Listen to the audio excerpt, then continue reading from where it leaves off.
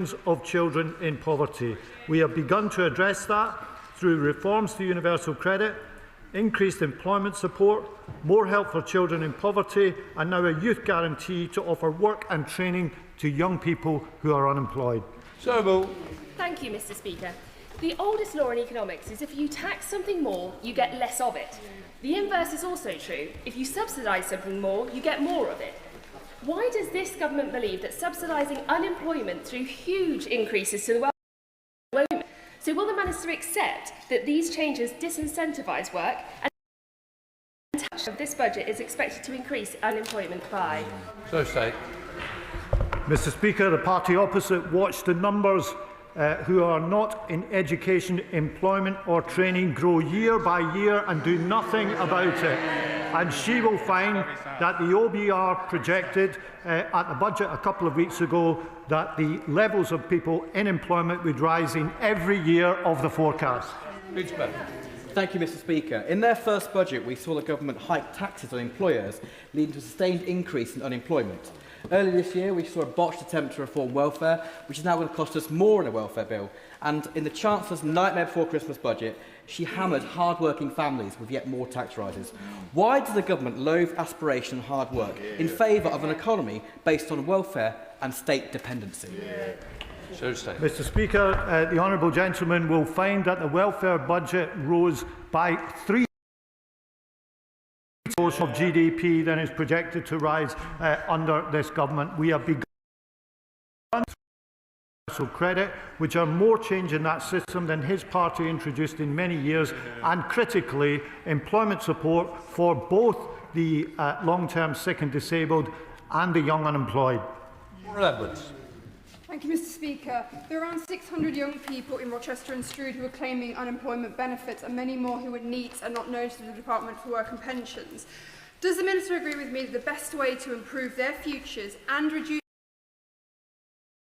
through targeted support programmes like the Youth Guarantee that will get them into good, stable jobs? Mr. Speaker, we have a very different approach to the issue of NEETs from the party opposite. We're not going to sit and look at the graph rise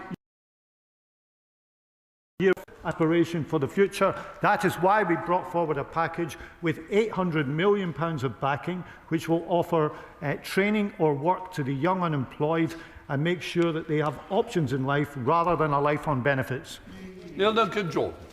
Mr. Speaker, I welcome the child poverty strategy published on Friday and wonder if the Secretary of State will outline what more needs to be done to end child poverty for good. Mr. Speaker, the child poverty strategy that we published on Friday is estimated to lift more than 500,000 children out of poverty by the end of this Parliament, and critically, most of the children living in houses in poverty are living in a household where someone works. So this issue of setting up the working against the non-working is completely contrary to the facts when it comes to child poverty. Helen Waitley, Under Secretary of State. Thank you, Mr. Speaker.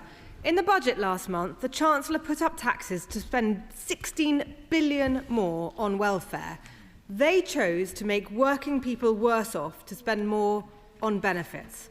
The sickness benefit bill is now set to skyrocket to over £100 billion by the end of this decade. The Secretary of State likes to blame us, but his predecessor cancelled our reforms and Labour backbenchers stymied theirs. Working people are saying to me, why bother? I'll be better off this. He must know this. The Secretary of State's no fool. When is he going to come up? Mr. Speaker, the party opposite's zeal for change is very touching. It is just a pity that they only discovered it the day they stopped having any responsibility for running the welfare system. Let me remind her, this is the system they created. These are the gateways to benefits that they created. The reform they put forward was struck down by the courts, and the incentives in the system that she attacks are the ones that they legislated for. Now we have begun to change the system with the first change in incentives in universal credit for years, support for the long-term sick and disabled, and with a youth guarantee that offers neglect. Harriet Cross. Please, Mr. Speaker. With permission, Mr. Speaker, I would like to group questions 2 and 22. I'm sure that the Honourable Lady will be pleased to know that over 329,000 more people are in work this year. The economically active working age population has reached a record high of 34.3 million. However, the unemployment level has increased by 282,000 over the year. And these figures show why we must continue supporting people into work with our Get Britain Working Plan, which includes creating a new jobs and careers service, tackling economic inactivity due to ill health, and delivering our youth guarantee. Ross. Mr. Speaker, as I'm sure the Minister and the rest of the front bench team know, we are seeing huge redundancies and mass unemployment within the oil and gas sector increasing every week. When did the DWP team, any of the front bench, last meet with the oil and gas sector to discuss this? Minister. Well, the Honourable Lady might not know, but I joined the team in September, so I will have to find out, and I'm very happy to write to her about when the last meeting was in that area. Thank you, Mr. Speaker. I recently heard from Bill Pereira, who runs a franchise of McDonald's in my constituency of Bromley and Biggin Hill. He runs 9 restaurants, employs nearly 800 people, 70% of whom are aged 16 to 24. Now, he wants to increase this pathway, this opportunity into employment for young people, but he's finding it increasingly difficult because of the increased national insurance contributions. Does the Minister agree with me that one way to reduce unemployment would be to reverse this disastrous policy? Minister. Well, the Honourable Gentleman will know that for the under-21s, there isn't national insurance contributions that are payable by an employer. I fully recognise that McDonald's provide good quality work for young people, often their entry into the workplace, and I'm very keen to work alongside employers. That's why we're looking at the Jobs and Careers Service and how best we can engage with employers to ensure that they have the pipeline of young people who are ready to work and can get into those jobs that the Honourable Gentleman just referred to at McDonald's is looking for. Luke Kumar. Yes, Speaker. I welcome the government's £820 million investment to help young people into work. In Dudley, 1 in 5 school leavers, the highest proportion in the country, are not in education, employment or training. Will my right honourable friend guarantee that this funding prioritises areas with the greatest need, including Dudley, and will he commit to visiting my constituency? Minister. Can I welcome the question from my honourable friend? And it's absolutely a matter of inequality, the issue of NEETs and the numbers that have grown over time. I mean, the previous government failed to tackle this issue. The numbers have gone up and up under the previous government. This government is going to do something because this is about opportunity for young people. It's about our economic future, and we cannot have nearly 1 million young people not in employment, education or training. Jonathan Brash. Thank you, Mr. Speaker. Since the general election, the number of people claiming universal credit in my constituency of Hartlepool has fallen by 7.3%. Does the Minister agree with me that central to this government's mission of getting people back into work, it must reach every part of the country, including those areas that have been let down for far too long? Minister. My honourable friend is exactly right, and at the Mayor's Council on Thursday we were discussing this very point about making sure that all parts of the country benefit from employment opportunities for their local people. Helen Waitley, Shadow Secretary of State. Thank you, Mr. Speaker. I was sorry the Secretary of State couldn't answer my honourable friend for South Northamptonshire's question earlier. Fortunately, there are people who can help. For instance, UK Hospitality has told us that 100,000 people are going to lose their jobs because of the budget, on top of the 150,000 jobs already lost since they came to power. At this rate, there will be queues forming outside job centres. Can she tell me what preparations the government is making to cope with the influx of benefit claimants from all these job losses? Minister. Could I just say gently to the Shadow Secretary of State that she seems to be suffering from amnesia. Because under the previous government, we know that the number of NEETs increased by 50% in the last 4 years of the previous government. This government is the one that is going to do something about NEETs. We have our youth guarantee, we have our commitment to those who've been out of work for 18 months or more for a subsidised job opportunity. This is the government that's going to tackle the NEETs problem. Ellen Waitley. Mr. Speaker, businesses are cutting jobs at the fastest rate since the pandemic. Unemployment has gone up every month under them.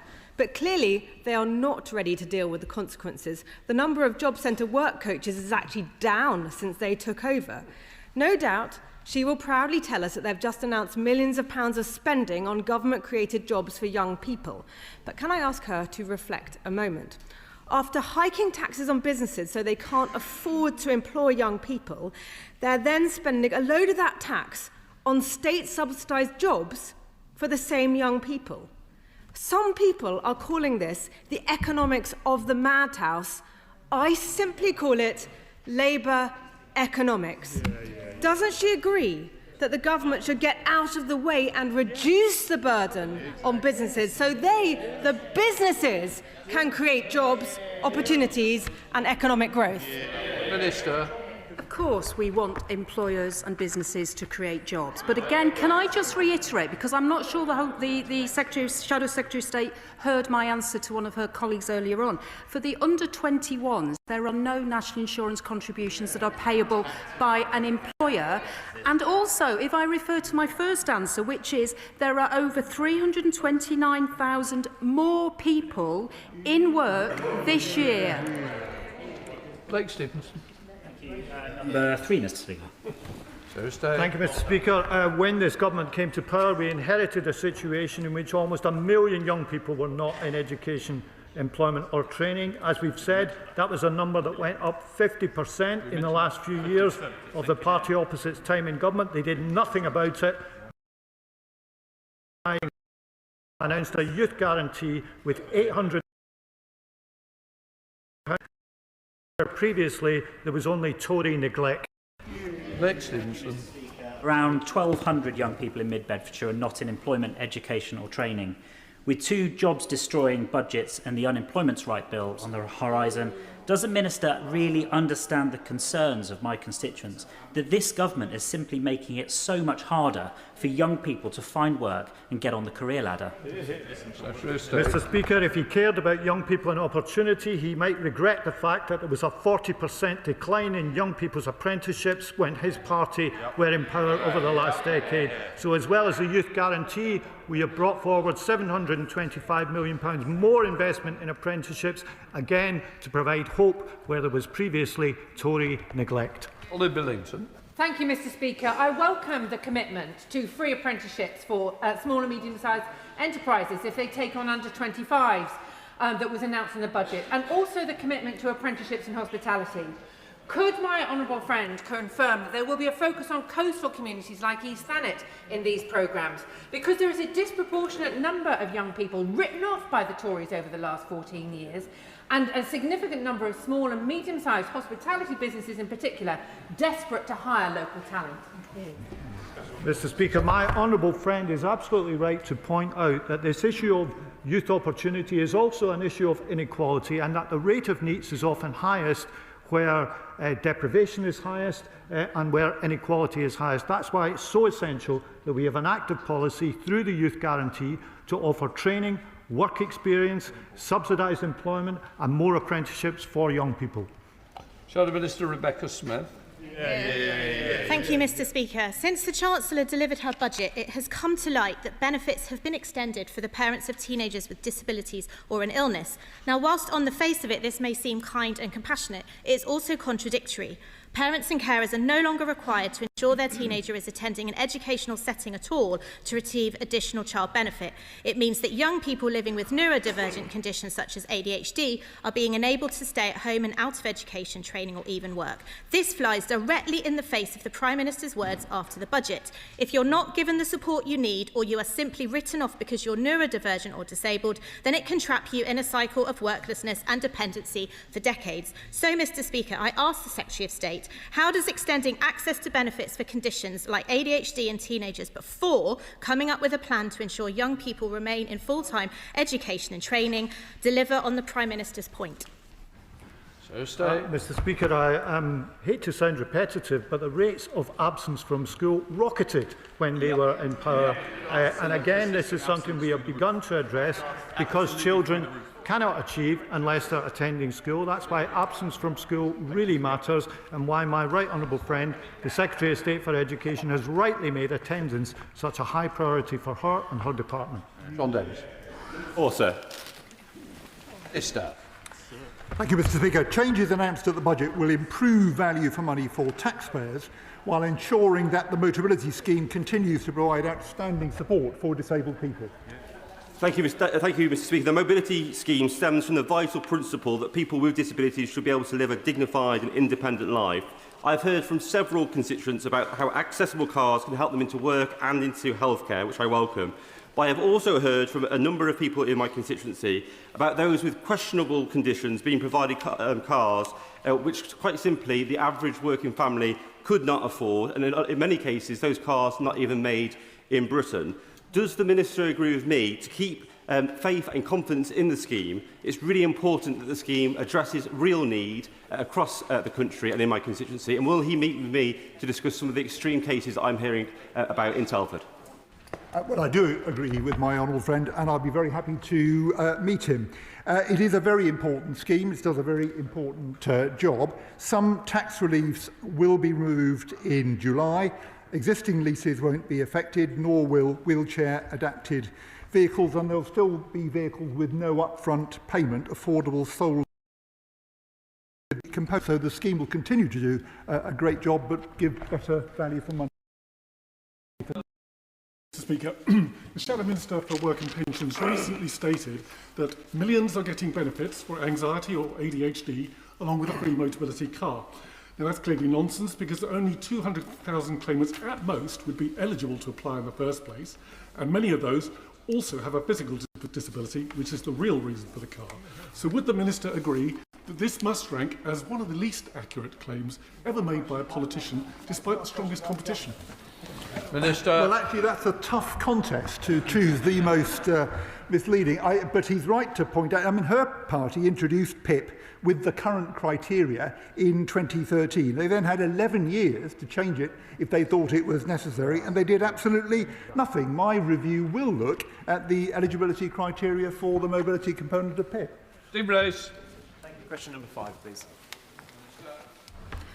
With permission, Mr. Speaker, I would like to group questions at 5 and 18. And can I thank my honourable friend for this question? At the autumn budget, we built on the substantial action that we've already taken to tackle child poverty and announced the removal of the 2-child limit, which will lift 450,000 children out of poverty by 2930. This rises to 550,000 alongside other measures, such as the expansion of free school meals set out in our child poverty strategy, which was published on Friday, and the Secretary of State for Education will be making an oral statement this afternoon. Steve Brace. Thank you for that answer. I recently held roundtables with residents in Exeter to discuss child poverty, which in some of our neighbourhoods runs as high as 30%. All the evidence suggests that ingrained poverty runs across a wide range of policy areas. So I was delighted with the publication of the child poverty strategy and, in fact, the introduction of the new measure of deep material poverty as well. Can she set out what this will mean for integrated policy? Well, can I commend my honourable friend for his poverty, where families lack basic essentials such as a warm home and healthy food.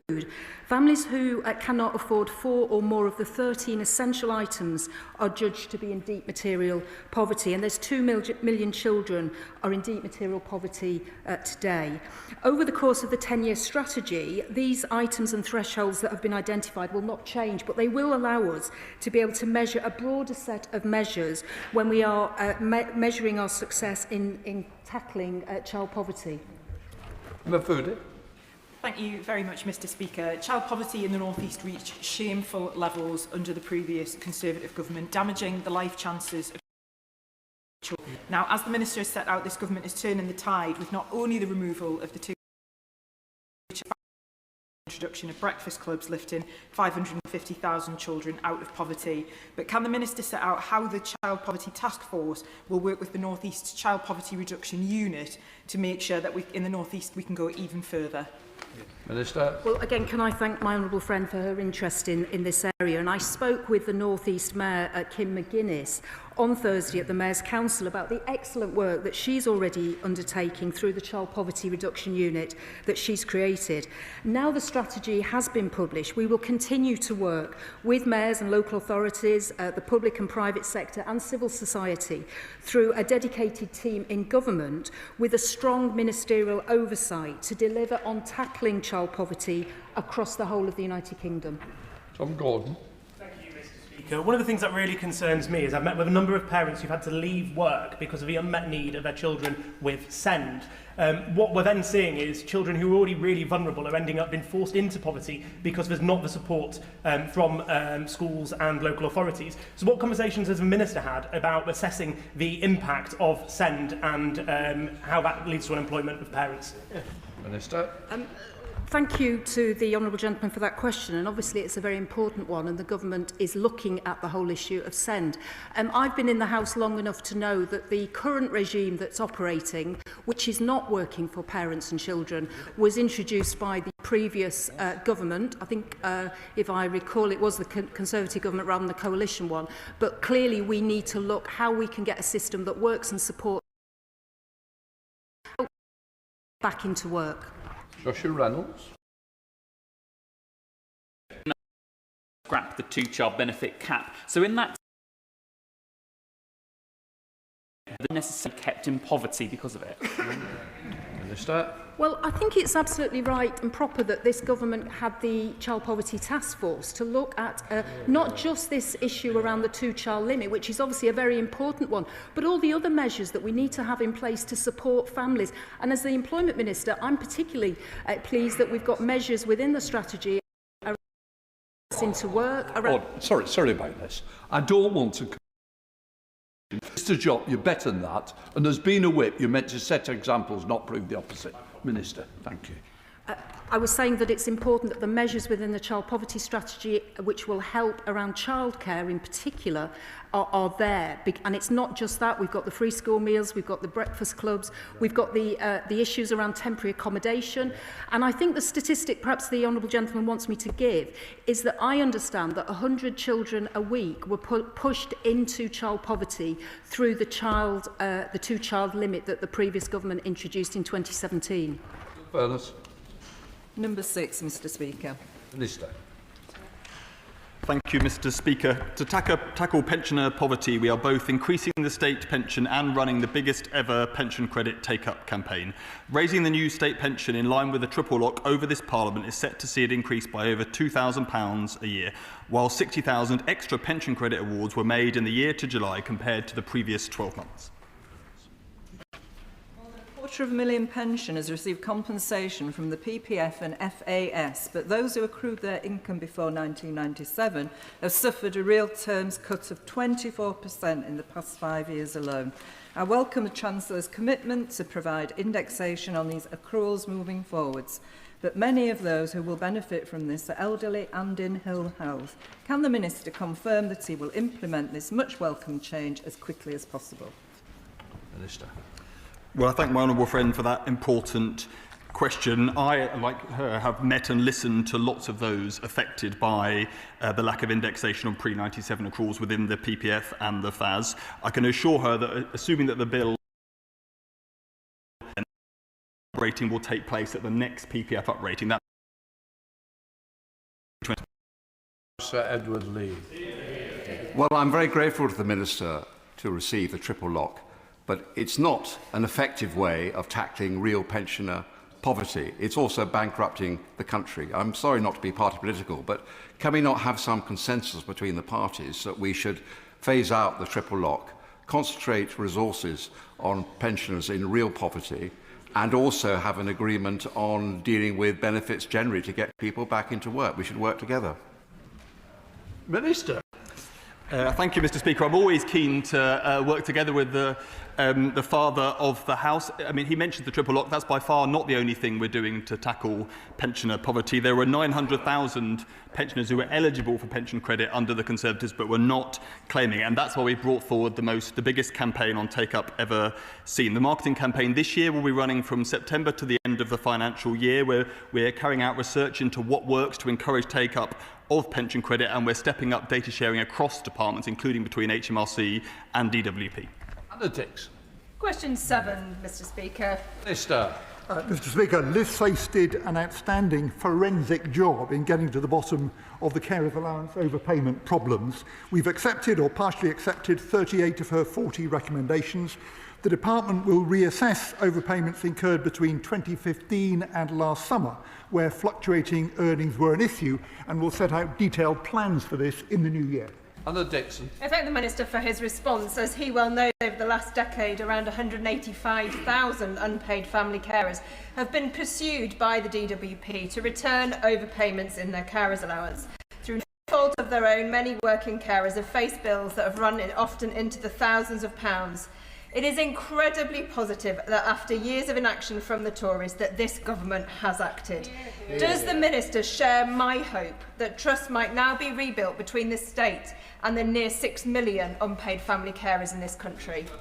Well, my older friend is a great campaigner for carers on this issue and others. She's absolutely right. This was a very serious problem that was ignored for 10 years, despite there being quite a lot of publicity about it. I do hope, as she says, that trust will now be rebuilt as we fix these problems in the coming months.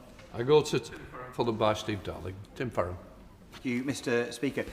Cumbria has a much higher than average number of carers, unpaid carers, largely due to the much larger average number of people who are older, exacerbated by, of course, rural isolation. This is a community, of course, where there's a significant amount of seasonal and variable work that is available. So what is the Minister doing to ensure that carers could take flexible seasonal work without fear of losing all support? Minister. Well, he will know that the carers allowance has an earnings threshold, which we have very significantly increased. It's the biggest increase there's ever been in the earnings threshold. We're also looking, in the longer term, introducing a taper to carers allowance instead of the cliff edge earnings threshold that's there at the moment. Now, that won't be a quick fix, but once that is in place, I think that will help with the concern that he's raising. Democrat spokesperson Steve Darling.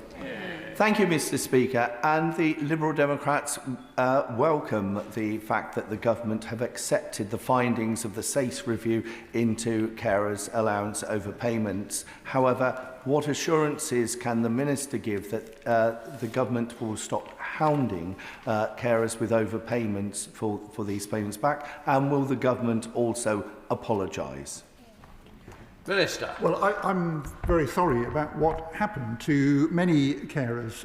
For example, there were alerts coming into the department from HMRC. Only about half of them were checked. And so overpayments which the department had been notified of carried on for months and months and months. Of course, genuine overpayments do still need recovery. That work will continue. And if people do run into difficulties with that, then it's always worth talking to the DWP Debt Management Service. Rosie Duffield. Thank you, Mr. Speaker. Question 8, please. Minister.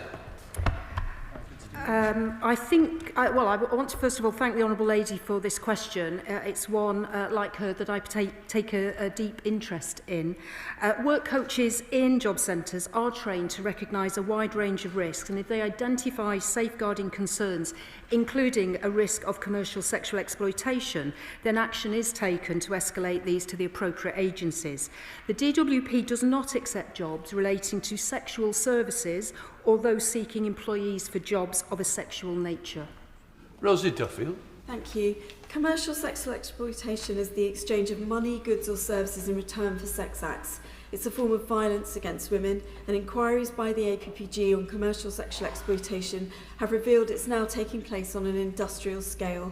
With the growth and mainstreaming of sites like OnlyFans and online brothels like Viva Street, Does the Minister agree that we should urgently outlaw pimping websites and force all pornography websites to verify the age and ongoing consent of everyone featured on their platform, as amendments currently tabled to the Crime and Policing Bill propose?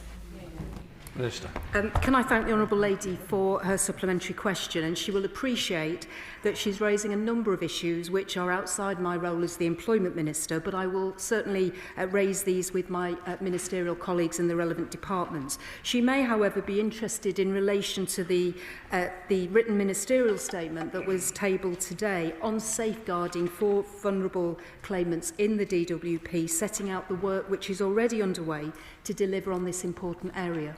David Hines. Number 9. Minister. Thank you, Mr Speaker. Skills England is playing a central role in delivering the Government's plan for change and industrial strategy. It is the authoritative voice on skills needs, informing the post-16 education and skills white paper, supporting the delivery of sector construction and defence, and migration. Damon Hines. Thank you, Mr Speaker. It really isn't ideal to have the body that is responsible for upholding standards for qualifications inside a government department which will be judged on how many people it gets through and passing those qualifications. It wasn't ideal when it was in the DFE. It's even less ideal now it's in the DWP. So will the Minister commit that once Skills England is up and running, he will make it an independent body, independent from government, with a guaranteed voice for industry, and set that out in statute? Minister. Thank you, Mr Speaker, and I appreciate the point that the right honourable gentleman is making. Clearly, we want to make sure that Skills England is set up to be successful and to have a real impact in delivering the skills that we need now in the workforce and into the future. But what I am very happy to commit to today is to set up a meeting for the right honourable gentleman, should he so wish, with the Chair of the Board of Skills England, Phil Smith, to discuss his concerns directly. Snell. Thank you very much, Mr Speaker. Skills England has the potential to really make an impact in places like North Staffordshire, where we know there are skills that we need for the jobs of tomorrow. But too often, those programmes that are piloted are done through mayoral combined authorities, and we're a long way from that in Staffordshire. So can the Minister set out how he's going to ensure that those areas that don't have mayors on the horizon are able to access those same exciting opportunities as everywhere else? Minister. Thank you, Mr Speaker, and I recognise that my honourable friend takes a very keen interest in the delivery of these courses and various skills training sectors in his constituency. Indeed, I am writing to him today about the last question that he asked to me. He is absolutely right that we need to ensure that areas that are further away from the establishment of MCAs are not left behind. That is a valid concern that I will be certain to share with my noble friend, the Skills Minister, on his behalf. Michelle Scrogg. Thank you, Mr Speaker. Question number 10. Minister. Thank you, Mr Speaker. And with your permission, I will answer question 10 and question 17 together. We can action in October. We published the Skills White Paper, and we are investing packages in sectors that will create hundreds of thousands of jobs over the next 5 years. The budget also set out more than £1.5 billion over the spending review period for investment in employment and skills support, including for the Youth Guarantee and apprenticeships for young people. Michelle Scrogg. Thank you, Mr Speaker. After 14 years of neglect, young people in Barrow and Furness are going to benefit from this government's commitment to supporting the apprenticeships that will drive our local economy. Does the Minister agree that Labour's unprecedented investment into skills shows just how seriously this government is committed to driving opportunity in communities like mine?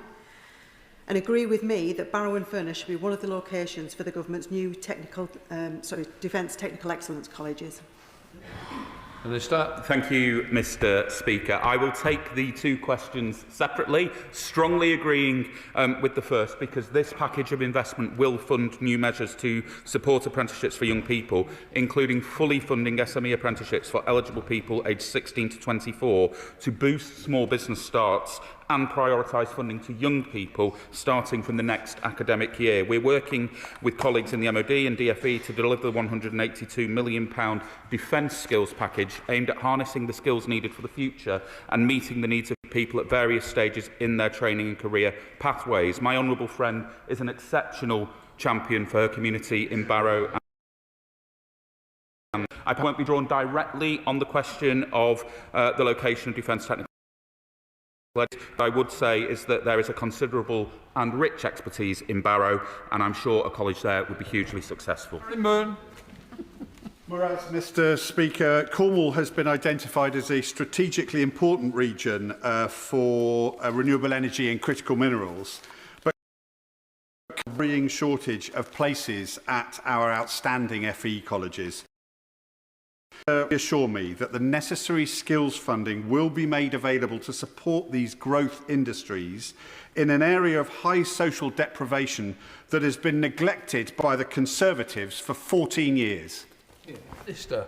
Thank you, Mr Speaker. My honourable friend will be pleased to know that we published our Clean Energy Jobs Plan in October, which set out how we will deliver the pipeline of skilled workers that the sector needs, and that includes 5 technical excellence colleges that will specialise in training skilled clean energy workforces as part of a £182 million investment to support engineering skills in clean energy occupations and other priority sectors. Local skills improvement plans help to identify the key skills priorities for each area of the country, and clean energy and other green skills must be considered in the development of those plans.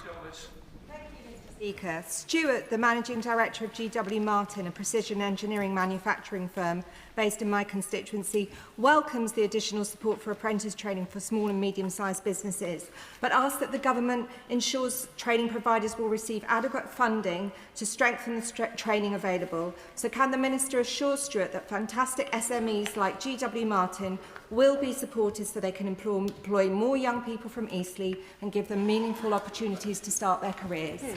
Minister. Thank you, Mr Speaker. I can give the honourable lady that clear assurance with 2 specific examples of the work that the government is doing. So the first was the £725 million of additional support provided for the delivery of the growth and skills levy in the budget, but also specifically on the question of the delivery of apprenticeships for small and medium-sized enterprises. These will be fully funded for young people moving forward, a really crucial intervention to make sure that the funding that this government does allocate to apprenticeships tackles that problem of young people not in education, employment or training. Speaker, as identified in the National Food Strategy, there is a shortage of skills in food and farming. Liberal Democrats are proposing a Farm First scheme to give young people training and the incentive they need to choose a career in farming. So will the Minister outline the steps they are taking to create the pathways that increase the number of post-16 learners training in food and farming? Minister. Thank you, Mr Speaker. The honourable lady will recognise the significant investment that this government has put into agriculture more broadly since coming into office. But I am not aware of the Farm First scheme to which she refers, but if she would like to write to me about it, I'd be happy to meet with her to discuss it further. Monica Harding. Question 11, please, Mr Speaker. Minister. Can I thank the honourable lady for this very important question. The government is committed to supporting those with mental health conditions alongside those with other long-term health conditions and disabilities into work. More disabled people and people with health conditions work through our Pathways to Work guarantee. Monica Harding. As throughout the country, young constituents in Esher and Walton are out of work due to mental health conditions, and I welcome departmental initiatives such as the Disability Employment Advisors and cross-government work through the Joint Work and Health Directorate and Workwell. However, fragile mental health can be picked up and supported earlier in school. It may also be a result of poorly identified special educational needs, which we know is at breaking point, and the current state of mental health waiting list, which in Esher and Walton, the average waits for an under 18-year-old are 184 days. So, can I ask the Minister what current learnings from DWP are being fed back into DfE and Department for Health to ensure that the next cohort is ready for work? Minister. Well, the Honourable Lady will know that there is already resources going into schools to provide that mental health support early on to children and young people. There's also additional money going in through the investment this government is making into the NHS, which will include mental health services. But I'm pleased that the Honourable Lady highlighted available to people with mental health conditions, because we know they're very diverse.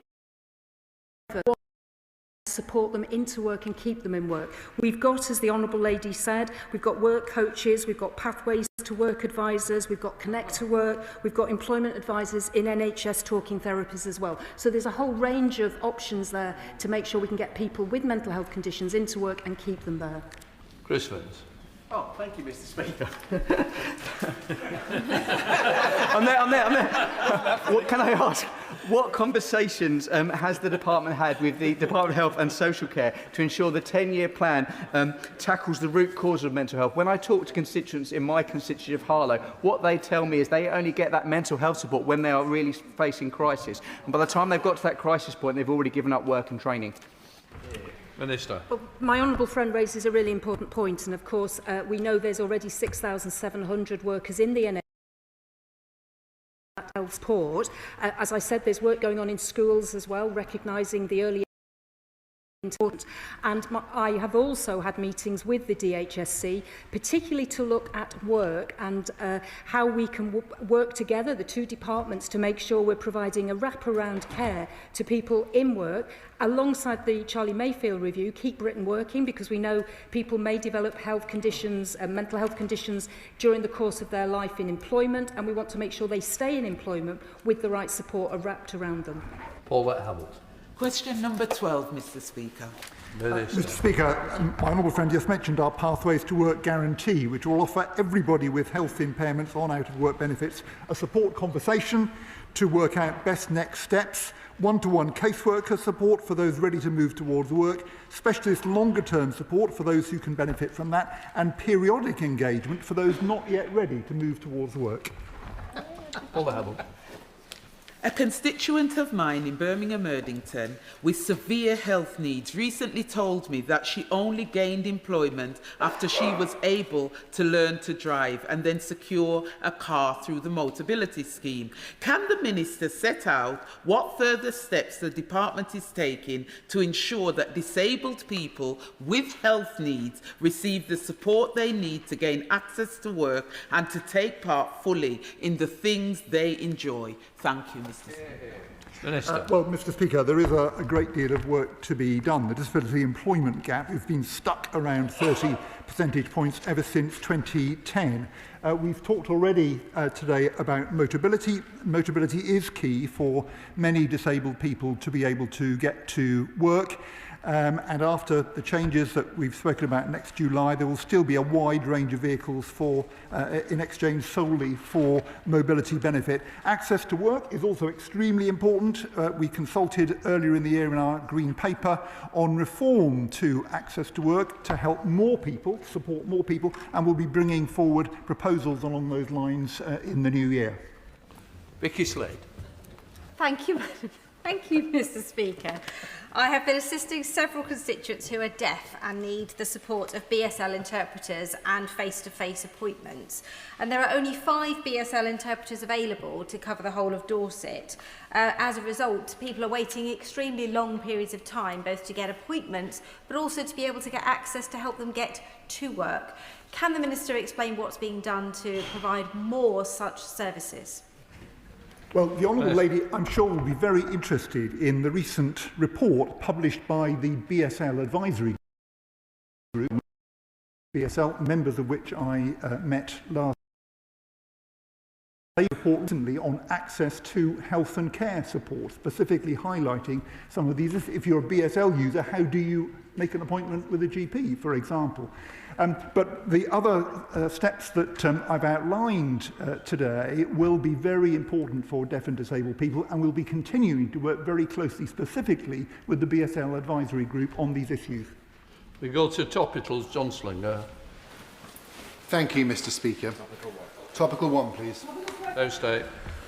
Mr. Speaker, since the last set of oral questions, we've announced £820 million of funding to offer training and work to young unemployed people through the Youth Guarantee, £725 million more in apprenticeship investment with 50,000 more apprenticeship starts for young people. We've responded positively to the SACE review on carers allowance and published our child poverty strategy, which will lift more than 500,000 children out of poverty by the end of this Parliament. Slinger. Thank you, Mr. Speaker. I've been campaigning for a youth hub and working with officials in the DWP and local councils to try and secure a much-needed youth hub in Rugby. Does my right honourable friend agree that this service, offering employment advice, wellbeing support and more, would help tackle the problem of youth dependency on benefits, which is at 16% in Rugby, roughly the national average? And does he further agree that as young people would say, no cap, it's only this party that will do what's necessary to back young people? So stay. Mr. Speaker, my honourable friend is right that youth hubs can deliver vital help to get young people back on track. This is about getting the job centre out of the job centre, if you will, and making sure that we meet young people where they are. We are expanding them. There will be a total of 3 locations will be announced in due course, and I'm sure that the honourable friend will keep campaigning for one in his area. Bart Gardner, Shadow Minister. Thank you very much. Mr. Speaker, the Chancellor's budget put a cap on salary sacrifice for pension savers at just £2,000. This was to raise an extra £4.8 billion in 2029 and will affect 3.3 million savers and 290,000 employers. Mr. Speaker, what research has the Pensions Minister done to both understand and quantify the negative effect this will have on pension savings? Thank you, Mr. Speaker, and I thank the honourable gentleman for his question, because it gives me a chance to bring the House notice to this, which is research published, yes, after the general election in 2024, but commissioned under the last Conservative government. And what was it research into? Capping salary sacrifice pension contributions at £2,000. So he can read, the honourable member can read the research published and commissioned by his own party about putting back under control this tax relief that had got out of hand. Hang on here. Us who put it in place. It was the party opposite. But Mr. Speaker, this policy hits the private sector disproportionately. 14 times as many people save through salary sacrifice in the private sector as they do in the public sector. It doesn't matter whether it is kite flying about lump sum withdrawal or taxing inherited pension pots. In a week when Labour Together are canvassing Labour members about a new Labour leader, isn't it the case that the Chancellor is more interested in throwing red meat to her sad and unfortunate backbenchers in a vain attempt to save her job than she is in the interest of savings of our hard-working constituents? Minister. Well, there's nothing sad about Labour members that are watching wages rise faster under this government than they did under the party opposite. There's nothing sad about these backbenchers who are seeing the end of austerity and public services being improved right across this country. Mohammed Yassin. Speaker, my constituent in his mid-50s wrote to me about the flagrant and extensive age discrimination he faces looking for work, citing a job advert seeking applicants with under 15 years' experience. His case reflects the Women and Equalities Committee's Rights of Older People report, which calls for stronger legal protection and a cross-government strategy. Age discrimination is already unlawful, so how will the Minister ensure people are properly protected? Minister. Well, Mr. Speaker, as my honourable friend says, it's against the law to impose age restrictions on jobs unless they can be objectively justified. The Equality Act 2010 provides legal redress. There's also practical help available through the Equality Advisory Support Service, and his constituents should certainly give that service a call. And we've got 50-plus champions working across the whole of our job centre network. We come to Steve Darling, Liberal Democrat spokesperson. Thank you, Mr. Speaker. Disability News Service have stated that both the Treasury and the DWP have refused to clarify the £1.9 billion cuts to disability benefits set to take place over the next 5 years that was quietly sneaked into the budget the other week. Will the Minister now set the record straight and advise how this almost £2 billion cuts will occur and what impacts they will have on people with disabilities? Minister. Well, Mr. Speaker, I don't know what the honourable gentleman is referring to. I'll happily look into the report that he's spoken of. There will be no changes at all to eligibility for personal independence payment until the conclusion of my review, which will be in the autumn of next year. Okay. The government's new Youth Investment Fund is supporting the charity NACRO in my constituency to build a youth hub in Wythenshawe Park. The Minister knows my constituency very well, so I'm sure he'll agree that this project shows that we have an administration serious about investing in our nation's young people. Minister.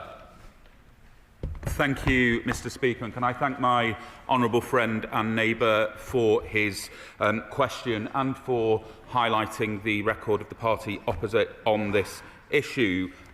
He knows that I know his constituency well. I also know the work of NACRO well, and I take the opportunity to commend them. Youth hubs such as this are a really important part of this government's work to bear down on young people not in education, employment and training, along with our youth guarantee and other interventions. Fortune. Thank you, Mr. Speaker. I've recently been contacted by constituents who are concerned that local job centres are not doing enough to get people back into work. What more can the Minister do to ensure that sufficient support and training helps people back into employment? Minister. Well, the honourable gentleman raises a really important point, and we've got a transformation around our Jobs and Careers Service to provide that wraparound support to individuals who are looking for work or looking for career development. We want to change the feel of job centres, so it's about supporting people rather than just going in to comply with benefit conditions. Thank you, Mr. Speaker. Data from the Millennium Cohort Study suggests that over half of cases of young people not in education or training are attributable to persistent childhood poverty and childhood adverse experiences. I recently visited Starting Point, a charity which helps young people in Reading back into work, and heard about their experiences. Does the Minister agree with me that there is a strong economic case behind this government's moral mission to cut childhood poverty? Minister, you get some. I absolutely agree with my honourable friend, and we all know that child poverty stifles opportunity, making it harder for children to succeed and get on in life. And with the nearly 1 million young people aged 16 to 24 not in education, employment or training, we do need to break that cycle, and we're going to do that through the child poverty strategy.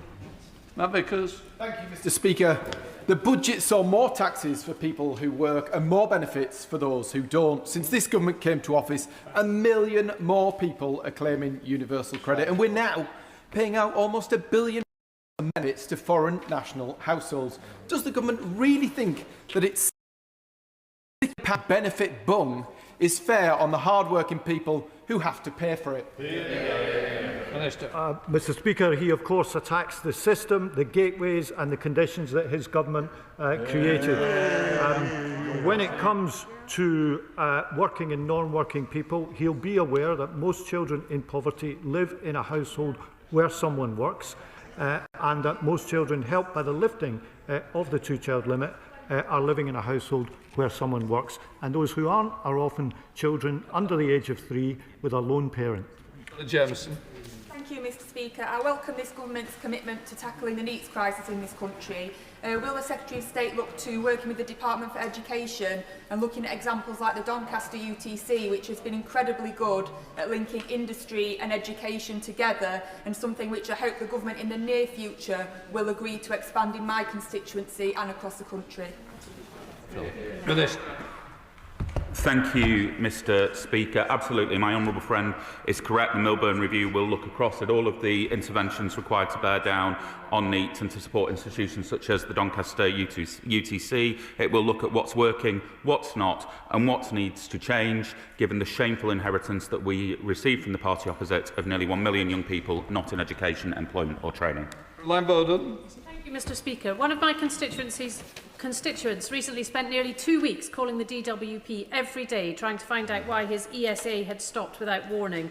Each time he called, he waited for over an hour, only for the line to be cut off with no reply. So can the Minister explain to my constituents and thousands are hanging on a line somewhere what action the Department is taking to ensure to a human when they need to? Minister.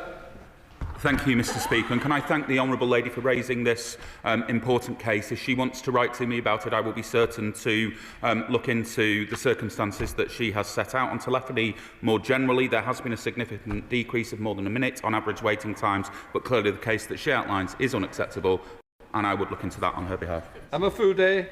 Thank you, Mr Speaker. Over 400 16 to 24-year-olds across my Cromlington and Clonmouth constituency are not in education, work or training and are claiming unemployment-related benefits. This is the potential to cause lifelong damage, depriving them of vital skills and opportunity for development. So can I ask the Minister, how will this government's youth guarantee provide support to these young people, helping them to get the skills and support that they need to access fulfilling opportunities? Mr Speaker, my honourable friend is right to raise this issue. The numbers not in employment, education or training have been going in the direction for several years. That is why we brought forward the Youth Guarantee, which will offer work experience, training and ultimately subsidised work, offering hope where previously there was only neglect. Christian Jardine. Thank you very much, Mr Speaker. We all know that disabled people often face higher energy bills. In my constituency of Edinburgh West, that's exacerbated by higher standing charges. The government's now abolished the energy company obligation. So can the Minister tell me what support is going to be available this coming winter for disabled people with those bills? Well, thank you, Mr Speaker. Of course, there will in April be a permanent real terms increase in the headline rate of out-of-work benefits for the first time, I think, since the 1970s. We're taking £150 on average off household energy bills. We're expanding the £150 warm home discount to 6 million lower-income households, and we're freezing NHS prescription charges for a year. Sorry, come on. Thank you, Mr Speaker. Will my right honourable friend meet with me to discuss how allied health professionals, which includes physios, OTs, speech and language therapists and others, can play in helping NEETs overcome barriers and secure meaningful and lasting work? Mr Speaker, it is always a pleasure to meet my parliamentary neighbour from Dudley, and she's absolutely right to draw attention to the role of allied health professionals, because there is a strong link between good health and employment, and this problem has to be seen right across departmental boundaries. Lincoln Joel. Thank you, Mr Speaker. Following the budget, a furious Labour voter, 30 years old, texted me saying, "I'm furious about the salary sacrifice thing. I give up a lot of things to put 20% of my salary into my pension. That's going to cost me almost £2,000 a year for being responsible." Why is the government so keen on punishing savers? Why? Minister. Thank you, Mr Speaker. We're taking a pragmatic approach to reforming pension contributions made via salary sacrifice, the costs of which are set to nearly triple to £8 billion between 2017 and the end of this decade. And the case for change was made powerfully by a previous Chancellor. The majority of employees pay tax on a cash salary, but some are able to sacrifice salary and pay a much lower tax. This is unfair, said the Baron Hammond for Runnymede. Danny Beales. Thank you, Mr Speaker. There are around 700 young people in Uxbridge and South Ruislip not currently in employment, and this needs to change. Having met with the local college, the job centre and employers in Uxbridge, they're keen and eager, willing to support the establishment of a youth job hub in the constituency. Could the Secretary of State outline what support is available for constituencies like mine to see youth job hubs set up so every young person can reach their potential? Mr Speaker, I applaud my honourable friend for the campaigning that he does for young people in his constituency. We are expanding the number of youth hubs. They'll offer support across the country, and the precise locations will be announced in due course. Seamus Logan. Thank you, Mr Speaker. Mr Speaker, I recognise, as do so many members across this House, the injustice and maladministration suffered by the so-called WASPy woman born in the 1950s. I welcome the recent development announced by the Secretary of State. But will he give an undertaking that if compensation is agreed, it will take into account the poverty suffered by so many of these women and include recompense for their significant legal costs? Minister. Thank you, Mr Speaker. As the Secretary of State set out to this House back a few months ago, the decision that the honourable member is referring to is being retaken by the Department, and we've committed to coming back to this House to update them on that decision in due course. Chair of the Select Committee, Debbie Abrahams. Mr Speaker, and I warmly welcome the child poverty strategy that was published last week, and congratulate past and present ministerial teams for all they did on that. But can my right honourable friend give details in terms of when he's expecting to publish targets, the detailed metrics, and also the monitoring and review framework, which are essential if we are going to reduce child poverty? Can I thank the Chair of the Select Committee for her question? In terms of the impact of the measure, we estimate it will lift 450,000 children out of relative poverty, 550,000 for the strategy as a whole. And she's absolutely right to say that having published the strategy, we'll bring forward the legislation and we will monitor its impact right across government and well beyond the boundaries of the DWP. Alan Morgan. Thank you very much, Mr. Speaker. A lady came to visit me in my surgery the other week and to tell me that she had only been assessed, the basic level of PIP had been assessed as fit to work. And I was staggered because she could barely walk and she could barely breathe. Will the Minister meet with me to see how we can rectify? She has been told that they are fit to work as a cleaner. Yeah. Minister. People who are assessed for PIP may be working or not with PIP. So whether or not you get PIP isn't about whether you can work. The LCWRA and Universal Credit, that is about whether or not you can work. But I'll be very happy to have a conversation with her to look at what's happened. Good, Steinbeck. 1,750 kids in Falkirk will be lifted from poverty and its lifelong economic consequences by the fully funded lifting of the two-child cap, most of whom have a parent who is in work. Does the Minister agree that the cost of this poverty alleviation policy is far less than the long-term cost than if we left these bairns in poverty? I absolutely agree with my honourable friend, and indeed in the course of the previous government 900,000 children were allowed, and the cost for that will be borne by us all, and that's why the investment now will pay dividends in the future.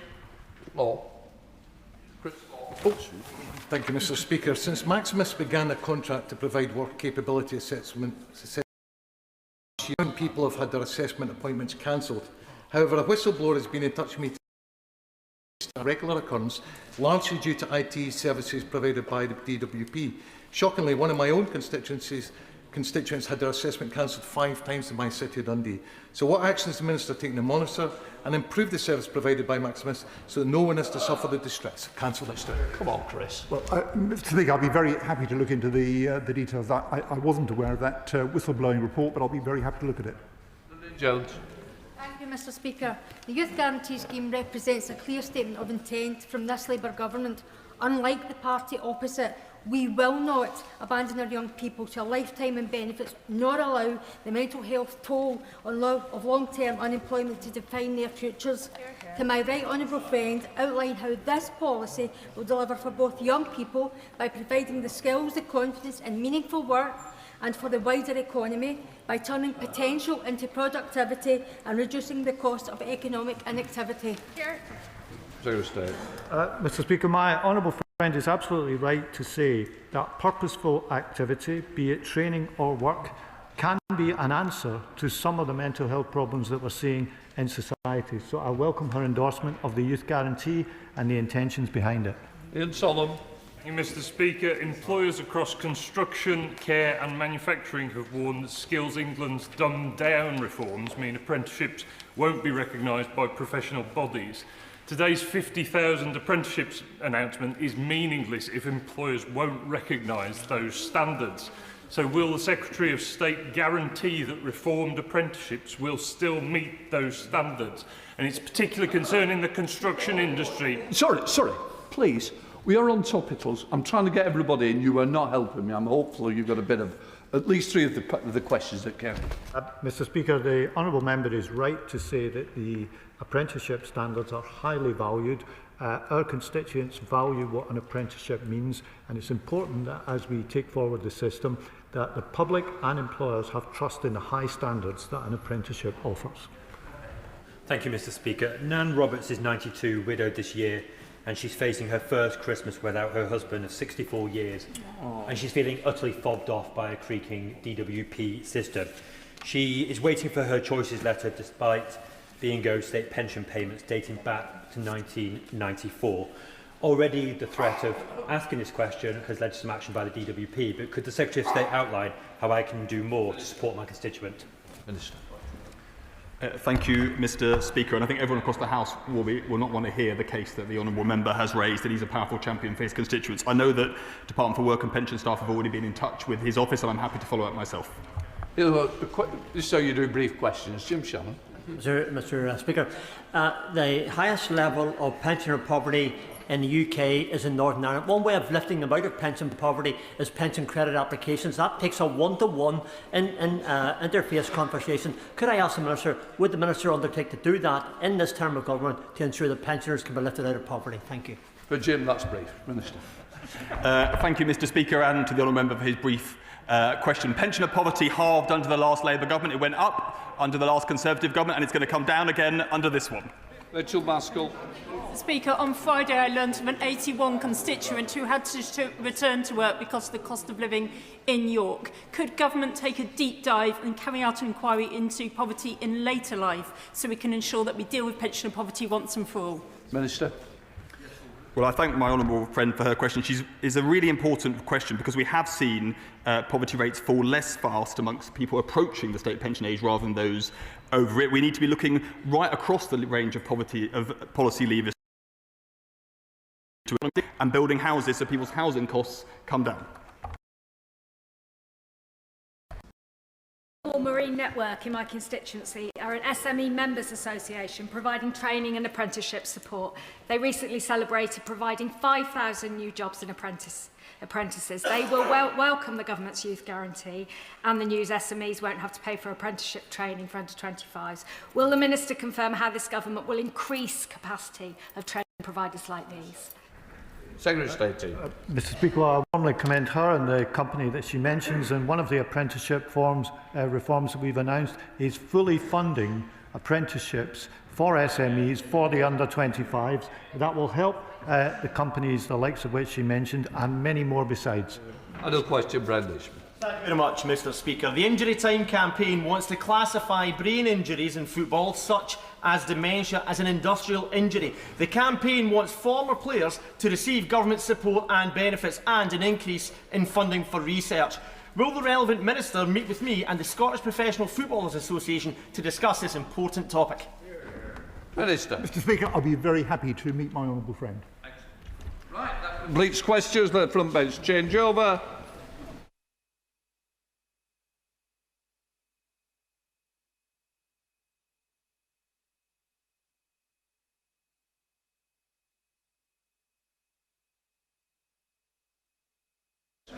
Chair Justice Secretary Robert Jenrick. Thank you, Mr. Speaker. To ask the Secretary of State for Justice if he will make a statement on the accuracy of data used to justify the restriction of jury trials, attrition rates and magistrates' court capacity. Mr. Speaker, this government inherited an emergency in our criminal courts, with record and rising caseloads leaving victims facing agonising delays, leaving many accused seeking to clear their name, facing agonising delays, while some defendants game the system in the hope that their accusers simply give up on justice. We inherited a system where, quite truly, justice delayed is justice denied. That's why we asked Sir Brian Leveson to undertake his independent review of the criminal courts. He presented us with his report. We considered that report carefully. And on Tuesday, the Deputy Prime Minister announced the government's proposals in light of that report, following many of the recommendations. On Tuesday, the Deputy Prime Minister announced part of our plan to tackle that emergency, and in so doing, he centred victims. He commented, as part of that case, that victims of rape are pulling out of trials. 60% are pulling out of cases. He told LBC that 60% of victims of rape are actually pulling out of cases before they come to trial. That statement is accurate. It is unacceptable that around 60% of victims who report rape drop out of the criminal system. And we know, after speaking to victims, to campaign organisations, to those that represent those victims and support them, that for many, the fact that their trial may not come to court for several to them deciding to withdraw from the process, or perhaps not the case at all. The system was not designed for a scenario where victims face such delays for justice. No one in this House thinks that the system is anything other than broken and that we are failing the British public. On the second part of the question, it remains the case that the vast majority of cases, the less serious but still important everyday cases, around 90% of all criminal trials, are already heard in our magistrates' court, where cases continue to be dealt with swiftly and robustly. Our magistrates hear around 1.3 million cases a year, and it's not unusual to have an open caseload of over 360,000 cases, as is currently the case in our magistrates' court. This ensures that there is around 6 months' worth of work ready to be heard. We know that our magistrates' court deal with equivalent cases, those triable either way cases that can be heard either in the magistrates or in the Crown, 4 times faster. We're working to bring in new and diverse magistrates over the next 12 months and will continue to recruit at high levels in future years. But ultimately, we must ensure that the Crown Court has the capacity to deal with those who commit the most serious crimes, so that victims don't have to face those agonising delays and don't withdraw before their case even gets to court.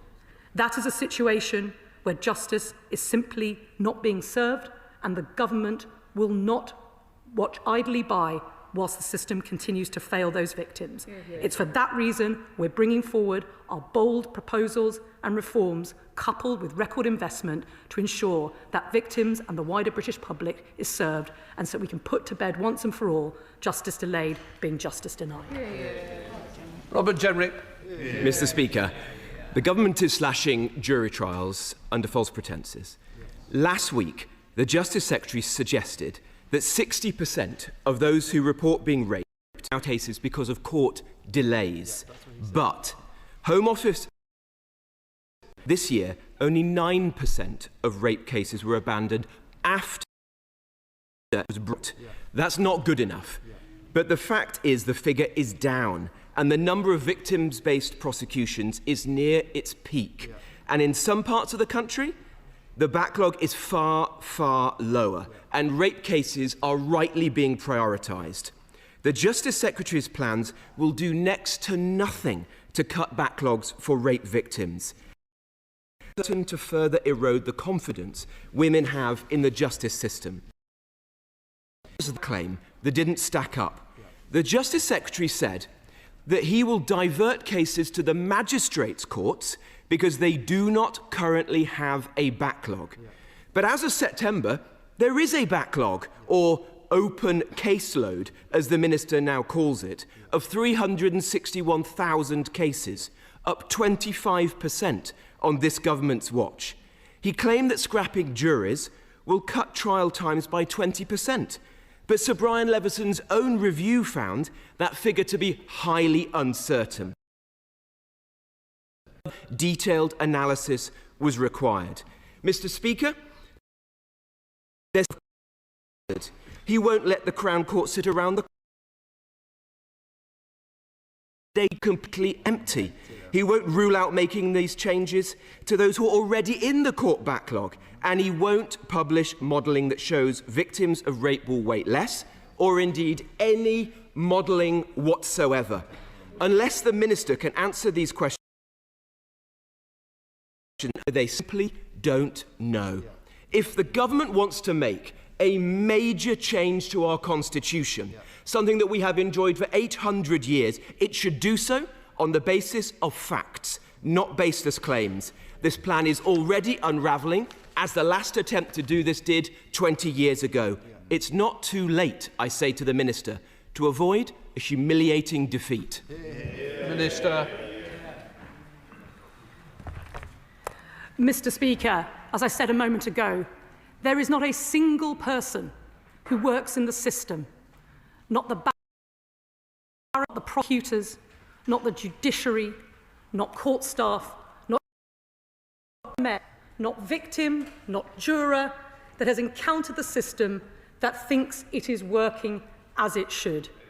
That startling defence of the status quo whilst not just women and girls, but victims of all backgrounds continue to watch the delays creep up and up and up. 80,000 cases currently in our Crown Court backlog. Behind each and every one of those cases, an individual human story, someone waiting to clear their name.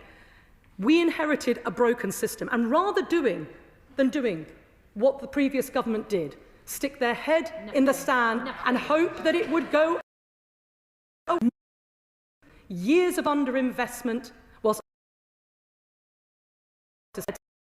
why it's so important to ask an independent review made up of one of our leading judges, Sir Brian Leveson, academics, data scientists, taking the evidence both in this country, consulting and looking at comparators across the world for a set of proposals at reform. How could we fix the system? In the meantime, the government has been gripping the crisis, making record investment in sitting days, increasing magistrates' courts' sentencing powers, investing in legal aid and in the capacity of our legal community.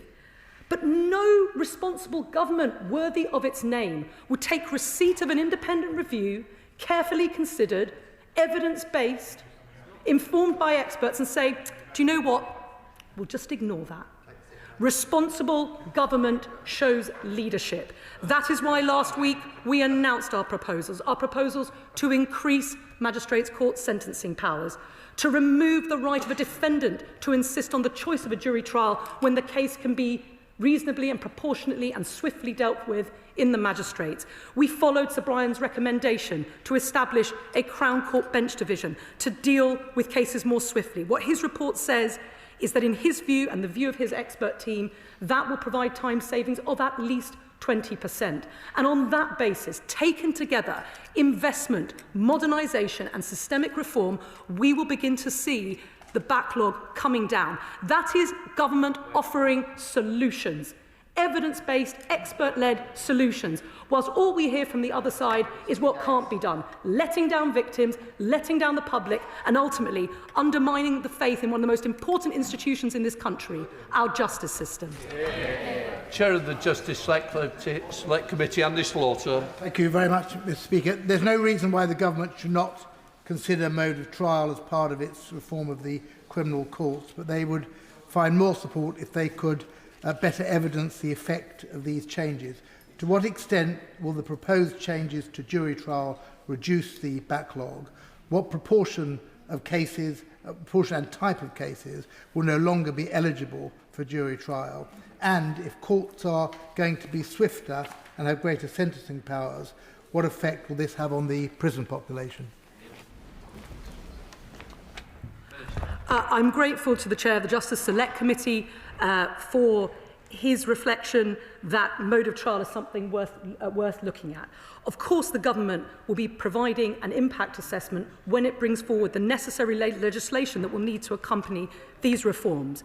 But I would suggest to him that we do have an evidence base. The evidence base is that provided to us by the independent review of the criminal courts. We also have the very real evidence base that at the moment, the kinds of offences that we are talking about, the kinds of offences that we are talking about are those triable either way offences. Not summary only, already dealt with in the magistrates' court, not those indictable only offences which will always have a jury trial in our Crown Court, but triable either way offences. And at the moment, you can either opt for a magistrates' trial or you can opt for a Crown Court trial. And what we know is that where defendants opt for a magistrates' trial, those are being heard 4 times faster on average than that when they're heard in the Crown.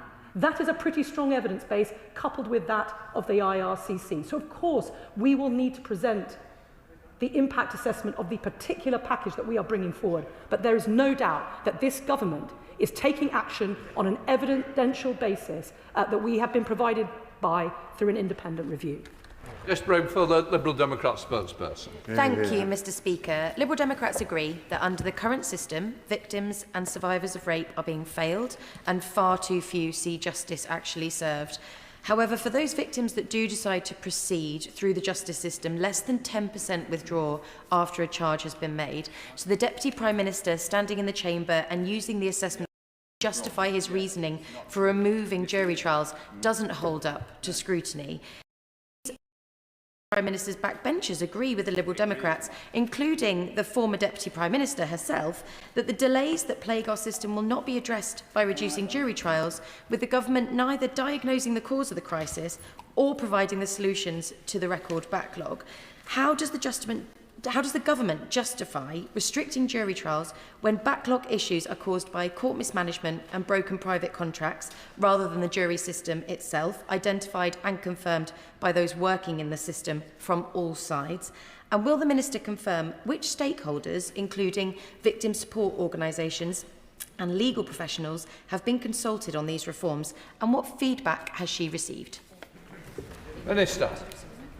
Well, I can start by answering her last question first, which is that all of the bodies that she refers to, victim support, victims organisations, the legal community, the Bar Council, the Law Society, all of those stakeholders have engaged over many, many months, first with the Independent Review of Criminal Courts led by Sir Brian Leveson, and indeed now with the Ministry of Justice. So that engagement is happening all the time. And indeed, those who represent victims, the incoming Victims Commissioner, has said the system is broken and there is need for bold reform.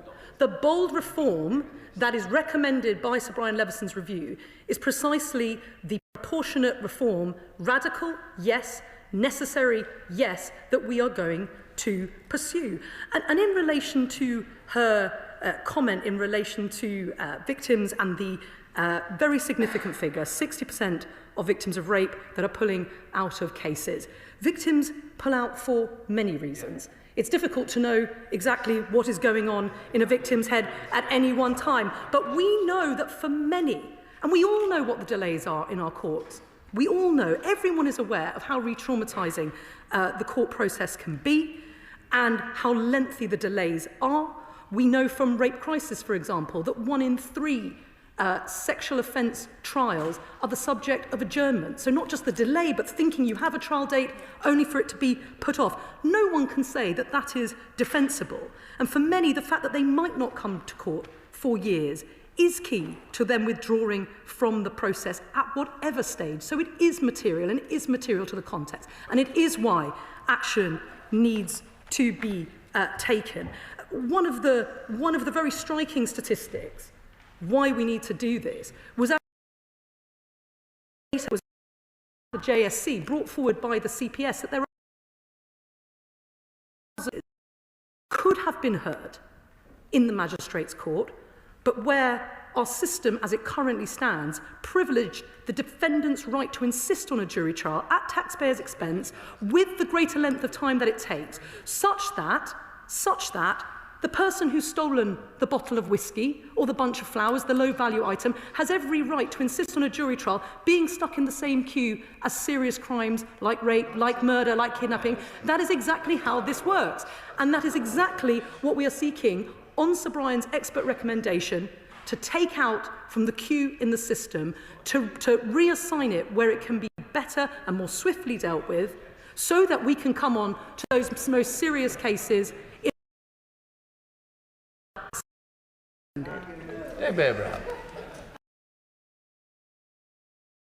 Cases include 2 recent, but when the opposition was in power, a woman came to me with her case, which was of historic child sexual abuse. Her trial was being adjourned repeatedly, and there was risk that the perpetrator would die before the case was heard. I have now got 2 cases of children who are awaiting and have had repeated adjournments of their child sexual abuse cases. And I wonder if my right honourable friend can reassure me in terms of how the proposals that the government is bringing forward might help to progress their cases, because it's impacting on their lives. Well, I'm very sorry to hear about her constituent's case. It highlights very graphically precisely why reform is needed. It highlights the very grave crisis in our criminal justice system, which, as Sir Brian has told us, is on the brink of collapse. We need to take a holistic approach to this. We need reform, We need significant investment and we need modernisation. To the earlier question around efficiencies, do we need to improve the time it takes to bring prisoners from prison to court? Yes, we do. Do we need to improve and look at things like listing and whether that can be done more efficiently? Do we need to look at productivity in our courts? Absolutely. It's why we've asked the Independent Review of Criminal Courts to conduct part 2 of its review, and it's why we're looking at these issues. No silver bullet, and the mountain we have to climb is illustrating those sorts of stories that I have in mind that motivate me to work every day to see that we get these reforms through and deliver swifter justice for victims. So Desmond Swain. My maths teacher, sir, always required us to show our workings. Last week, the Secretary of State told us that actually only 3% of prosecutions proceed in jury trials. How can such a small proportion, being reduced marginally smaller, produce the savings that have been identified? Will she publish the modelling? Minister. Well, we have the IRCC review, we have Sir Brian Levison's review, and in the careful analysis over 388 pages, he sets out how his package of reforms will begin to bear down on the backlog. And as I've said, of course, in the ordinary way, an impact assessment will. But I can tell him and assure the rest of the House that unless package of reform and investment that we are bringing forward was capable of bringing down the backlog, we would not be pursuing it. And of course, that's exactly what we are aiming at, to see that the backlog comes down by the end of this Parliament so we can deliver swifter justice for victims. Johnson. Thank you, Mr. Speaker. Does the Minister recall that the Right Honourable Member for Newark was chastised by the Office for Statistics Regulation when he was Housing Secretary? And does she further agree, therefore, that we will not take lessons from him? Minister. Well, I wasn't here when he was failing to show his working out. But what I have observed, both in my professional life before I came to this House and now since I have been the Courts Minister, is the way in which the previous government presided over an absolute collapse in criminal justice. The so-called party of law and order, allowing the prisons to run boiling hot and allowing a collapse of confidence in our court system, backlogs spiralling out of control, a collapse in confidence not just in the legal community but in the victim community as well. And unlike his government, not only serious work of looking at where the evidence takes us, we identify the problem, we don't out there and make the argument for how we're going to fix it. Stephen Bartley. Thank you, Mr. Speaker. The logic of the Minister's argument seems to be that the Justice Secretary was repeatedly wrong in the past to defend jury trials, that many of her own colleagues are wrong to have concerns, and that her own government was wrong not to mention this at all in the Labour Party manifesto. She's repeatedly refused to say whether she'll publish modelling and referred to the impact assessment. So can she clarify, has the work in the department been done on the impact assessment and she simply won't publish it? Or have they not done that work, in which case the claims she's making are without evidence? Minister. Well, if he had attended earlier debates, he would know that I've been very clear that the state's obligation is to guarantee everybody who comes before the court a fair trial. Now, the essence of a fair trial is a swift trial, not one that might be 2 years away. It's not a guarantee of a jury trial because, of course, 90% or take place without a jury trial. But I've also made clear that we believe in are delayed for a couple of years and where witnesses pull out the system and victims pull out the system. But I do believe in jury trials as a cornerstone of British justice. And as I've said, of course, the quantitative and qualitative analyses have been happening not just within Sir Brian's team, but also within the Ministry of Justice. And we will be publishing an impact assessment at the requisite time. Sally James. Thank you, Mr. Speaker. And can I say I'm pleased, if not a little surprised, to see how keen that the Conservative opposition have been on talking about issues of criminal justice in recent weeks, considering they show next to no interest in the system. I believe the last government stated they would bring the Crown to 53,000 by March 25. So can the Minister outline what the backlog was when we took office in July 24? Because I think that's incredibly important when we're looking at why we need to take the bold action that's been announced by the government in the last week. Minister. Well, I thank her for her question, and as she knows, we inherited record and rising backlogs. And as I've said, we have a mountain to climb. We're trying to turn around an oil tanker, and we're not going to do that simply by sitting our way out of the problem. That's what Sir Brian Leveson concludes in his report. Of course we need additional sitting days, and we're already sitting over 5,000 more sitting days than we were when we took over in government. But he concludes in his view that that alone will be insufficient to turn the tide on the backlog, and that is why we need system reform coupled with the investment. It's that that's going to do the job to bring down the backlogs to sustainable levels. Paul Culler. Thank you, Mr. Speaker. I have some sympathy for the Minister. We all know the Tories fiddle leaving our criminal justice system to burn. But as the Law Society President noted earlier this year, we are still not using our courts efficiently, despite what the Minister said. Yeah. So can the Minister tell us what steps have been taken to increase court sitting days, and make better use of our underutilised courtrooms? Minister. Well, I thank him for his question. The first thing I want to do is to pay tribute not just to our judges, but our court staff and our hard-working prosecutors and defence lawyers, because what we do know is that judges in the Crown Court are hearing almost 30% more cases than they were pre-COVID. So in that sense, the system is working harder. As I've just indicated, we have added more sitting days. We've added over 5,000 more sitting days than was being sat when we took over in government.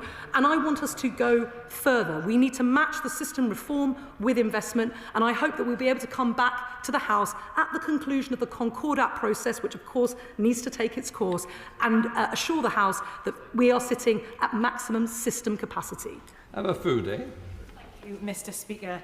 Victims of rape and sexual assault waiting for years for justice is horrific, and we should never forget in these conversations or decisions the toll that this process takes on a victim's life. So can the Minister please confirm that victims will be kept at the heart of the justice system and that this government will deliver timely justice for survivors? Minister. As she so often does, she's hit the nail on the head. We have in focus, at the heart of everything we're doing, the goal of delivering swifter justice for victims. The Deputy Prime Minister announced last week a package of £550 million towards victim support, keeping victims engaged in the process, which, as it takes longer and longer, is harder to do. And ultimately, the best thing we can do for victims is to deliver on the promise of bringing down the backlog so they're not having to face these agonising waits to see justice done. Because at the moment, if they pull out, and very often in these cases, victims are the only witness to the crime, if they pull out, the worst thing about it is it's not even justice delayed, justice denied. Justice simply isn't served at all. So she's absolutely right. Lambert. Speaker, I think we would all agree that any rape victim who withdraws from the criminal justice system it's a tragedy. But I don't buy the faux outrage from the Shadow Secretary of State, because I was a chief executive of a rape crisis centre when his party was in government, and every single day I heard victims talk about the delays in the system causing them more trauma, the poor interviewing techniques of police, and the lack of understanding from the criminal justice system of the effects of the trauma they had been through under their watch, and nothing was improving. Now, we know that rape trials will not be affected by this decision on jury trials, so I believe the Deputy Prime Minister was wrong to use that as a justification for changing the jury trial process. But has the government given any consideration, or will it be giving any consideration, to a specialist court system for rape and sexual violence offences? Minister. Well, I thank her, and I thank her for the work that she did before coming to this House. I respect that experience, and it's not clear that that sort of experience and range of experience is shared by everyone across the House, including those who are so quick to criticise the attempts to reform what is a failing system. As she points out, the best thing that we can achieve for victims of sexual offences, not just rape, but other sexual offences too, is bringing down the backlogs. And what we know from charities like Rape Crisis is some 17% of cases in the backlog relate to sexual offences. So if we can get a real grip on this problem right across the piece, from the magistrates all the way through to the Crown, then it's that more than anything that's going to deliver swifter justice for the victims that she wants supported. Paula Tamilton. Thank you, Mr. Speaker. Jury trials allow ordinary citizens to participate in the justice system, ensuring community representation and transparency, which many groups just do not trust. Can the Minister explain how citizen involvement can be continued and we do not see additional cases of miscarriage of justice because of influence by personal bias or external pressures that can potentially lead to unfair outcomes? Thank you. She raises a really important question, and of course equality before the law is a fundamental principle, but also the importance of all our communities having confidence in our justice system. One of the worst, if you like, symptoms of the broken system we've got is so few people do have that confidence today. And I would say to her this: first of all, we are preserving the jury trial for the most serious cases. Second of all, these proposals that we've brought forward are a vote of confidence in our magistracy which is increasingly diverse and needs to be more diverse still. In London, over 30% of magistrates are drawn from the communities that they are serving and come from BME communities. In the Midlands, where I know she has a lot of experience, the numbers are getting higher and higher, 15, 16%, and we want more still. So that is how we continue to include that really important democratic and community component in our justice system, so that communities like hers can continue to have confidence in it. So Julian Lewis. I'm afraid that the Minister's treatment today of the 60% figure only tends to confirm my belief that one's better off with the common sense of 12 ordinary people than one legal professional. Can she, even she's smiling, good for her, can she look again at this point, which is that, yes, it's a disastrous statistic if 60% of women who allege rape drop the case before it proceeds to a conclusion. But if, in fact, the figure, only 9% of people who drop off alleged criminal has been charged, then the overwhelming reason for them dropping the case is not the length of the trial by jury, it is the litigation and the criminal being charged. So will she accept that in this case she is looking at the wrong target?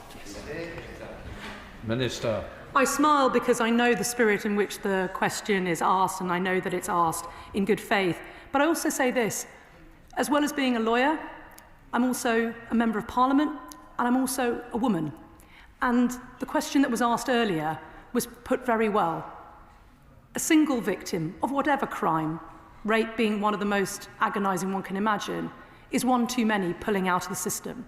We don't know exactly what's going through every victim's head, and I think it's right to say that the 60% figure was accurate on its own terms.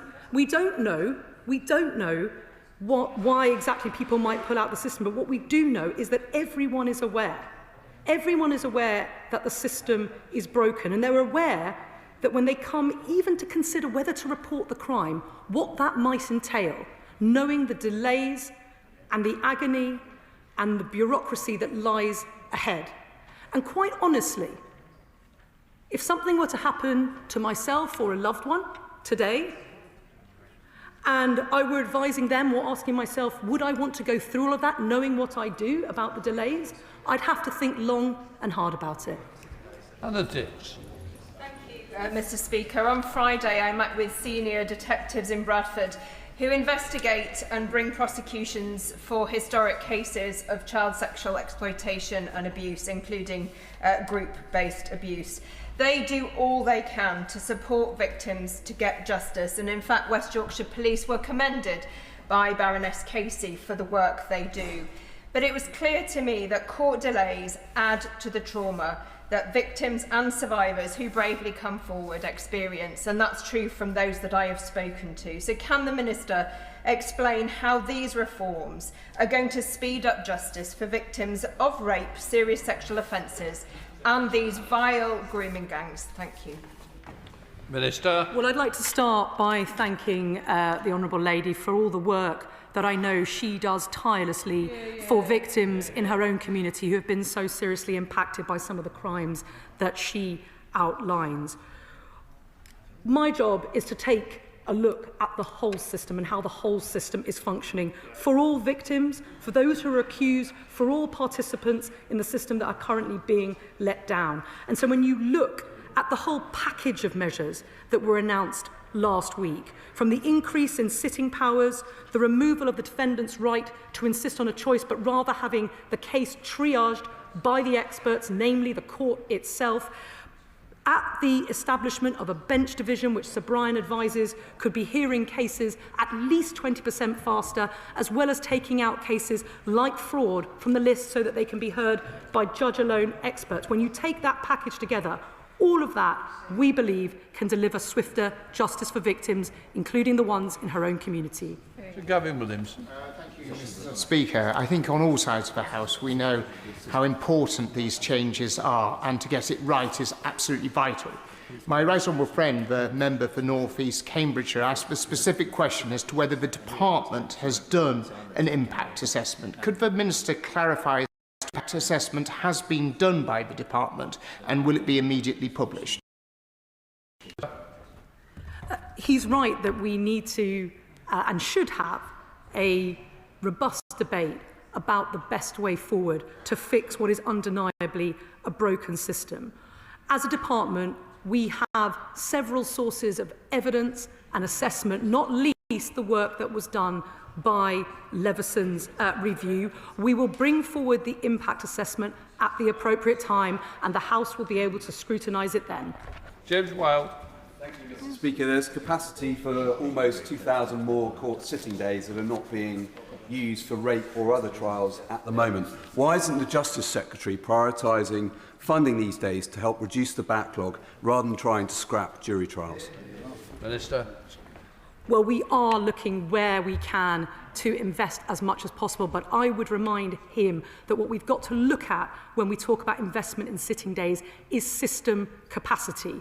And that requires not just judicial time, but it requires sufficient numbers of barristers, both defence and prosecution. And as the previous Lord Chancellor said, we can't simply 3D print those. What we've got to do is invest in the professions, which is exactly what we announced last week. £92 million in legal aid for criminal solicitors, an additional £34 million for the barristers. All of that, plus I should say, match funding for criminal law pupilages to develop the talent pipeline, all of that increases the system capacity so that when we add on the sitting days, it's not just a judge sitting there waiting for a barrister to turn up, which sometimes doesn't happen and leads to the trial being adjourned. We have enough system capacity to run at the most maximalist and most productive level possible. Sean Davis. In Shropshire and wider West Mercia, victims of rape and other serious offences are being told to wait for their jury trials into 2020. Meanwhile, defendants of some other offences magistrates have already accepted jurisdiction. Isn't it time that we back, trust and empower our magistrates and district judges up and down this country? Minister. Yes, and as he knows, when I came to visit the Justice Centre in Telford with him, we spoke a lot about the role that magistrates play, and I want to pay huge tribute to them. The proposals we brought forward last week are, as his question suggests, a huge vote of confidence in our magistrates system to hear cases swiftly and robustly, and we should back them. Dr. Luca. Speaker, can I congratulate the Minister both on her passion and her ability to get so many words in Hansard in an urgent question in her responses.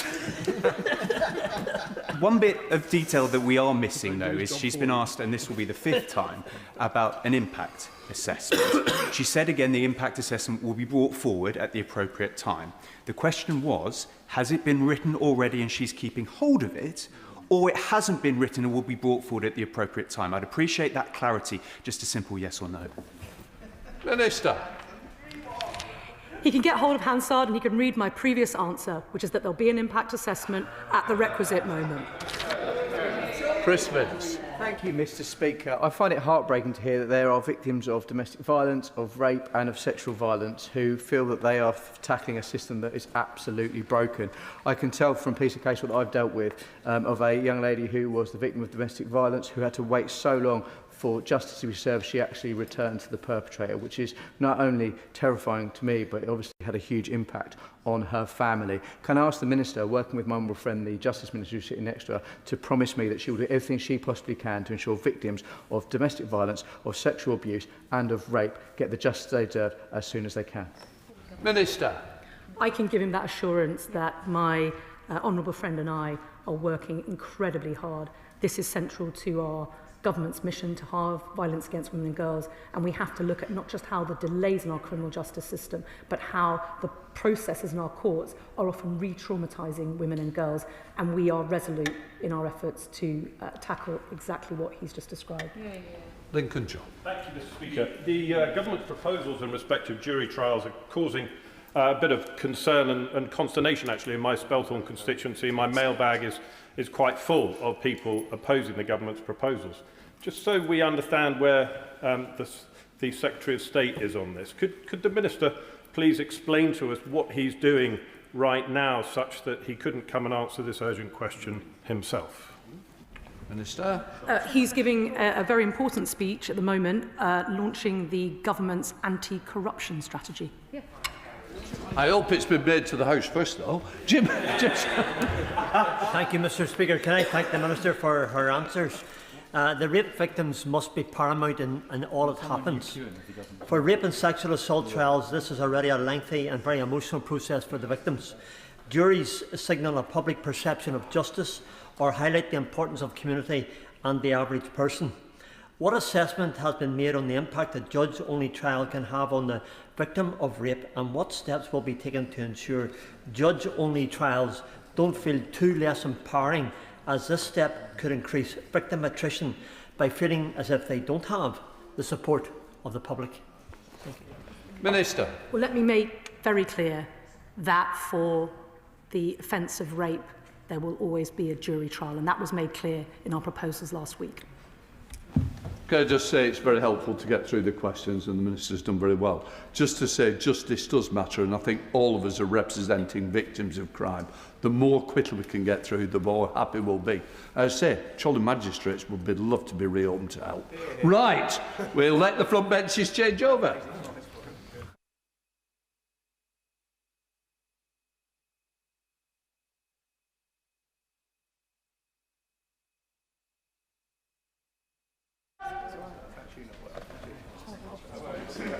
Poverty strategy.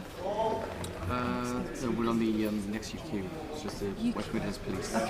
Aston Villa, Maccabee, Television. If the front benches are ready for the next urgent question, colleagues should be seated. We can be marvellous. Who was raising the UQ? Nick Timothy. I can't see Nick Timothy. Nick Timothy. Thank you, Madam Deputy Speaker. So you asked the Home Secretary to make a statement on the adequacy of the evidence upon which West Midlands Police took decisions relating to the Aston Villa versus Maccabee Tel Aviv match. Minister. Thank you, Madam Deputy Speaker.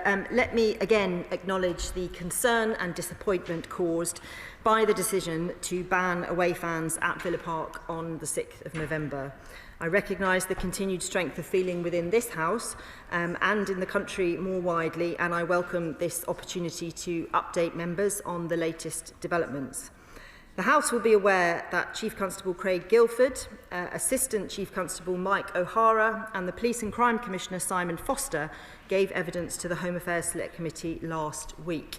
I am aware that Assistant Chief Constable Mike O'Hara has since apologised for some of his remarks in relation to Jewish community support for the decisions taken. He will need to set out his correction to the chair of the Home Affairs Select Committee directly, and we will await, of course, the committee's conclusions. Any suggestion that the intelligence gathering and community engagement led by West Midlands Police was anything other than of the highest standard would, of course, be a matter of profound concern. I am sure the House will understand I remain limited in what I can say about the specific intelligence underpinning this decision whilst investigations continue. However, in my evidence to the committee last week and to this House before then, I explained that the Home Secretary had already commissioned His Majesty's Inspectorate of Constabulary and Fire and Rescue Services to review how forces in England and Wales provide risk assessment advice to local safety advisory groups and other bodies responsible for licensing high-profile public events. That wider report will be returned to the Home Secretary by the 31st of March. And before then, I can confirm that HMIC FRS will also provide a specific update on the intelligence gathered by the West Midlands Police on this matter and how it was used by the end of the year. Of course, operational independence is an important principle and one we must protect. At the same time, scrutiny and accountability are essential, especially when it comes to issues with clear implications for public safety and public confidence. It is absolutely right that West Midlands Police is asked to explain as fully as possible how this decision was reached. Sport is a source of joy and excitement for millions of people around the world. Football supporters should be able to follow their team, whatever their nationality, faith or background. That has been the clear and unequivocal stance of the government throughout this episode, and it will remain so. Nick Timothy. Thank you, Madam Deputy Speaker, and I thank the Minister for that response, including the news of the HMIC report by the end of the year. The police intelligence used to justify the ban on Israeli fans from Villa Park has fallen apart. So has the evidence given to the Select Committee by Chief Constable Craig Guilford and Assistant Chief Constable Mike O'Hara. The police say their information came from the Netherlands after Maccabi Tel Aviv played Ajax last year, but the Dutch said the West Midlands intelligence report was, quote, not true. At the committee, the police repeated claims denied by the Dutch that the fans were militaristic, 3 people in the river, and targeted Muslim civilians. They even said the Dutch police had lied under political pressure from their own mayor. We're asked to believe that the Dutch police lied to their own people, the media, their Justice and Security Inspectorate, their mayor, their government, and even their king, but told the truth once in a Zoom call with West Midlands Police, which was never even minuted. The police again claimed the Dutch deployed 5,000 officers, which is denied by the Dutch, but admitted to the committee that they made up the number themselves. Asked if a fictional match cited in the intelligence report came from artificial intelligence, Craig Guilford told the committee not at all, but AI detection programmes conclude otherwise. And the committee have already, and the police have already had to apologise for wrongly telling the committee supported the ban. Madam Deputy Speaker, there are many questions. 1. Did the policing minister believe the evidence the police presented to the committee? 2. Have the police replied to the letter she sent them 2 weeks ago? 3. Relevant information and correspondence. And 4. Does the Chief Constable and the evidence of the Home Secretary? The police are accused of fabricating evidence to justify a predetermined outcome demanded by Islamists. This is fatal for public confidence in the police and in justice. And in my opinion, the Chief Constable must go. Minister Jones. Can I thank the honourable gentleman for his questions and for securing this urgent question today. I know that he will have watched the proceedings in the Home Affairs Select Committee with interest, and of course it will be for the committee to draw their own conclusions. As I said in my statement, I think it's right that the police clarify the latest reports that we heard. Sadly, through the papers of a newspaper rather than proactive what the situation is as regards to the engagement with the Jewish community and the conclusions that came from those conversations. I think the honourable member will hopefully understand that I don't want to express a judgment here when we have a very thorough process which is ongoing about the evidence that was reached in the case of the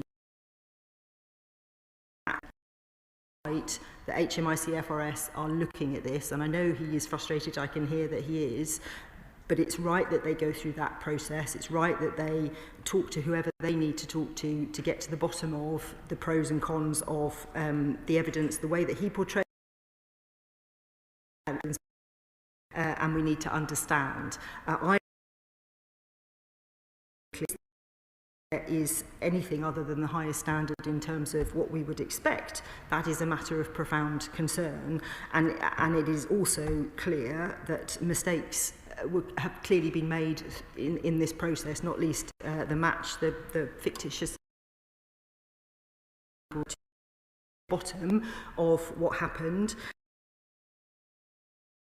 Praising West Midlands Police for things they have done in the past and wouldn't want to jump to those conclusions, but I do want to assure him that we will get to the bottom of this and we will act accordingly once we have that information.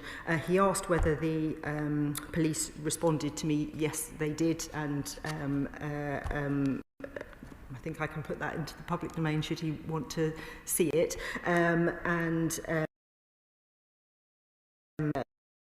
Whether we will publish what we can, and of course the Home Affairs Select Committee have asked some follow-up points already from that committee, and we'll be very happy to provide it. And he asked whether I have confidence in the Chief Constable, which I was asked last week, and I'll repeat that I have seen some range of issues, but we need to get to the bottom of it. Thank you, Madam Deputy Speaker.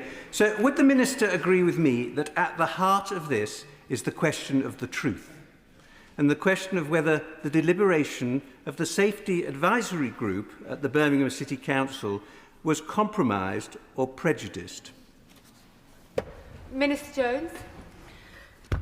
I think there are a number of questions we're seeking to think about from the starting point that those safety advisory groups were set up many years ago in a different context, and it is right that we look at the way that police intelligence, police information is fed into those safety advisory groups, and that's what the main piece of work that the inspector is doing, that is reporting by the end of March. The piece referencing the West Midlands in particular will report by the end of the year. The Home Secretary has also asked officials to look at Louise Casey's recommendations from 2021 that we signify events, and then perhaps we have a different model of looking at how we take them forward. There is going on in the Cabinet Office around the guidance for safety advisory groups. All of these factors need to feed together when we have very large, significant events that have, in this case, globally significant. Clearly, we need to look to whether we can improve the structures that exist at the moment. Shadow Minister Matt Vickers. Thank you, Madam Deputy Speaker. I'd like to thank my honourable friend for securing this critical question today. It's important not to forget the context of this decision. This was a decision only weeks after the tragic events of the Heaton Park Hebrew congregation attack.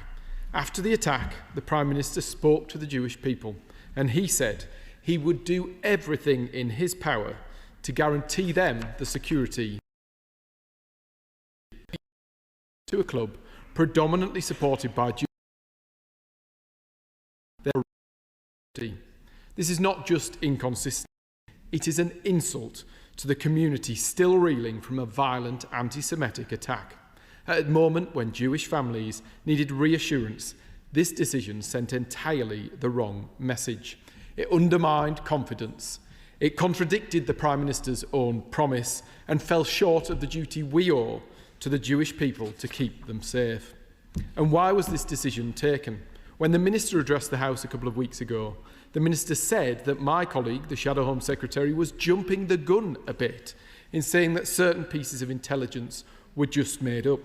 We now know that not only did imaginary matches somehow enter the intelligence picture, but officers giving evidence to Parliament were inaccurate about their dealings with the local Jewish community. That seriously undermines the integrity of this House and the vital work police forces do in securing accurate intelligence.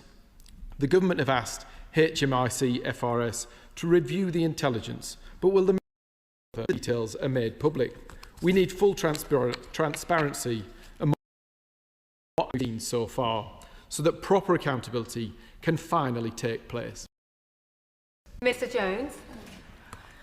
Can I thank the honourable member? I mean, just to remind the House that the Prime Minister's view and the view of this government is that the decision that was taken was the wrong one. The Prime Minister was very clear about that from the outset, saying this is the wrong decision. We will not tolerate anti-Semitism on our streets. The role of the police is to ensure all football fans can enjoy the game without fear of violence or intimidation, and that is our since, and we are trying to make sure situations such as this happening again. HMIC FRS will do, and we are asking them to do so in two stages. One, with the first bit of information about West Midlands, and the second, the wider look at how police information is fed into safety advisory groups, and they will do that in the way that we would expect. I don't want to disagree with the honourable member in what he says about the harm that this has done, and I'm very well aware and have had many conversations with Jewish colleagues and organisations since this incident, and hope that we can put it behind us by learning the right lessons and making sure we take the appropriate action. Paulette Hamilton.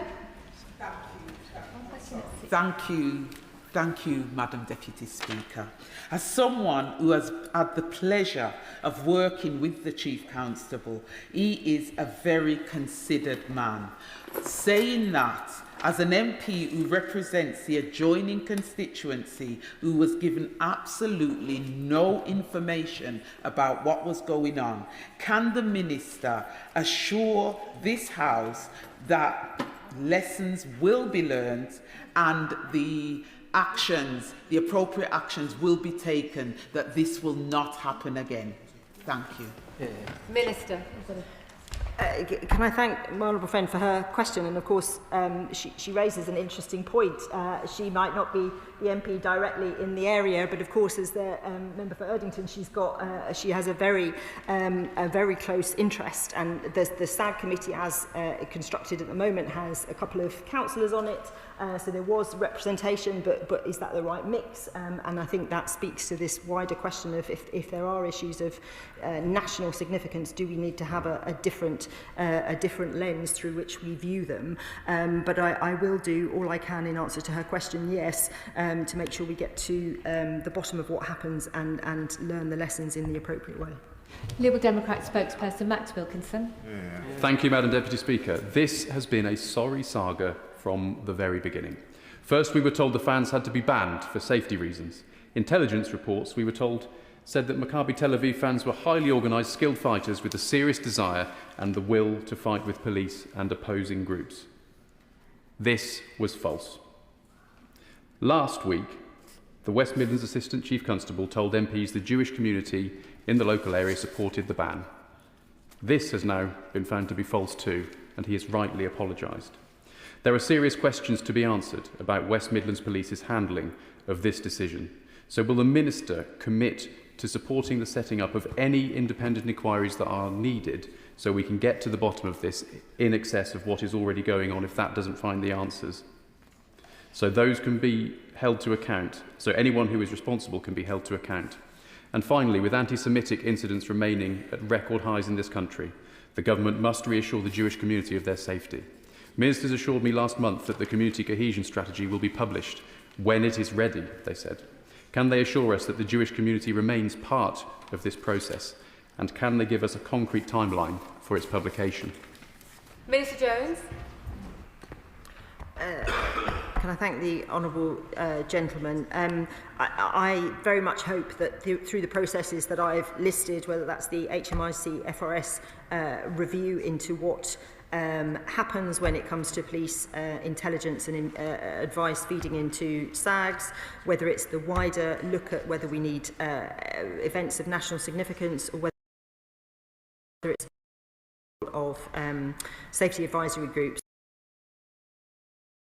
that like this ever again. He speaks to what we would do if we don't get to the bottom of it. I very much hope we will, and of course I will come to this place and will make sure the House has all the information it needs to see and make its own conclusion. He asked about the community cohesion strategy. We are working hard on that. I think that a context of protests and how we deal with issues where we know there will be large groups of people attending. There is a wider piece of work that we are doing looking at the existing laws on protests that will help us navigate our way through whether the existing legislation is fit for purpose in a whole range of issues where we have had significant concern about anti-Semitism rearing its head in protests, for example. And we are working really hard with Jewish organisations to make sure we get that right, and I can reassure him of that. Lawrence Turner.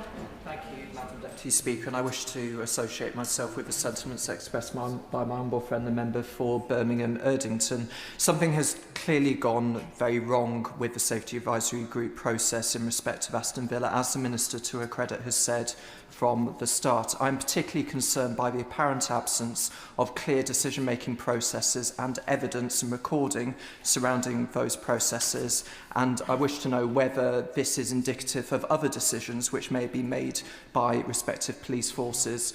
Can she confirm to the House whether, as part of her considerations, she is looking at new national minimum standards for the way that decisions are made and evidenced through safety advisory groups? Minister Jones. Can I thank my honourable friend? So the Cabinet Office is updating the guidance on safety advisory groups and is looking at exactly these kinds of issues. I think there is a wider point about the needing to reference and account for and minute decisions when they are made and how they are made.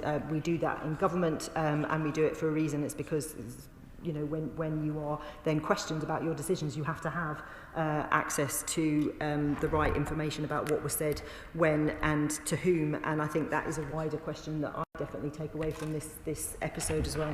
Select Committee Chair, Dame Karen Bradley. Thank you very much, Madam Deputy Speaker. I'd be grateful if the Minister could share any correspondence that she has with the committee, because we are very keen to get full transparency on this issue. But could I ask her whether she shares my incredulity that the decision that was so sensitive appears to have been taken on the basis of a single Zoom call that was unminuted between a West Midlands police officer and officers from Amsterdam, and an exercise in social media scraping which appears to led the police to believe that a match that had never taken place could be cited in the evidence for why the decision was taken to ban the away fans. Jones. Can I thank the Right Honourable Lady for her question? Of course, the mistakes that have clearly been made were played out in her Select Committee evidence. The mistake about that particular match does seem alarming, and the subsequent apology as well. The access to the I know she will find frustrating, but I will repeat, I want HMRC through a proper process and to come to a conclusion, because it wouldn't be right for me to base my conclusion on the evidence that I have before me. It is absolutely the right thing to do that HMIC FRS come back to us on this and look at this thoroughly, and we will take whatever action is required afterwards. Committee Member Chris Murray. Thank you, Madam Deputy. I thank the Minister for her answers and her evidence at the Select Committee last week. It is shocking and deeply concerning that evidence from senior police officers at a Select Committee can fall apart within a week. This was a highly sensitive fixture, and this decision has a significant impact on the Jewish community in the context of rising anti-Semitism. Policing in this country depends on the principle of consent and the idea that all communities are treated fairly and equally. I know the Minister doesn't want to prejudge the outcomes of this specific case, but could you tell us her thoughts on the impact this whole issue is having on the principle of policing by consent and on different communities in the country? Minister Jones. Can I thank my honourable friend?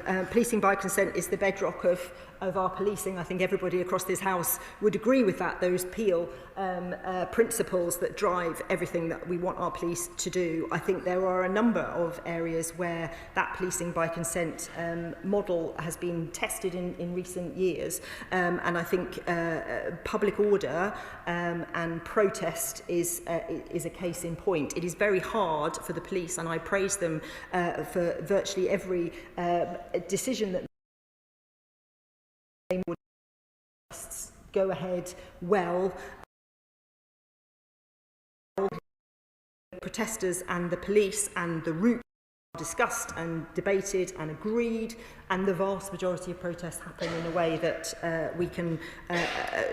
we don't even notice because the policing is done brilliantly. There are some absolutely excellent police who do this, but when we get something wrong, of course the public question what is happening and question that confidence, and that is why it is so important that we in this place don't jump to conclusions. We get the right answers in a careful way so that we can respond in a way that is the right response. Sandra Mitchell. Thank you, Madam Deputy Speaker. Can I congratulate my honourable friend on securing the urgent question today on this very important matter. Does the Minister agree with me that it's not only the Jewish community who have been seriously let down, but all of us in the royal town of Sutton Coldfield and across Birmingham have been let down by this sequence of events? And does she also accept that it is not right to on the whole with the police evidence that goes before that committee, which is structure of the way these decisions are taken? Does she also agree that this looks like a maladroit political decision rather than a policy decision? And does she understand that many local people are very disappointed in the role of the Police and Crime Commissioner, who is supposed to stand up for local communities and has not done so in this case? Minister Jones.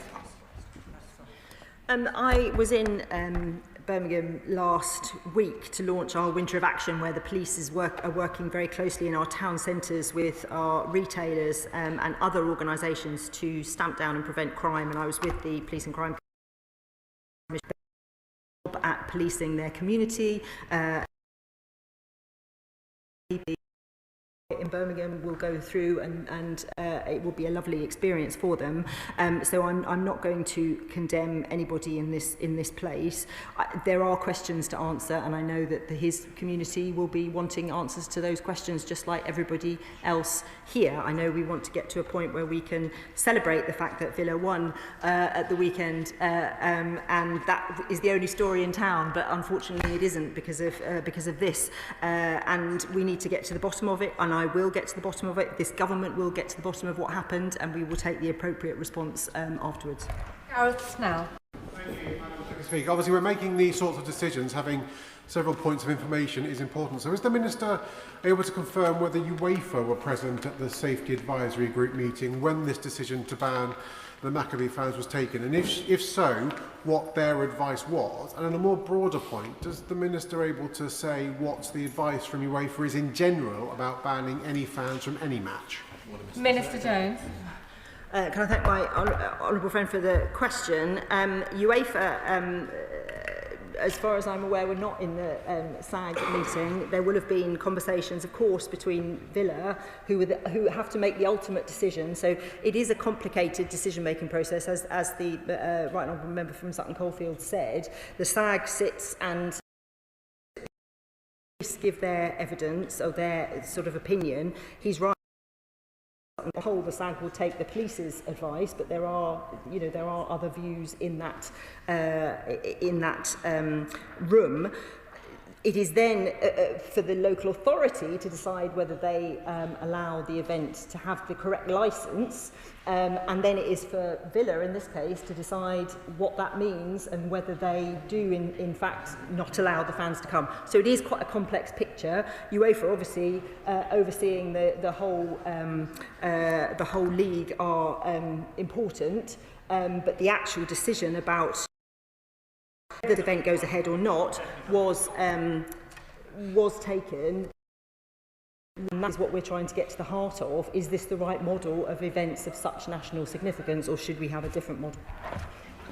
Select Committee Chair Dame Caroline Dinage. Thank you very much, Madam Deputy Speaker. This really is a catalogue of disaster, and it raises a whole range of issues, some of which the Select Committee will be looking at when we kick off our inquiry into major events tomorrow. But actually, referring back to the last part, safety of sporting events, and concluded that Safety Advisory Group fairly dubious record on seeking out and considering the necessary to inform better decision making. So can I invite the Minister to have a look at our recommendation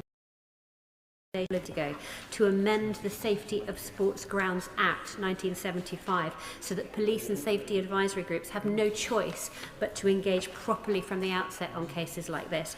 And when we're considering the competence of the West Midlands Chief Constable, can we start by asking him to respond to his correspondence, please, because the Select Committee wrote to him in the event of this ban of Maccabi Tel Aviv fans and have still not had a response. Minister Jones. I will certainly look back and read that and very much welcome it, and I think it speaks to some of the wider questions about whether we should have nationally significant events, whether we need to look at how the SAGs operate.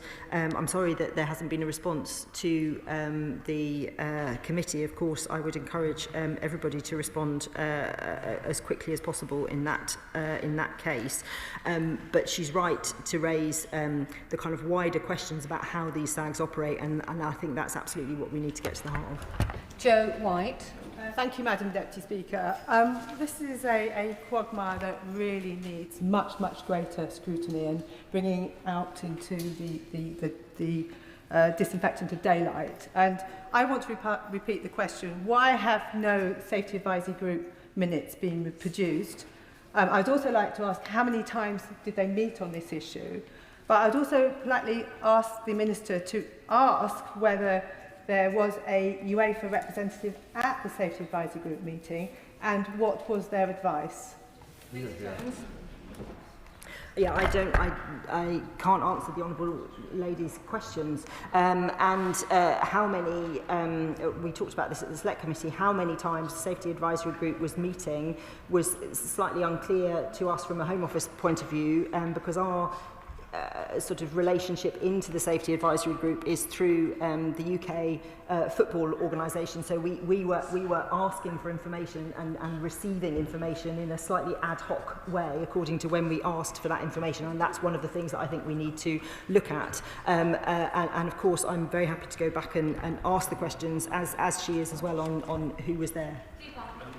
I'm slightly incredulous to in the Policing Minister. Just in the last reply to perfectly reasonable questions on her own bench around the role of UEFA, the role of the safety group, she just said she's happy to go back and ask questions. She said earlier in her statement that mistakes were alarming, was the phrase she used. This has been going on for weeks now. She's come to the House. She's got a letter back from West Midlands Police that she hasn't shared with the House before coming to reply to this urgent question. She's saying we won't have all the answers until the end of March, and yet the Prime Minister is saying this is a really high priority for him.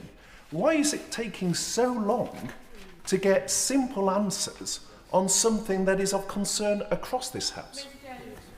Well, I completely reject the framing that the Right Honourable Gentleman has just made. We were clear from the minute that this decision was made. The Prime Minister was clear that we believe this to be the wrong decision, and that we worked tirelessly from that point to try and ensure that the match went ahead with the fans present. There was a weekend of a lot of activity trying to ensure that the we enabled the match to go ahead in a safe way with whatever resources were required to do that. Lots of conversations across government and locally as well. Of course, then Maccabi Tel Aviv took the decision that they weren't going to bring their fans, and so that decision sort of, the need for that process ended. What we then did was to ask HMIC-FRS to look at this, shine a light on what happened about that. It is completely right that that is not me making up my mind on the hoof, but doing this through a proper process. I hope he would agree that that is a proper process, and we are also looking at whether we need to change the wider structures so we don't make an issue like this arise again. Julian Lewis. It's fairly clear, I think, that my honourable friend for West Suffolk is right, that this was a predetermined decision and the evidence was something for which West Midlands Police scrabbled about later. But whatever the outcome of her inquiries, whether it turns out, heaven forbid, that there was an anti-Semitic element to this, or, in my view, more probably, that the police thought they'd have a quieter life if they went down this road, will she guarantee to the House that whatever lessons are learned from this will be communicated in the strongest terms to the chief constables of all the other police forces so that they don't follow a bad example? Yes, I can absolutely give him that assurance that whatever lessons we need to learn, we will. Whatever action we need to take, we will. And of course, that applies across all forces, not just the West Midlands. Thank you, Madam Deputy Speaker. I'd like to ask the Minister if she's aware of any representations at all that were made by UEFA in advance of this fixture. So I wasn't party to conversations that took place between Villa, UEFA, no. And nor was I party to the decision-making process within the whole of this. And that is one of the issues that we are looking at. The way that the safety advisory groups work is there is no political involvement from government whatsoever. We don't feed into that process at all. That is one of the questions that we are looking at, because perhaps that isn't the right model for the future. Gavin Williamson. Deputy Speaker, I think right across the political spectrum, everyone feels that this was a poor decision and a bad decision, and that's why it's unravelled so quickly. Can the Minister reassure the House that there was absolutely no local interference in terms of making this decision? The honourable member knows I cannot tell him what the motivation was for any of the decisions that were made. I, through the safety advisory decision and through the Prime Minister's view that this was the wrong decision, have happen again. The way that safety advisory groups are set up, representatives and the police advise them on the safety of events, and then there is a licence that is given for that event. That's how that structure works. Perhaps that needs to be looked at, particularly for issues of national significance where perhaps there is a role for national politicians. Operational independence of the police is really important, and we have to make sure we don't ride roughshod over that. But that said, we also have to get to the bottom of what happened in this case. Final question, Jim Shannon. Thank you, Madam Deputy Speaker. Can I thank the Minister for her thoughtful answers? Last week, the Chief Constable, Craig Guilford, told the Home Affairs Committee, and I quote, "The decision wasn't taken lightly and the police have taken a careful approach when making the decision." I once again want to raise concern about how this so-called careful approach made people feel and the message that is sent about exclusion. What assessment has the Minister made on the choice that was made and the steps that should have been taken to ensure all international football fans were treated fairly based on correct evidence and indeed correct information? Thank you. Can I thank him for his question? I mean, we believe this was the wrong decision. We've been very clear about that all the way through, and the message that it sent to the wider world risked being a message that Jews weren't welcome in the West Midlands, which is one of the most awful things that could that could be received by Jewish people around the world. So we want to get to the bottom of why the decision was made, what we can do to make sure this doesn't happen again. That is the end of the urgent question. Before we start the next one, I guess members will like a few moments to swap over front benches.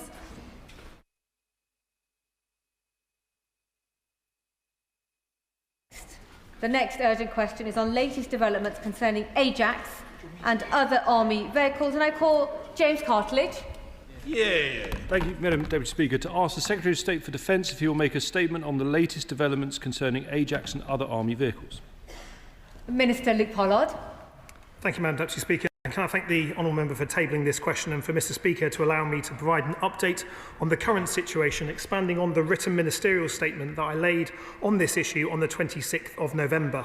As safety is the top priority for the ministerial team, prior to Ajax initial operating capability being announced, I asked for and was given assurances in writing by senior Ministry of Defence personnel that the system was safe.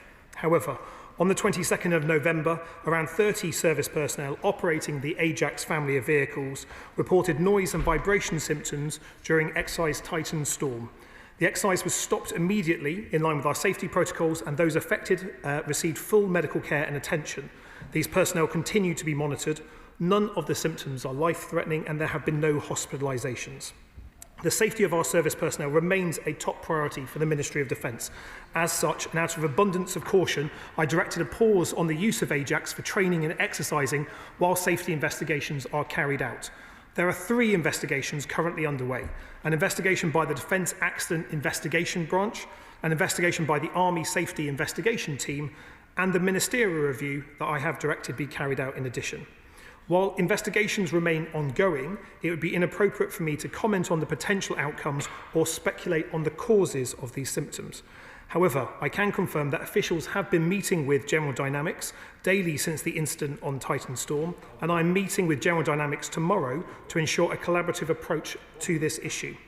The safety of our people remains the top priority for myself and the ministerial team, and as such, let me be clear, we will take whatever decisions are required to end this saga one way or another.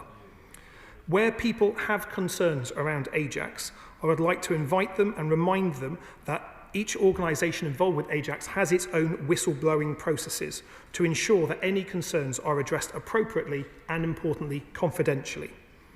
More broadly on vehicle safety, as the honourable gentleman asked, on the issue of the MAN SV fleet, or army trucks, that I mentioned in my recent appearance in front of the House of Commons Defence Select Committee, I can confirm that an issue was identified with the vehicles, a mitigation and repair schedule created, and that is being rolled out. That is an example of a system working properly in relation to MAN SV. Thank you, Madam Deputy Speaker, and can I thank you for granting this urgent question. Can I begin by stating how shocking it was to hear of the army exercise which took place on the 22nd of November that resulted in over 30 casualties among soldiers operating Ajax, with reports of symptoms ranging from sickness to hearing loss. The priority here, as the Minister said, must be the safety of our personnel, and we wish all of those affected a swift recovery. But this is particularly disturbing for me, Madam Deputy Speaker, as these renewed incidents with noise and vibration sound strikingly similar to the problems that I was assured as Minister for Defence Procurement had been resolved. The Minister confirmed in the Defence Committee that he had received similar assurances when he agreed to announce Ajax had reached the key milestone of initial operating capability on November the 6th. Madam Deputy Speaker, the Minister and I may have our political differences, but on this, can I suggest we have something in common? We have both been misled about the viability of the Ajax programme. After all, it's not just the recurrence of extremely worrying noise and vibration problems, but over the weekend we have seen reports of serious allegations from anonymous General Dynamics employees suggesting systemic flaws with the Ajax platform. This includes a disgraceful incident where a General Dynamics employee publicly belittled the injured soldiers. This is utterly unacceptable. Correct. Now, given all of this, and contrary to and accepted in good faith and including by myself, surely the only possible Ajax vehicle is fundamentally flawed. Does the Minister agree that the manufacturer, General Dynamics, must have been aware of this for years and must be held to account? As such, and remembering that the procurement reform I launched in February 2024 stressed the need for a second opinion, can I ask if he will bring in a completely independent organisation or company steeped in engineering excellence from outside the MOD with no skin in the game to pronounce on the one question we all need answered?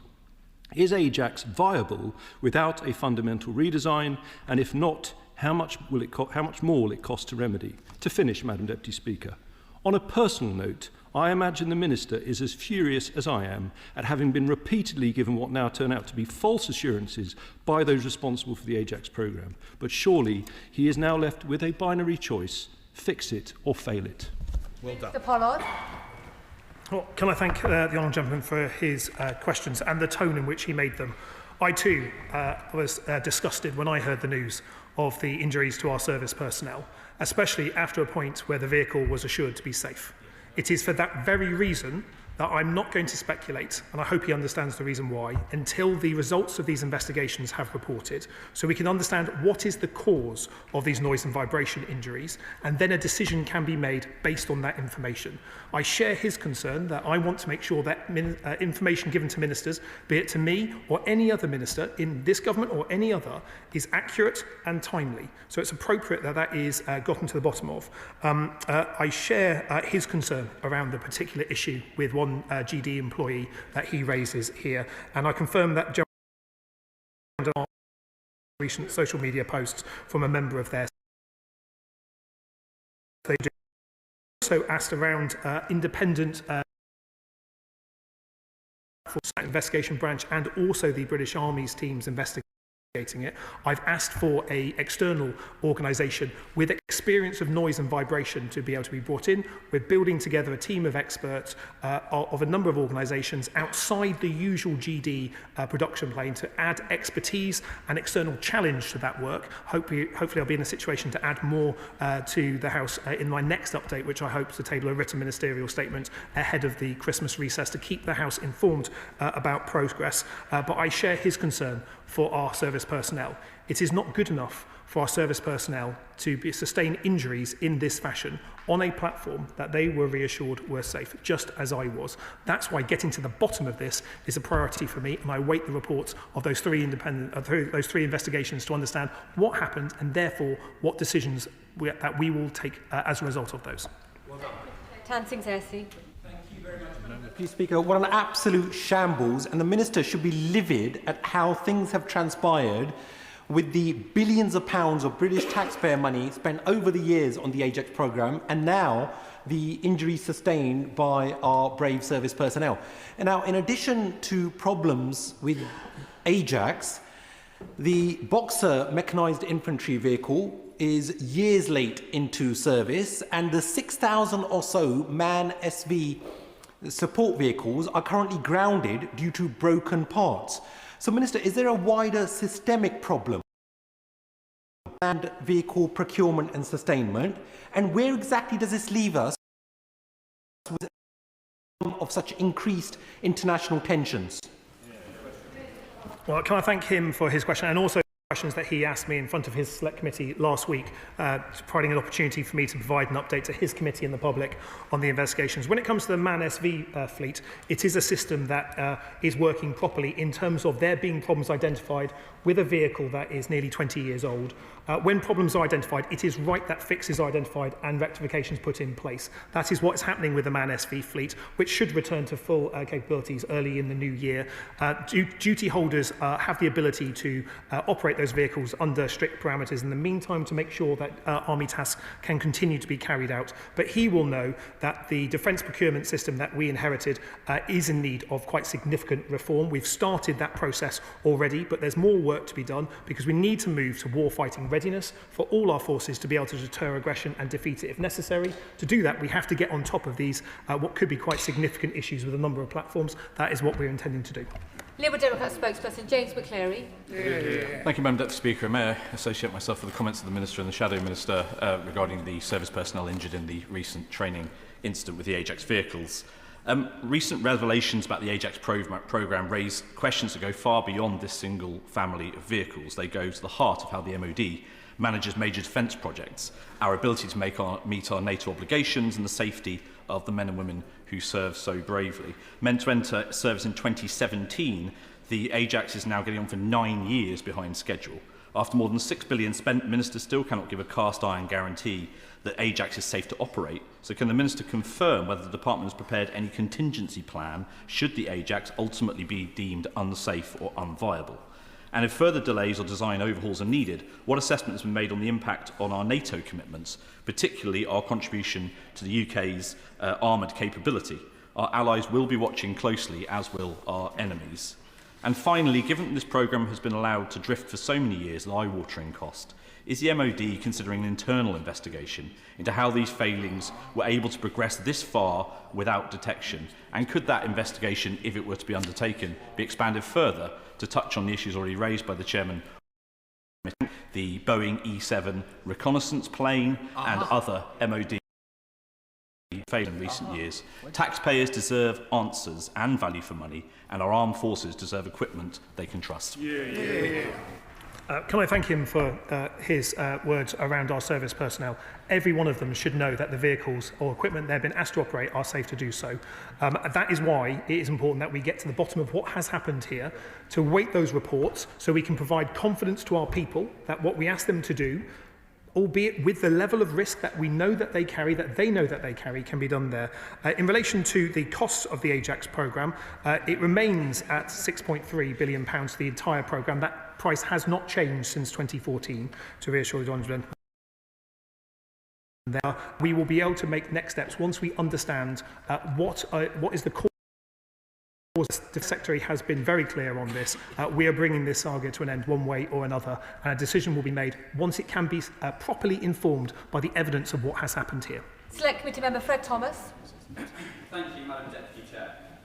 To scrap the Ajax programme, to scrap it completely, would be a very bold move, considering that the UK has sunk, as we've just heard, over £6 billion, and it's 9 years late. It's still getting soldiers ill every time that they get in it, and ministers current and former, as we've just been told, have been repeatedly briefed that it's good to go. It's not good to go, but to decide that it never will be would be very brave.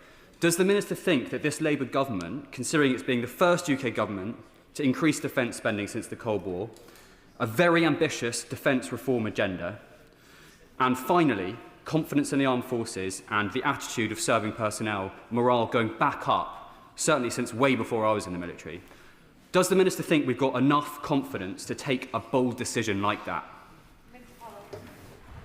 Can I thank him, my constituency neighbour, for his question? Taking bold decisions are the hallmark of this government, because we inherited a situation with that we inherited, or enough. So the Defence Investment Plan, when it is published, will set out bold decisions, but in particular relation to this, getting to the bottom,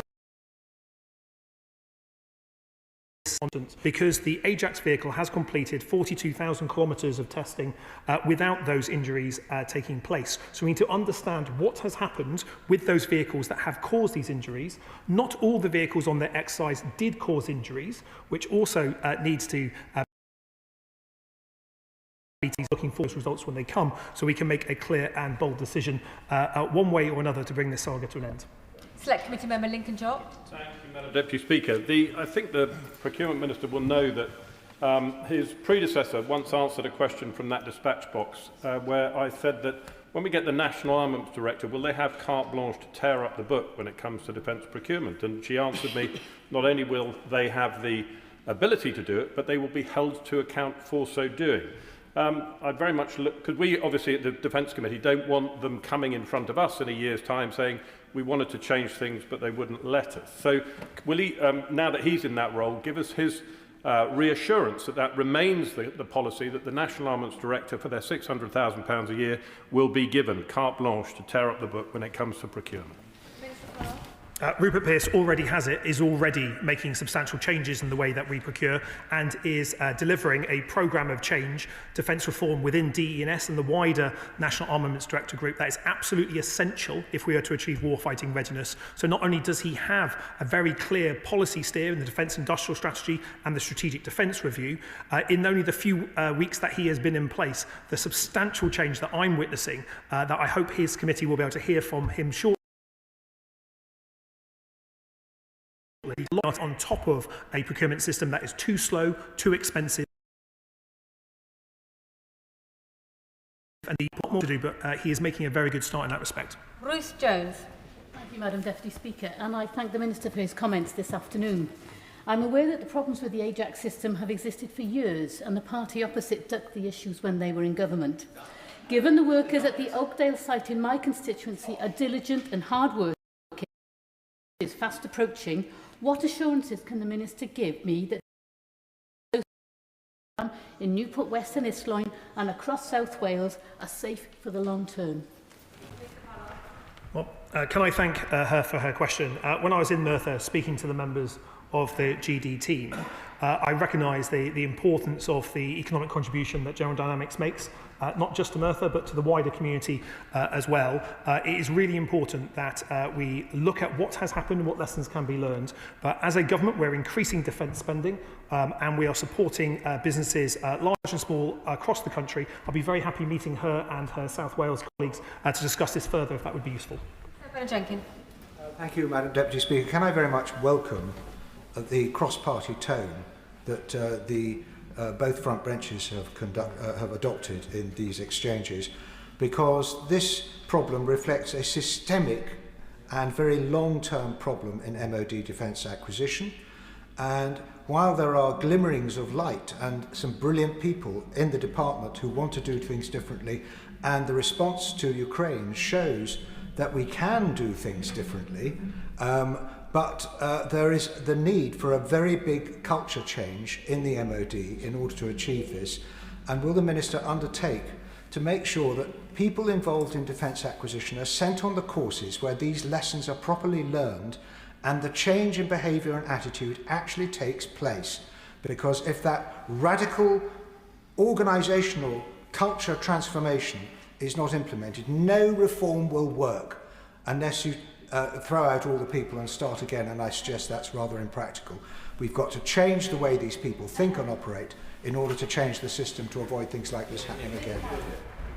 Well, can I thank him? I think one of the hallmarks, I think, of a good defence debate in this House, certainly since I was elected in 2017, is that across parties we have more in common, and a desire to get to the right solution is that. And actually, I'm pleased that in defence debates there's often less party politics, because it is so important that we get to the right solution, not seek to blame or attack. That doesn't mean there's not party politics that takes place, but certainly on this issue, I think we are united in wanting to get to the right solution. In respect to the culture change point that he mentions, I entirely agree. It is not enough just to change process. I speak frequently in the MOD about the necessity of having culture change, to adjust our approach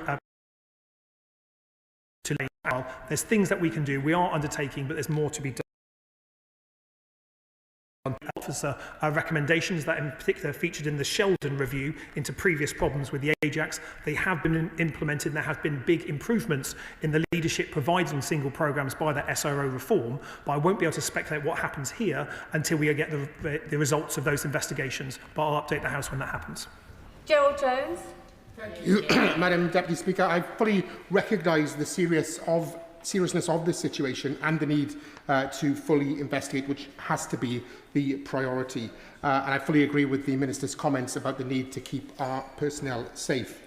Ajax, as he knows, are assembled at my constituency at General Dynamics in Merthyr Tydfil and Aberdare, where over 700 dedicated employees are working on the programme. I thank the Minister for visiting last month to mark the initial operating capabilities ceremony by the British Army after many months and even years of robust testing. Can I seek his reassurance that we will keep the employees his thought and offer as much reassurance as possible? And in addition, will he have unions at General Dynamics once the initial findings are known? Can I thank him for his question?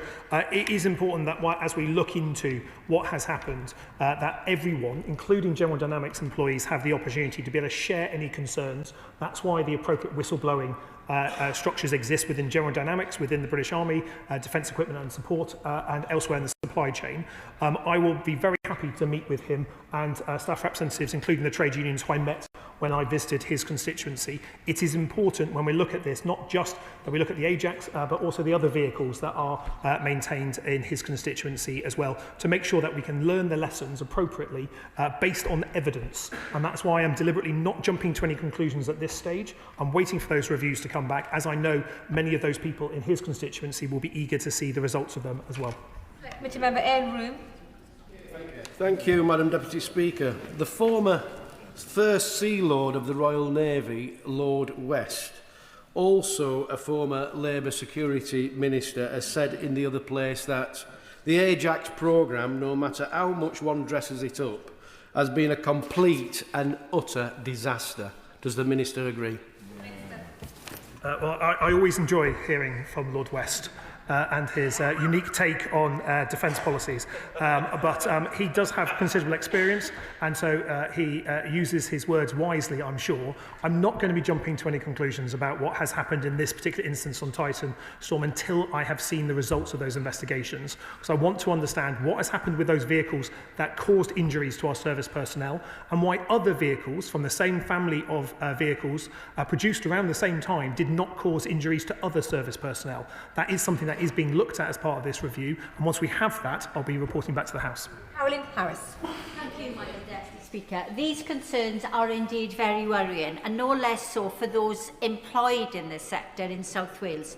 Will the Minister work with defence companies in Wales and with Welsh MPs to offer reassurances to the staff, and more widely to continue to ensure that Wales is at the forefront of growing job opportunities in the defence sector? Okay, she's right to talk about the staff, and I think there is an particular important role that they can play in helping us understand what has happened to these vehicles and why that is the case. As a government, we are committed to the defence sector in Wales. Indeed, we're in discussions with the Welsh Labour Government about a defence growth zone for Wales, taking a share of £250 million. In particular, using some of the floor plates and infrastructure. Happy talking to her about it more. This topic as a former armoured infanteer, but I want to touch on the wider issue of Ajax as it relates to 3UK Div. If Ajax can't be fixed, then potentially we will not have a formation recce capability, and as it stands, we currently don't have one because the vehicle isn't deployable. If it can't be fixed later on, that will go on to be a longer-term issue, particularly as Scimitar is now out of service. Warrior goes out of service in 2027, Bulldog goes out of service in 2030 with no replacement identified. The question I would have is around it is fundamentally not an infantry fighting vehicle, and those had assurances from the Minister before to 3UK Div. It is not a like-for-like replacement. So could I ask him to have a look at the current ORBAT for an armoured infantry battalion and how the Ares cannot replace Warrior, because currently a non-stabilised 50 calibre machine gun does not replace a 30mm cannon. This is something that urgently needs to be looked at, because currently the Army seems to be chopping and changing its mind and doesn't seem to know what it wants from its armour capability.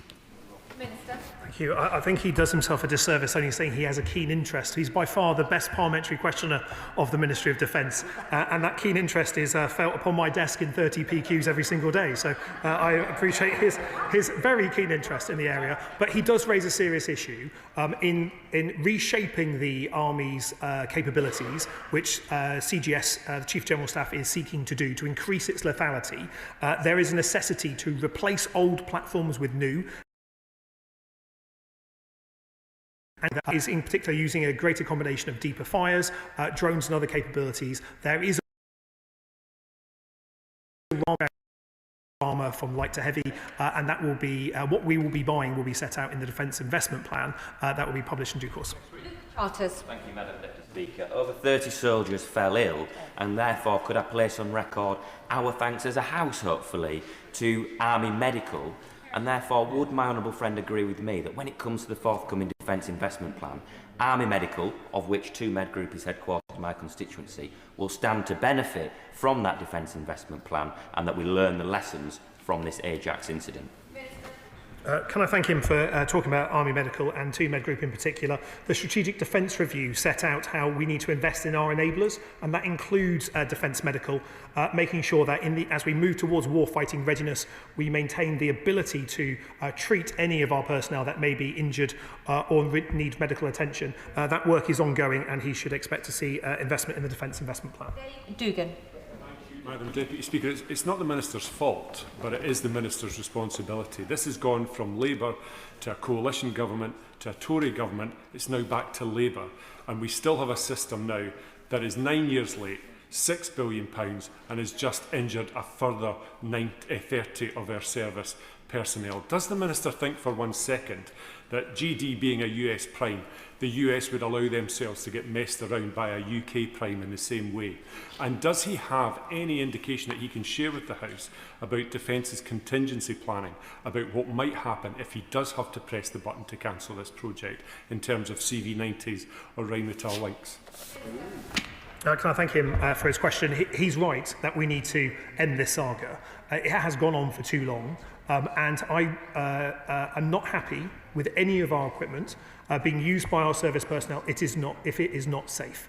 Since I've become a minister, I've taken a number of decisions to pause the use of certain equipment because I had safety concerns with it. I did so again with Ajax here because the safety of our people is a priority for me. It's something I feel strongly as a representative of a military city and coming from a military family. But it's too early at this stage until I see the reports to look at what may happen next. But I can reassure him that when we get to that stage, we'll report it to the House. Alex Ballinger.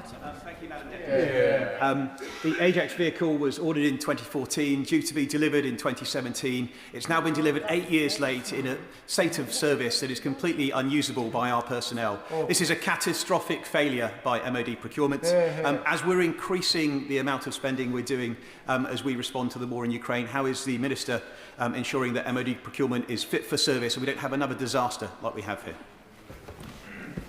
I thank him for his question. It is important that we look at what particularly happened with Ajax and the Ajax family of vehicles in this case to look at what lessons we need to learn and what decisions we need to take as a result. However, the wider point he raises about defence reform is a valid one. Defence procurement takes too long. That was a system that we inherited from in 2024. It's too expensive and it doesn't allow for spiral development in the way it needs to. The procurement of Ajax was a novel form where the platform was procured and brought into service and iterations then retrofitted onto each platform. That is an area that I'm looking at to see whether that model, that type of procurement is right for the platforms that we're looking to buy. Julian Lewis. It's hard to think of a comparable disaster without going back to perhaps the early 1960s and the cancellation successively of Blue Streak and Skybolt. I really worry that if this platform is not fit to be issued, a huge legal standoff between the MOD and the company as to who is responsible for picking up the bill. Has thought been given to sharpening the pencils of the MOD lawyers? He's inviting me to speculate on what could be a decision that would be taken after this report comes back. The Defence Secretary and I are very clear that all options remain on the table in respect of this. We are looking at what are the causes of this and what lessons can be learned based on those 3 reviews that I outlined to the House earlier. And I hope the contribution of people that work in the sector that may currently be sharing with members of the media, I would welcome them sharing their insights and their experiences with the ministerial review so we can look at those, take on board their concerns and make sure that when a decision is made, once these reviews have reported, it is the right decision for our armed forces, but perhaps most importantly for the safety of our service personnel. Joanna Baxter. Madam Deputy Speaker, I thank the Minister for his response to the question and also his unshakable commitment to putting service personnel safety first. I wonder if the Minister could confirm when the Ajax programme was last paused prior to this incident. The Ajax programme was paused under the last government when there were problems with Ajax identified in relation to noise and vibration. It was right that I think the last government took the decision to pause to understand what had happened, and then they commissioned work to understand what had gone wrong and therefore what mitigations were required. It is on the basis of a lot of that work that I was given an assurance that the platform was safe. Given the injuries sustained to our service personnel, we are looking at what has been provided to us, the accuracy and the timeliness of that, but also to understand what has happened in relation to this incident here. And I'll be able to say more in due course when the review reports. Cameron Thomas. Thank you, Madam Speaker. In the last government, the Conservative signed a contract for £1.5 billion with Boeing to order 5 E-7 Wedgetail aircraft. The order reportedly circumvented the MOD's established procurement system, and the RAF is still without an operational platform. The Ajax scandal has dragged on even longer, and last week a General Dynamics manager used social media to ridicule Army leadership and those personnel who had suffered from excessive noise and vibration whilst using the Ajax platform. If this £6.3 billion investment collapses, what is the government's contingency? And regardless, will the government launch an inquiry into both platforms? Thank you.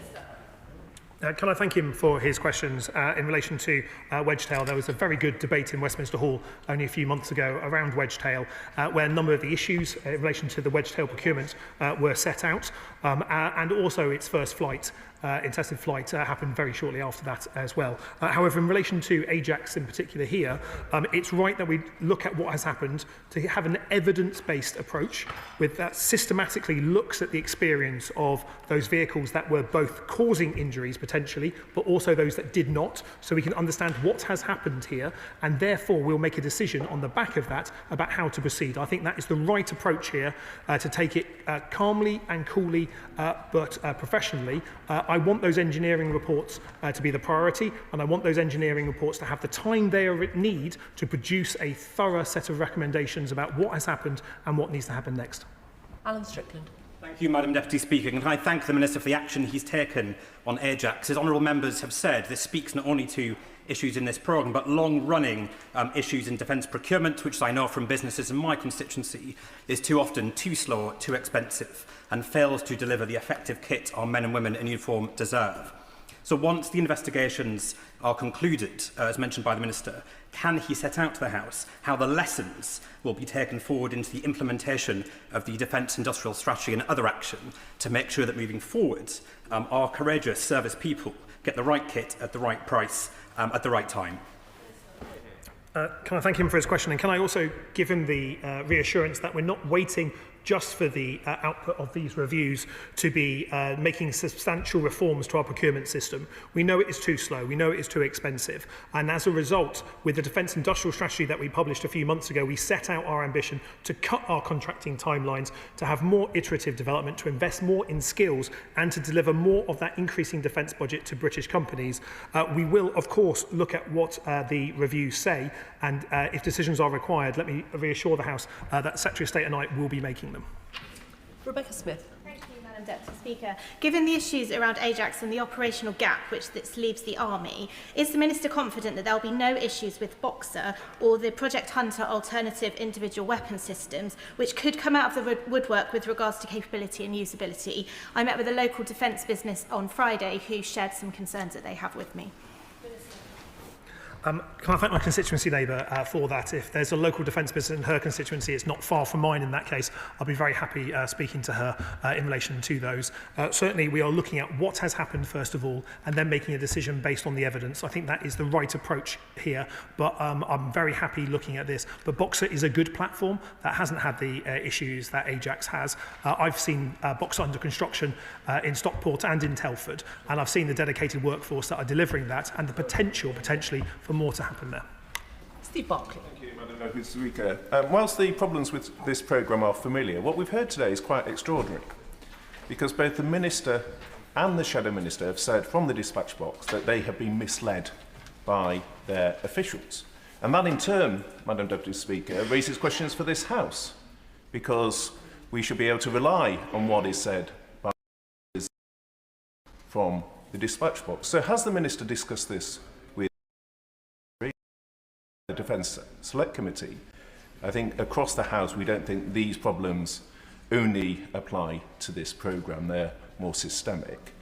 But what he has said and what the Shadow Defence Secretary has said is extremely important to how this House operates and whether individuals are held to account. So what action will he take with the Cabinet Secretary to address that?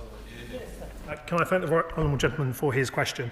I didn't use the same words as the Shadow Defence Secretary has deliberately, because I haven't seen the evidence of what has happened in this case here. I'm reserving judgment about the advice given to me, but I'm asking for a review into the accuracy and timeliness of that to ensure that that information given to me is the right one. However, I'm aware of the Sheldon review that highlighted concerns in the past. I've spoken to the right honourable gentleman opposite, and I seek to speak to further members across the House and indeed former members that have had experience in this respect, because it is absolutely vital that we can have confidence in the equipment that we're asking our men and women in armed forces to use, and to make a decision on the use of that equipment we need to have absolute certainty that it is safe to do so.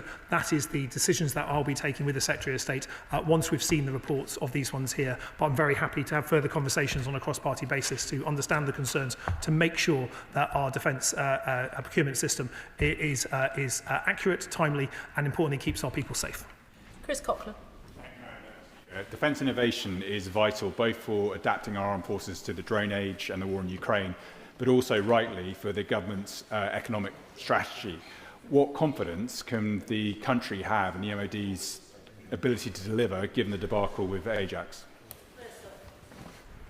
Well, every single day, brilliant people in defence companies, large and small, deliver incredible capabilities for the UK Armed Forces and new permissions for our friends in Ukraine.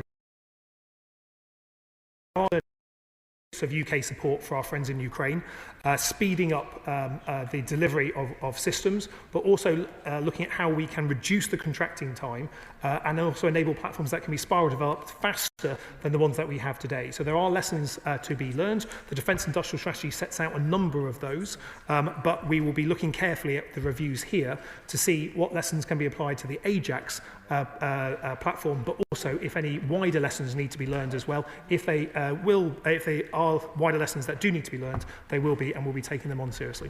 John Cooper. Thank you, Madam Deputy Speaker. Civilians talk tactics and veterans talk logistics. So while the manned trucks might not be as sexy as Ajax, their loss, however temporary, will be keenly felt. Can the Minister outline what practical steps are being taken to make sure that the wheels, so to speak, are not coming off any other mission critical equipment? Can I thank him for his question? He's absolutely right of the importance of logistics, and I'm reminded without Colonel James Sunderland, who previously sat on the Conservative benches, who was a logistics colonel, that we are slightly light on that expertise in the House, perhaps at the moment. But I think it is important that we look at a system working properly, and that is when faults were identified with the MAN SV vehicle, that the correct mitigations were put in place and then being rolled out. And I think I would make a clear distinction between where we understand what has happened, what mitigations are required, and how we will roll those out, which should be a system working properly, compared to what's happening with Ajax, where we are not yet certain what has happened, but we have a number of investigations that will hopefully provide us with the clarity and the answers that we require soon. Shannon.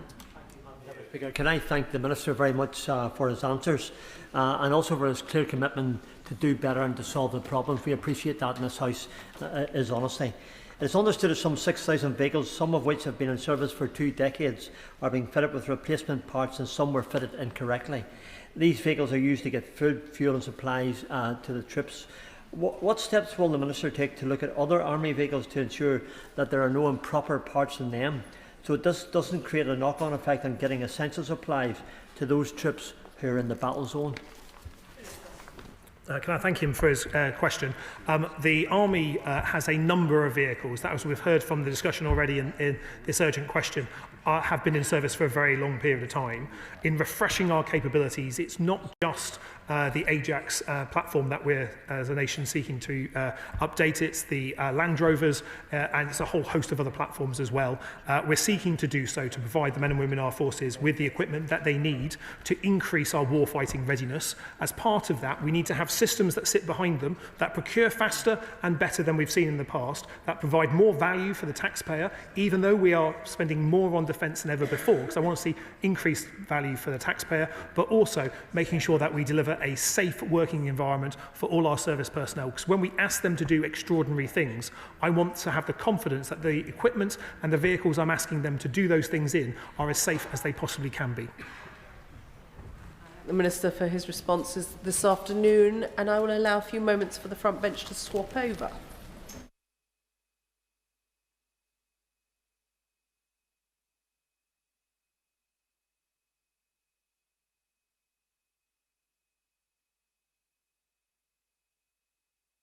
Brings us to a statement on the child poverty strategy. Secretary of State Bridget Phillipson.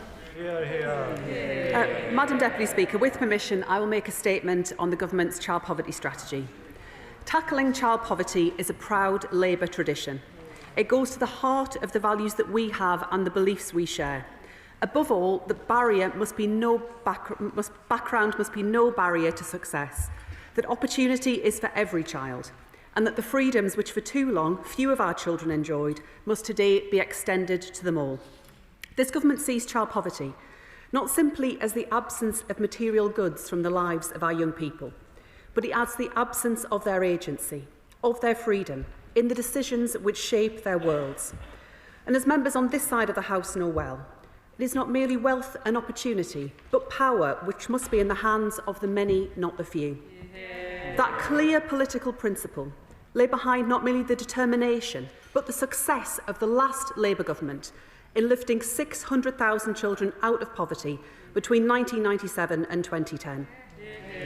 But after Gordon Brown left office, that progress was reversed by deliberate cuts to public services, economic stagnation and there are now children in poverty, 900,000 more than in 2010. This means in a typical classroom of 30 children, there will be around 10 who are experiencing poverty.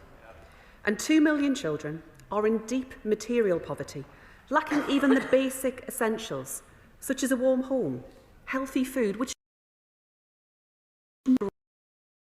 and we know that growing up in poverty has education and more broadly for their life chances. And it is equally damaging for our country, not merely for our public services, social cohesion, our chances of economic growth, but for the sort of society that we wish to build and the sort of future we can promise our people. That's why we made a manifesto commitment to develop an ambitious child poverty strategy. And shortly after the election, the Prime Minister announced a child poverty task force to deliver this, which I have been proud to co-chair. This has been a cross-government task force, recognising that the causes of child poverty are wide-ranging and deep-rooted. The task force has visited towns and cities across the UK, talked to over 180 stakeholders, including charities, academics and think tanks, and most importantly, listened directly to the experiences of children and families living in poverty, putting them at the heart of our work. And I am proud that the reduction in the number of children living in poverty because of this strategy will be the biggest than any reduction in child poverty recorded by any government in a single parliament ever. Our strategy sets out the action that we are taking and will take to help families by boosting incomes, saving money on essentials and strengthening local support. This will build on the urgent action we have already taken since entering government to tackle both the root causes and the symptoms of child poverty, including the Best Start for every child through our Best Start family hubs that will deliver the early intervention and support that new parents need to set up their children for future success in life, along with our extension of the holiday activity and food programme. Our expansion of free school meals, announced in July, will lift 100,000 children out of poverty by the end of this Parliament, reaching 500,000 families who receive universal credit. And our new Crisis and Resilience Fund, worth £842 million a year, will reform crisis support by enabling local authorities to provide immediate support to those on low incomes who encounter a financial shock. And these commitments come on top of the wider change our government is bringing to the lives of families in our country, including expanding free breakfast clubs, boosting the national minimum wage for those on the lowest incomes, and supporting 700,000 of the poorest families through our new fairer payment rate on universal credit deductions. But, Madam Deputy Speaker, we had to go further. On this side of the House, we believe that the social security system should be at once a springboard for opportunity and a safety net when times are tough. Any of us can fall on hard times. Any of us can become unwell, fall out of work, or lose a loved one. The security for working people of knowing that when things go wrong, it is one of the greatest achievements of the labour movement, not just here in Britain, but around the world. And that belief that motivates that struggle against insecurity applies above all to our children. Our system of support for families should never be necessarily the choices of their parents. That third value and worth as the second and the first. What we believe is the right support for the first in the family is right for her sisters and brothers unto this last. None of us, none of our children should lose out simply for the number of our siblings. And failing to act on child poverty will cost Britain far more than investing now. Every pound we spend lifting children out of poverty saves much more in future health, education and welfare costs and builds a stronger economy. We cannot afford to sit on our hands and pick up the greater costs of failure further down the line, because poorer children are more likely to have serious mental health difficulties. They're more likely to have poorer employment outcomes and to earn less. And by age 5, children eligible for free school meals are already 5 months behind. By age 16, that gap has widened to over 19 months. And no one has felt these consequences more than the children themselves.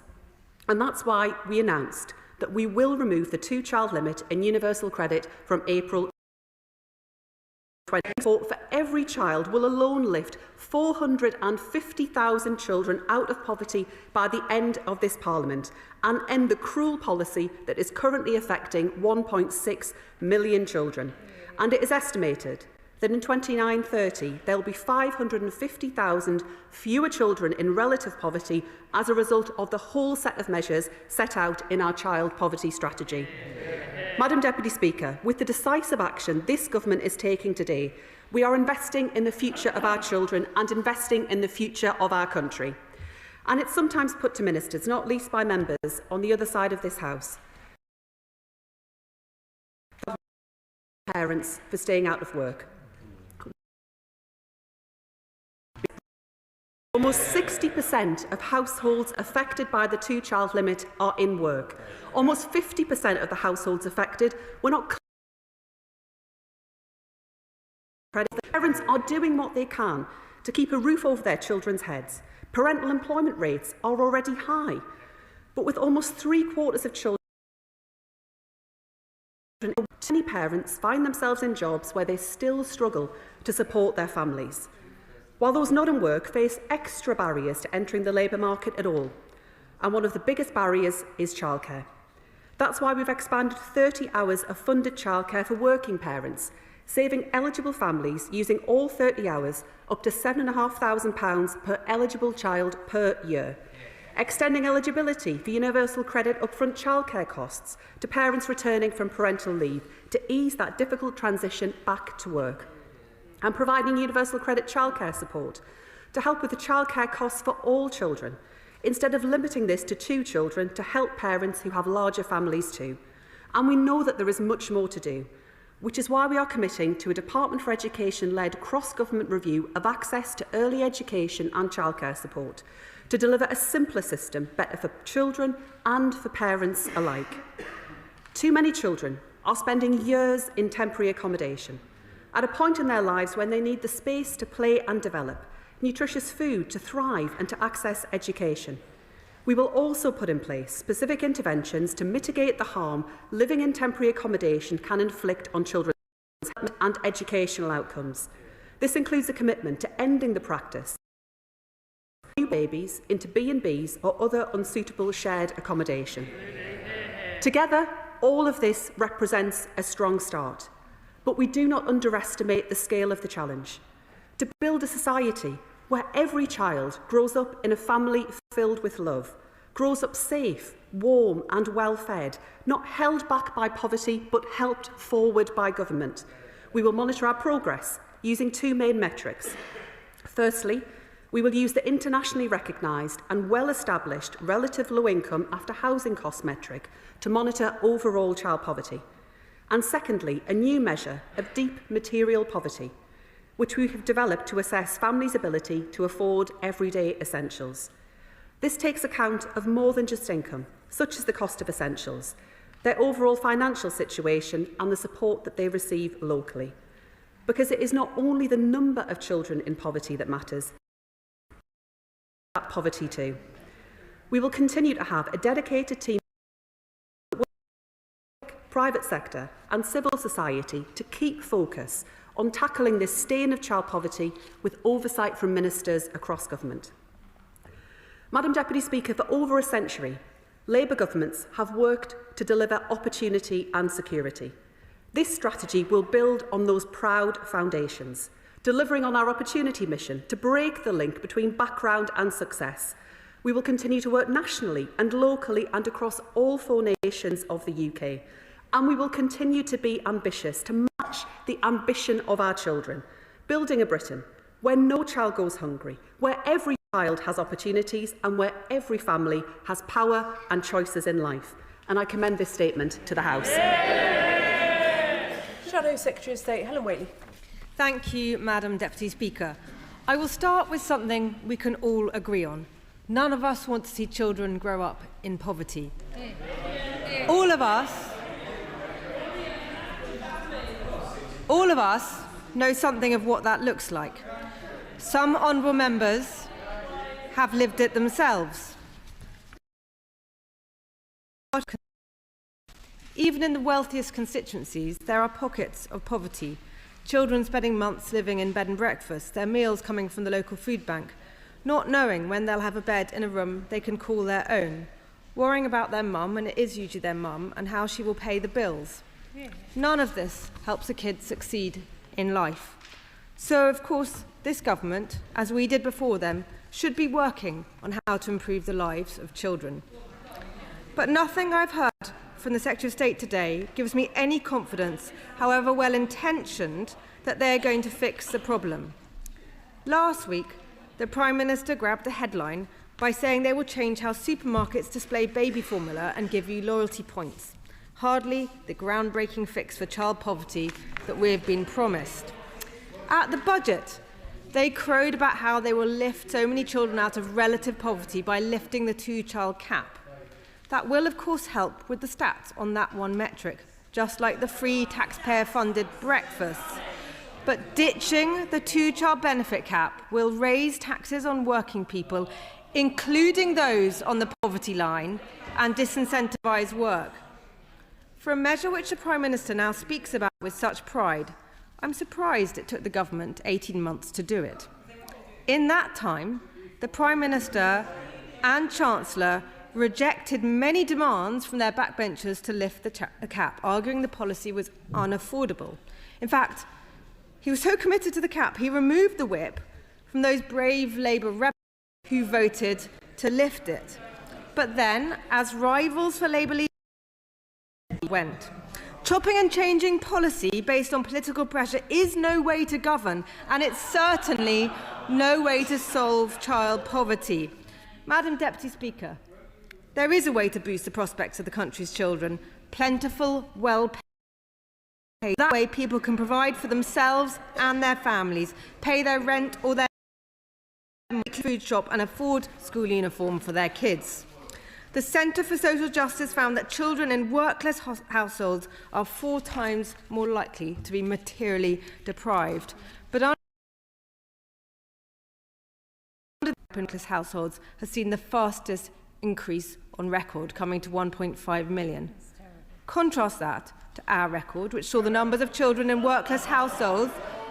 You can laugh, but honestly, you should listen to this that makes a difference to children's lives. Contrast that to when we had numbers of children in workless households decreasing year on year from 2014. Now, with unemployment going up month on month, sadly, the number of children in workless households is likely to keep on going up. Then, there's something even more fundamental, Madam Deputy Speaker, that helps to stave off poverty, and that is the family. 44% of children in lone parent households live in poverty, compared to 25% in households with a couple. Strong working families raise children who are less likely to be in poverty. It's as simple as that. Yet their poverty strategy ignores this fact entirely. In fact, rather than tackle the root causes of poverty, the strategy concerns itself with vouchers for formula milk. How many children will be brought out of poverty thanks to those vouchers? And why is there nothing in the strategy on parenting skills, which we know are key determinants of child outcomes? Why do they insist on using the misleading metric of relative poverty instead of measures that reflect real living standards? On the other hand, with their budget slapping thousands of pounds of extra taxes on hard-working and hard-up families, how many families are actually going to be plunged into poverty because of their tax rises? How many more households will now be eligible for universal credit? If they truly believe that lifting the two-child cap is so essential to reducing poverty, why did it take the Prime Minister 18 months to do it? And why did he remove the whip from his own MPs who voted for it? Will the Secretary of State tell us a real reason? Was it actually about saving his own skin? Madam Deputy Speaker, I know they're well-meaning, but this is all wrong. Tackling poverty is about decent jobs, lower taxes and a stable foundation for every child. Throwing money at the problem to improve the statistics isn't the answer. And you certainly don't lift children out of poverty by making the whole country poorer. The policies in this strategy and the budget risk trapping families in long-term dependency instead of lifting them out. This strategy is so far from the bold action that Labour are making it out country needs to break the cycle of worklessness for families on benefits, to give children in life and to give taxpayers a fair deal, fair to those who pay in as well as those who get help. The fact is... Order. The Shadow Secretary of State has taken even longer than the Secretary of State did. It's well over her time limit. Secretary. Thank you, Madam Deputy Speaker. The opposition spokesperson started by saying that none of us want children to grow up in poverty. No, Madam Deputy Speaker, we as a party in government will lift children out of poverty. They pushed nearly 1 million children into poverty. That is the difference between our parties. And they knew when they introduced the two-child limit that it was a political dividing line, seeking to make an artificial divide between those families in work and those families not in work, when, as all of the evidence shows us, the children who have suffered and the families who have suffered are working families. That is what the evidence shows, and that is why we have acted.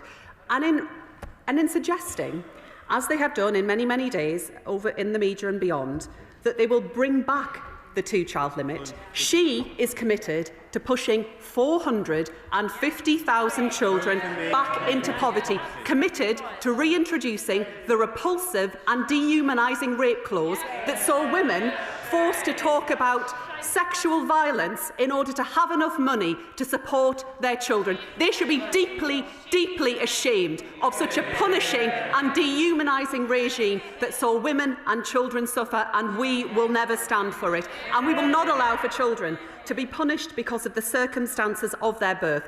Their record is a shameful and an abhorrent one. We will heal the scar that the Conservatives inflicted on children across our country, and we will heal it once and for all. Because, Madam Deputy Speaker, We are also a party that believes in the power of education to spread opportunity. Speak to any teacher across the country and they will tell you that poverty limits learning and it limits the life chances of our children. And in ending the two-child limit, we are investing in education, investing in raising standards and investing in giving children a better start right across our country. But this is not the limit of our ambition, because we know there is much more to do. But we have so far achieved an enormous amount, acting to raise the minimum wage for the family with more support for parents, opening new breakfast clubs, work chances and children life chances. The cost on children can last a lifetime, but the cost to society can echo for generations in worklessness, in poorer health, in lost prosperity to our country. That is why this Labour government will not stand by as working families struggle, not just for the sake of parents and children, but for all of us. We promise to tackle child poverty and we are doing it. Every child in our country has the best start in life. The price of for children, for families and for our country.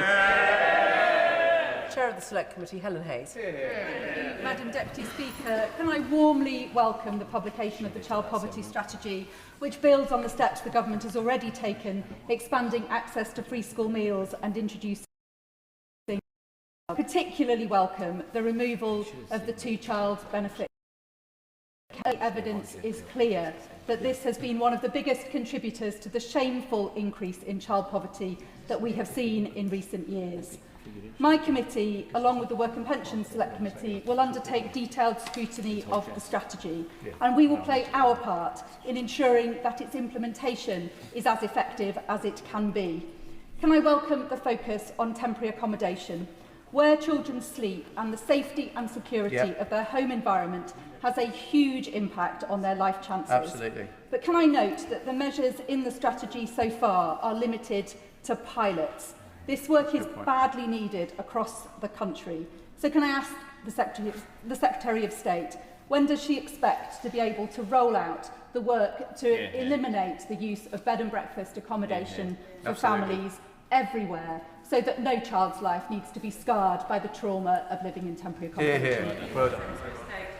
I'm grateful to the Chair of the Select Committee. She is absolutely right that temporary accommodation is linked to worse outcomes for children, has deep consequences for those who are forced to endure living in B&Bs and other unsuitable accommodation. We are working with the 20 local authorities with the highest use of B&Bs, backed up by investment to bring those numbers down. That also runs alongside the £39 billion of investment we're putting into social and affordable housing. And of course, we'll have a homelessness strategy coming forward in due course that will set out further steps the government will be taking. But I do look forward to discussing this further with her committee next time I'm before them. Liberal Democrat spokesperson Munira Wilson. Thank you very much, Madam Deputy Speaker. Every child, no matter their background, deserves the opportunity to flourish and fulfil their potential.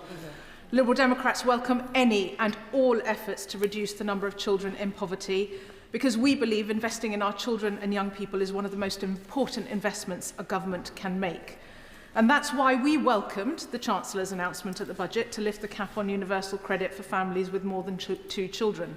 A cruel policy put in place by George Osborne and the Conservatives when they were left to their own devices in government. However, what has been announced today is a smorgasbord of existing proposals which is very light on any new measures that we urgently need to tackle the scourge of child poverty. Even the government's own numbers suggest that this strategy will leave nearly 4 million children stuck in poverty. The government needs to go further, and the Secretary of State could start by properly funding the very welcome expansion in free school meals and, crucially, automatically enrolling children on the scheme so that no child slips through the cracks and misses out on a hot, healthy meal. The Education Secretary could also set a cap on the cost of branded school uniform so that hard-pressed parents don't have to suffer overinflated prices as a result of her short-sighted policy to cap the number of branded uniform items. But, Madam Deputy Speaker, we know that one of the biggest determinants of outcomes is housing. Like many other London MPs, I regularly see families in my surgery suffering the devastating consequences of being shoved into temporary accommodation many miles away from their schools and wider. If the government is serious about ending the use of B&B accommodation, we need to build 150,000 social homes every year in order that local people can genuinely afford to live in their area with local services to meet their needs. And finally, the Secretary of State rightfully pointed out that long-term costs of material poverty, the same can be true of those children suffering a poverty of love and care. That's why her failure to reverse the cuts she imposed earlier this year to the Adoption and Special Guardianship Support Fund by finding just £25 million, a drop in the ocean of government spending, is so egregious and short-sighted. Why won't she think again to ensure our most vulnerable children can access the therapy they desperately need to have a best second chance in life? Madam Deputy Speaker, this is an ambitious strategy that will see the largest ever reduction in the number of children growing up in poverty in a single parliament since records began. No one can accuse us of lacking ambition where it comes to driving down those numbers. And whilst I note the Honourable Lady's reference to the introduction of the two-child limit, I would just observe that it was after 2010, with the coalition government, that we saw, for example, the mass closure programme of Sure Start centres right across our country, even though the evidence was clear about the outcomes they delivered and the difference that they made to families. And that's why I am proud that this Labour government is a new generation with Best Start family that they need. Running alongside that, as I set out, we are investing £39 billion in social and affordable housing, the single biggest in a generation uplift in support to build the social and affordable homes that all of the measures in the Employment Rights Bill, the changes around universal put an extra £1 billion into supporting families. This Labour government is investing in children, investing in their futures to deliver the brighter future that all of our children deserve. Janet Davey. Thank you, Madam Deputy Speaker.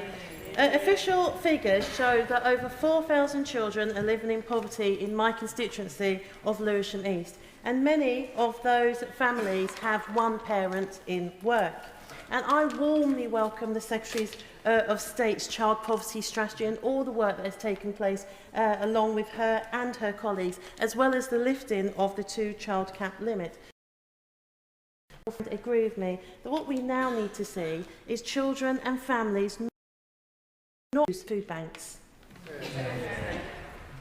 Thank you, Madam Deputy Speaker. I'd just begin by paying tribute to my honourable friend for all of the work that she did in the Department for Education and continues to do to champion the life chances of children in her community and across our country. She did a lot to contribute to much of the work that has gone into the strategy, and I'm grateful to her.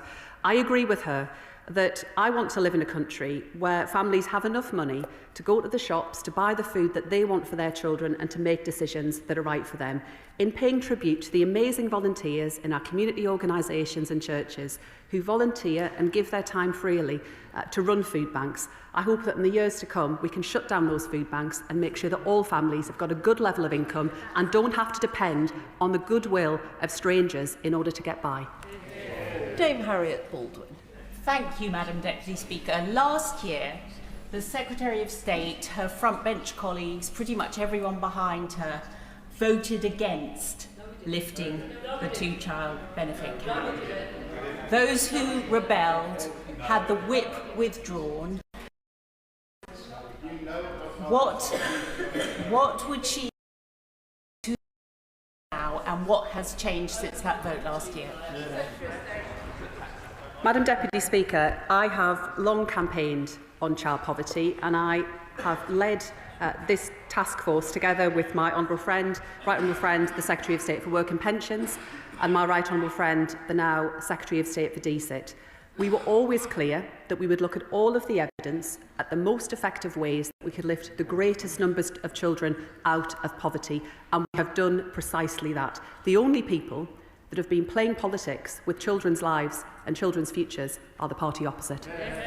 Chris Vince. Thank you, Madam Deputy Speaker, and I thank the Secretary of State for her statement today. I speak to teachers a lot of reach me on a weekly basis in Hull who tell me that poverty is a huge barrier for young people's education, and as a former teacher myself, I can absolutely testify to that. So could the Secretary of State touch upon how these policies make a huge difference to young people to be able to get the best outcomes for them?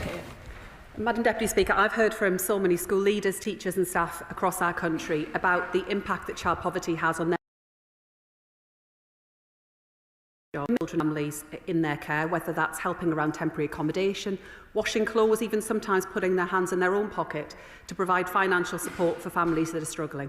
But they shouldn't have to do that, and it isn't sustainable. And that's why the investment that we're making in lifting children out of poverty is also an investment in children and their life chances and an investment in education.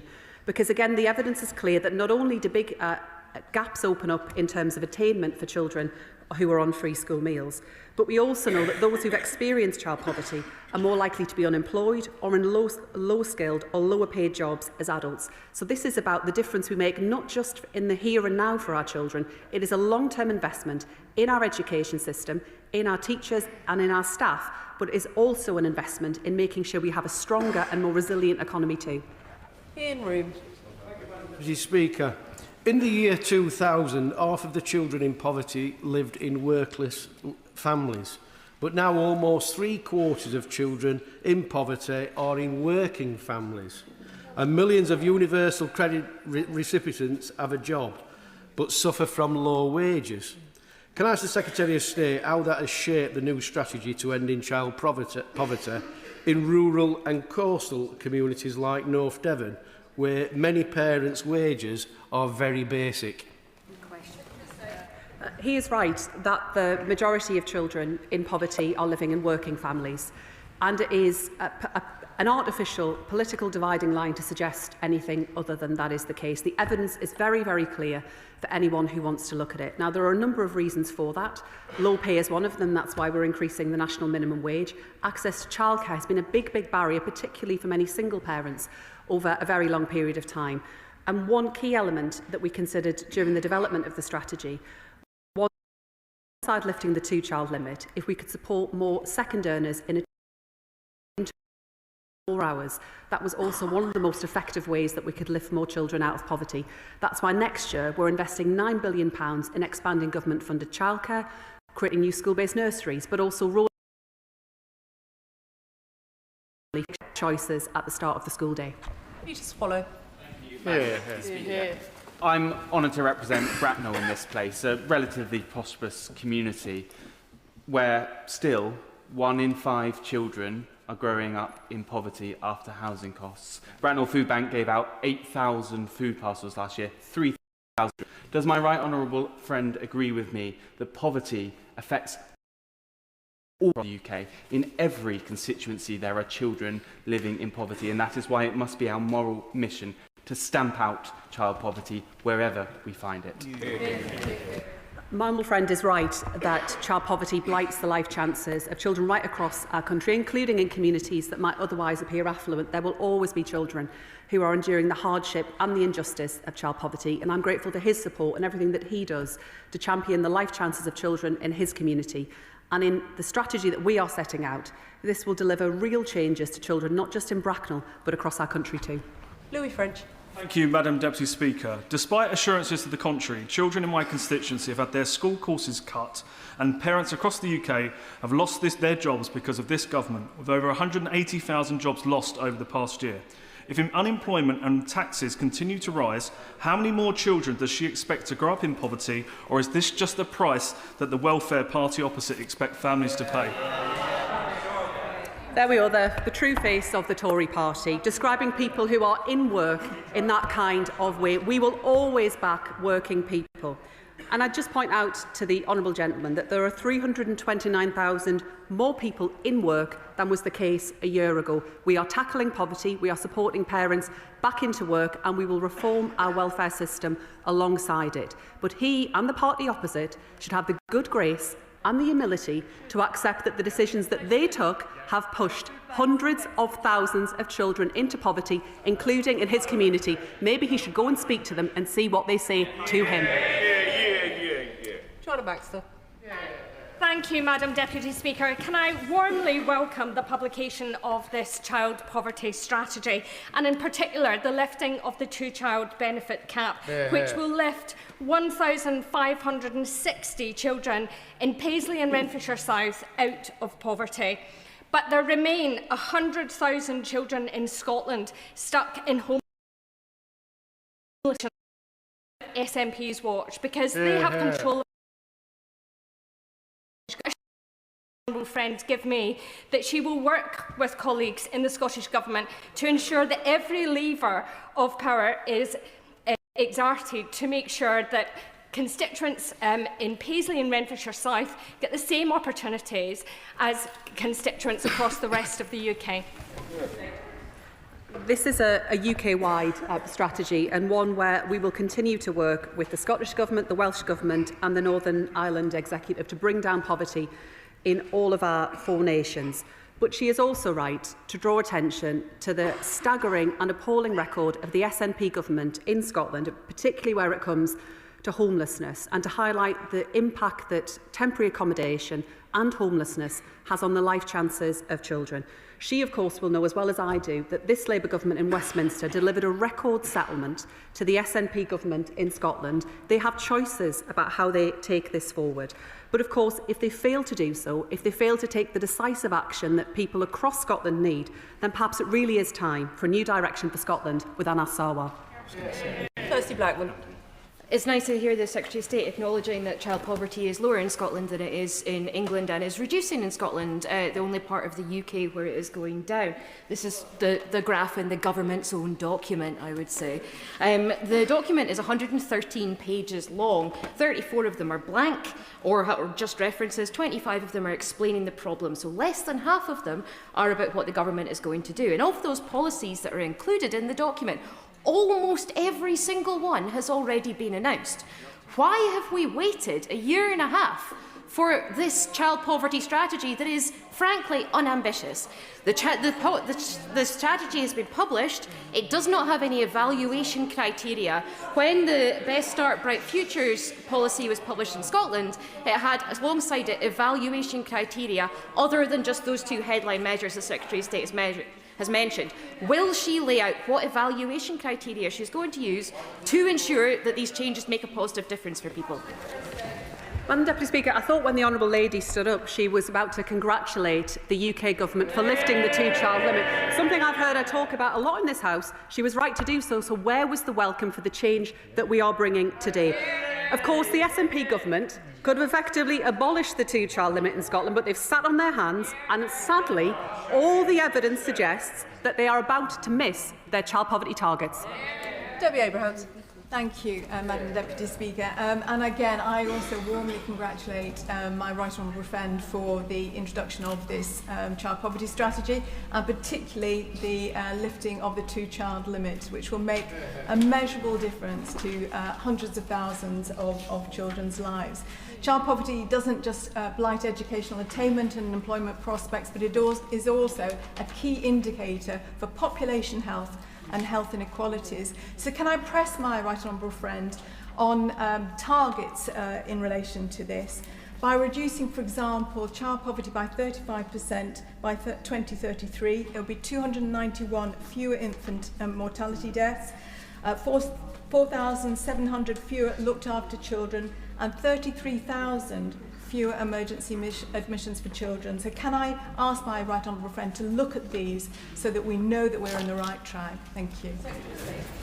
I'm grateful to my honourable friend, the chair of the Select Committee. I know she's long campaigned on these important areas around the relationship between poverty and health inequalities, and through the development of the strategy and through the task force, we took evidence from experts in this area. I give her the commitment that yes, we will continue to consider the impact on health, including health inequalities of poverty. And through the development of the strategy and through publication, We want to see this as part of a long-term 10-year strategy for lasting change. The monitoring and evaluation framework that was published alongside the strategy sets out our plans to track progress, and this will include a comprehensive programme of analysis focusing on the drivers of child poverty and the impact of specific interventions, and we'll continue to publish more data that she and others can continue to hold ministers to account on the progress that we want to make on bringing numbers of children in poverty down. Jess Brown-Fuller. Thank you, Madam Deputy Speaker, and I refer members to my register of interests as the chair of the APPG for infant feeding. The government's response to the CMA's report into infant formula, which aims to give parents the confidence to choose any brand of formula regardless of price point because they're all nutritionally equivalent, is a really welcome first step as part of the child poverty strategy. But without tackling and enforcing the marketing legislation so formula companies can't continue to use intangible claims on their packaging, their announcement will not protect all parents. So can the Secretary of State please tell me when we can expect this legislation to be reviewed, as a review was committed to in the government's announcement last week? Thank you, Madam Deputy Speaker, and I'm grateful to the Honourable Lady for the work that she does in this important area. As she knows, parents will save up to £500 a year as a result of the plans that we've set out around action on baby formula so that parents can make the right choices for them.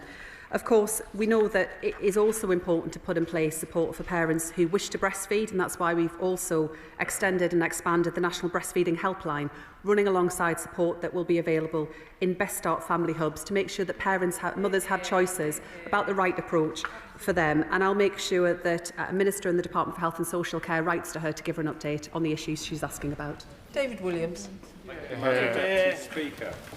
The removal of the two-child limit is welcome news, and in my constituency it will lift well over 4,000 kids out of poverty in my area alone. Now, I saw it firsthand, Madam Deputy Speaker, how 14 years of austerity left families in Stoke-on-Trent and Kidsgrove in crisis. Early support was taken away, and we now have amongst the highest numbers of kids living in poverty anywhere in the country. So I wonder, does the Secretary of State agree with me that we must also start to build back that local, personalised family support, for example, through our family homes, which were absolutely decimated under the previous Conservative government?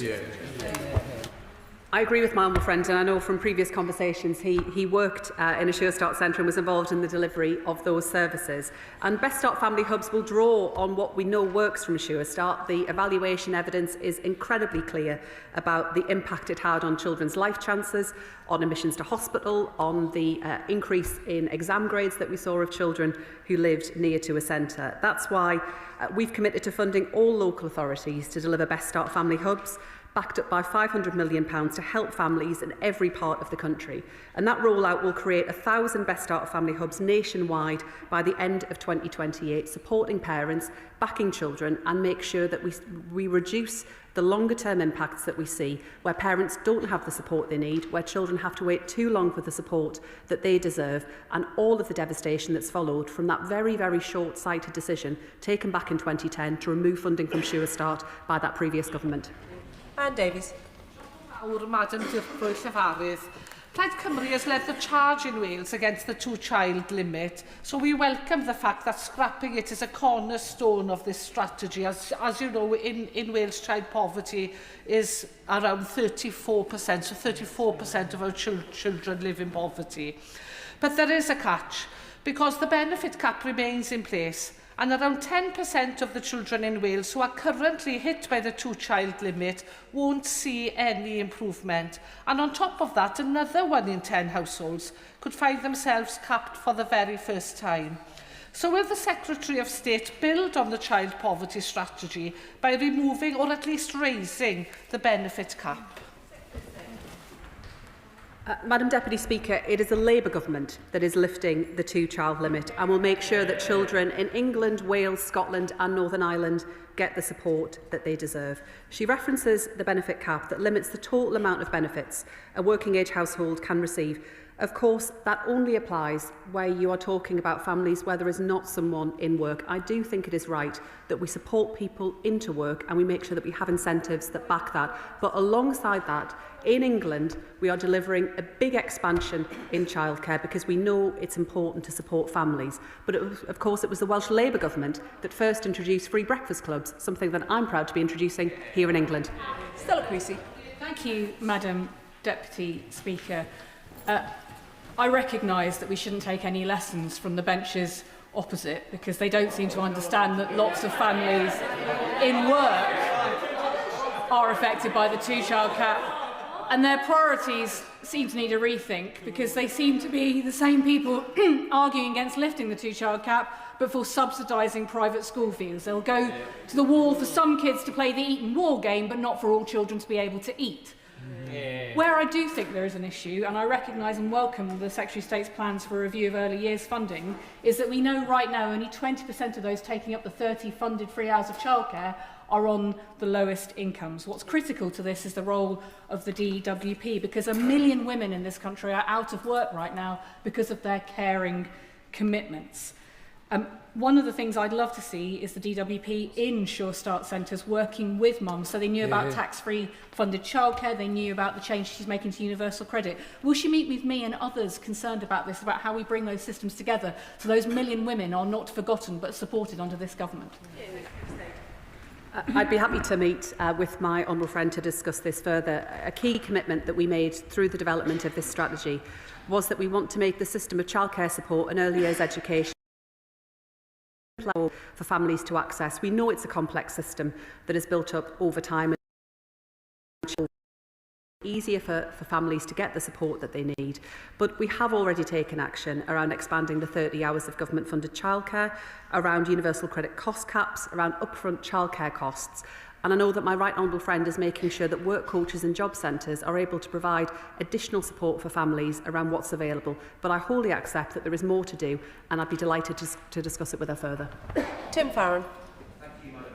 What assessment has the Secretary of State made of the impact on child poverty of the government's rather blanket approach to changing local government funding and taking support away from rural councils? Westmorland and Furness Council stands to lose 13% of its budget, which will not only exacerbate child poverty and reduce educational and life chances for children in my constituency, 1 in 5 children in Kendal already living in poverty in parts of the town, but also will undermine the government's own plans to regenerate the town of Barrow, which underpins the UK's nuclear deterrent and its defence capability. Will she, at this last moment, urgently get involved and talk to Cabinet colleagues to prevent these deeply damaging cuts which will exacerbate child poverty and put the country at risk? Secretary of State.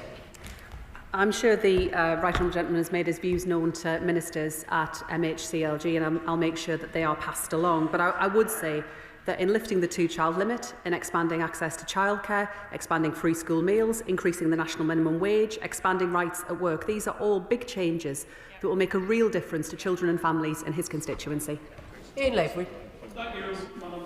As obvious, by the absence of our friends on the opposite benches, how interested they actually are in eradicating child poverty. Every single child from child poverty.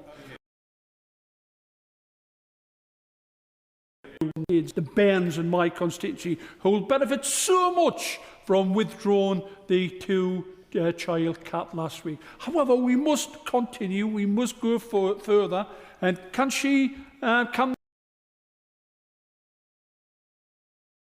my constituents that in the talks to further eradicate child poverty, discussions will take place with regards to the rollout of universal free school meals for people in Blyth and Ashton, like other people in different regions actually get. Secretary of State. My honourable friend is absolutely right that poverty does scar the life chances of children, and it has always been the moral mission of this Labour Party, and it will always be the moral mission of this Labour government, to end child poverty and to reduce poverty brings, not just and the deep sense of hopelessness often that child poverty can cause for children and families. So I am delighted that we've taken action to lift the two-child limit that will benefit thousands of children in his constituency, and alongside that, from next September, in expanding free school meals to all families in receipt of universal credit, we will lift 100,000 more children out of poverty. We all know that in a constrained environment with a tough set of circumstances around the public finances, there are challenges and constraints under which we operate. But we have taken the decision as a Labour government to prioritise investment in our children, in their futures and in our economy. Zoe Franklin. Deputy Speaker, in my constituency of Guildford, as with so many other constituencies across the UK, we have particular challenges around the fact we have significant affluence and just across the road we have extreme poverty. We have areas where 1 in 3 children are living in poverty in my constituency, despite the great work of many local organisations. Can the Minister set out what measures are in the strategy to specifically address this challenge? Secretary. Madam Deputy Speaker, I do recognise that even in more seemingly affluent communities there can be pockets of deprivation and many children can still be living in poverty, and it was wherever it occurs. But the measures that we're setting out, both in the budget, will make a big difference to her constituents, whether that's freezing rail fares, freezing prescription charges, increasing the national minimum wage, improve rights at work, 30 hours of government-funded childcare, new free breakfast clubs, free school meals for all families on universal credit. It's a very long list, Madam Deputy Speaker. I'll leave it there, but there's a lot more I could say in the difference that it's making. Harpreet Apple. Thank you, Madam Deputy Speaker. Can I welcome the strategy, particularly the work that is being done on the new measure of deep material poverty, which will be really, really important in understanding the experience of children. Can I particularly ask about the Family Start Hubs and also the extension of the holiday food programme? Is the Secretary of State able to say more about how much that will be extended, how long that will be extended for, and how quickly the hubs will be rolled out? Thank you. Thank you, Madam Deputy Speaker. We're investing £500 million more to make sure that we're expanding Best Start Family Hubs to local authorities who don't currently have that provision. And by the end of the Parliament, 1,000 Best Start Family Hubs will have been rolled out. That will make a huge difference to children and families across our country. And as she says, runs alongside the Holiday Activity and Food Programme. We've confirmed over £600 million for the Holiday Activities and Food Programme for the next 3 financial years. And this multi-year settlement will also give clubs and local authorities greater certainty to be able to plan, because we did hear directly from families during the development of the strategy, the challenges that they often face during the holiday period. And I do just want to put on record my particular thanks to Changing Realities, who worked with us to make sure that the views of parents and children living in poverty were heard during the development of this strategy. And I'm very grateful for all of the support that they gave. We're able to influence government decision making and shape the strategy. I absolutely welcome this government's rollout of free school breakfast in every primary school. However, I recently met with the local school in the early adopter scheme in my constituency, and they shared their concerns that their funding is not enough to provide a full breakfast for each child, and in some cases children go without anything. I want to ensure that every child receives a free, fresh and nutritious breakfast. So will the Minister confirm that schools are receiving enough money to ensure children are getting a proper breakfast and not just a snack or nothing at all? Yeah. Madam Deputy Speaker, in launching the first phase, our early adopter phase of 750 free breakfast clubs, we wanted to make sure that we covered schools in a range of different communities and in different contexts with different cohorts of students. And we've been able to learn from that in setting out how we will be delivering funding for the next phase from April 2026. So we're making changes to the funding around the daily rate, around the per pupil rate, but I'd also encourage the school in her constituency to share her views with us as the department, because we're keen to learn from the experiences of staff on the ground, but also to share her views through the peer network that we've established so that schools can share experiences and good practice. Tom Collins. Thank you, Madam Deputy Speaker. As Chair of the Family Hubs APPG, I'm pleased that Best Start Family Hubs are at the heart of this strategy and that it values a fresh approach rooted in place, community and partnership across sectors. This could be a moment that finally breaks the cycles of disadvantage and inequality. It's a diverse collective of organisations who are already doing just this, innovative, rooted in communities. And I thank the Secretary of State for her department's excellent engagement with our sector's collaboration. Will she ensure that this continues? And does she agree that empowering all families with frictionless integrated support is key to building a fairer, stronger, responsible society that gives each and every person the freedom to thrive? My honourable friend has done tremendous work through the all-party group in this important area, and I'd be more than happy to make sure that the department, through officials or ministers, continues to work with the all-party group as we roll out Best Start Family Hubs and as we learn from the best evidence around how we can continue to support parents and families. Our new Best Start Family Hubs will offer universal open access services for babies and children with a real focus on the under fives, where we know we make the biggest difference to children's life chances. Best Start Family Hubs will be funded in every local authority and open to all families, but the focus will be on locating them in disadvantaged communities where we know the need for support is greatest. Shannon. Mr. Speaker, can I thank the Secretary of State and the Labour Government for their statement to have a strategy to reduce child poverty. The announcement regarding the two-child benefit cap are welcome.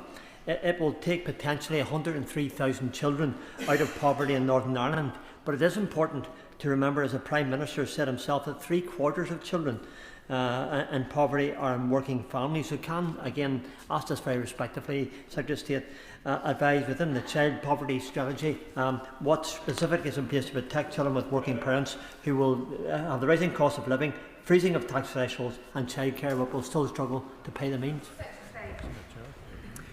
I'm grateful to the honourable gentleman. He will know I've told him previously that through the work of the Child Poverty Task Force, I also visited Northern Ireland to meet with campaigners and charities and parents there to understand that the challenges that they face. Some of those challenges are shared, for example, around the social security system, and lifting the two-child limit will make a big difference in Northern Ireland. Of course, in some areas, these are questions of devolved policy, but I did discuss while I was there with ministers around the education system and around access to childcare, and also the development led by the Northern Ireland Executive around action on child poverty, and we will continue that work through the task force and the strategy. Can I urge colleagues to be short? We just have 15 minutes remaining on this. Sam Rushworth. Madam Deputy Speaker, and can I thank the Secretary of State for this strategy. This is what I came into politics for. And can I thank her for the rollout of Best Start Family Hubs? And I appreciate it's impossible to do everything all at once given the state of our inheritance. But even with the measures announced, children in Shildon, children in Crook, 2 towns of 10,000 people with high levels of child poverty in my constituency will not have a Best Start Family Hub. So would she meet with me or ask the relevant minister to meet with me to discuss what we can do for those children? Yes, of course, I'd be happy to meet with my honourable friend. I know he has done an incredible amount to champion the life chances of children in his community. And rural population, which presents some unique challenges. Of his constituents are able to benefit from family support services, but the lifting of the two-child limit will make a huge difference alongside the wider measures on childcare too. Afzal Khan. Thank you, Madam Deputy Speaker. Following 14 years of Tory austerity, harsh cuts to the public services and cost of living crisis, more than half of all children in my constituency of Manchester Resham are living in poverty. My honourable friend has shown excellent leadership through this strategy, but given the dire condition the Tories left the country in, can I encourage the Secretary of State to also look at measures to prevent the causes of poverty and go further so that we can end child poverty for good? Yes, Madam Deputy Speaker. Like my honourable friend, I am always ambitious to do more to lift more children out of poverty and to create better conditions where we tackle the root causes of poverty. This is an incredibly strong start, an ambitious strategy that will see the biggest reduction in child poverty numbers in any parliament since records began. That shows the scale of our ambition, and this 10-year strategy will make sure that fewer children suffer the injustice and the deep moral scar of growing up in poverty. But yes, of course, there is always more to do. Neil Griffith. Well, I'd like to thank my right honourable friend, the Secretary of State, for the enormous amount of work that she's putting in to developing this comprehensive child poverty strategy and into determining which single measures would have the greatest impact. And it's in that context that I very much welcome the removal of the two-child benefit cap. But what assurances can she give that her colleagues in the Department for Work and Pensions are making available the necessary staffing levels and training to ensure that the enhanced payments reach families without any delay or complications? I'm grateful to my right honourable friend, and who I know has always had a long-standing commitment to tackling child poverty. It was clear through the strategy that lifting the two-child limit was the single most effective way that we could lift the greatest number of children out of poverty, alongside the wider measures we're tackling to tackle the root causes of child poverty, and my right honourable friend, the Secretary of State for Work and Pensions, intends to bring forward legislation in the new year. Thank you, Madam Deputy Speaker.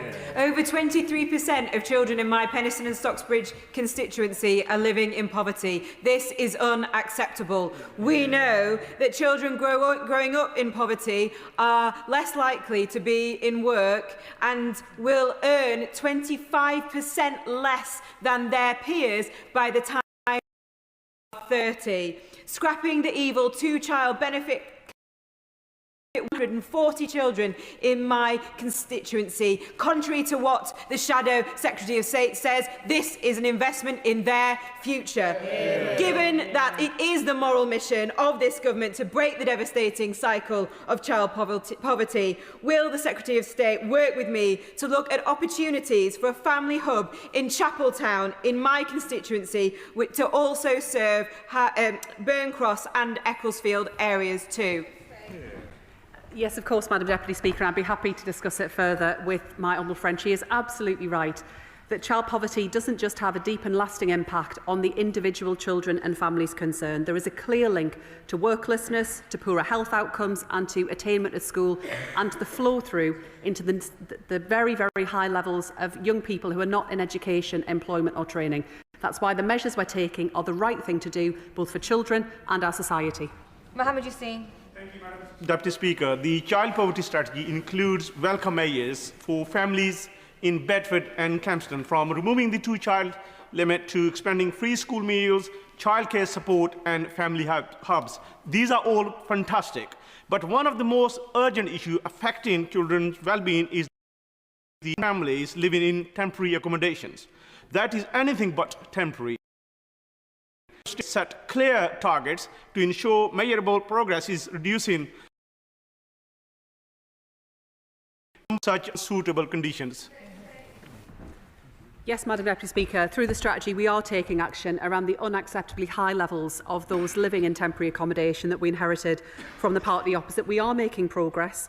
We've made progress in the last year, with numbers falling by over 40% since June. But there is more to do. That's why we're investing more into local councils who see the biggest use of temporary accommodation, like B&Bs. But it also runs alongside the £39 billion of investment going into social and affordable housing to make sure that all children have a secure roof over their heads. Thank you, Madam Deputy Speaker. I welcome the child poverty strategy and all this government is doing to undo the cruel policies of the Tories in which children in Kettering paid the price.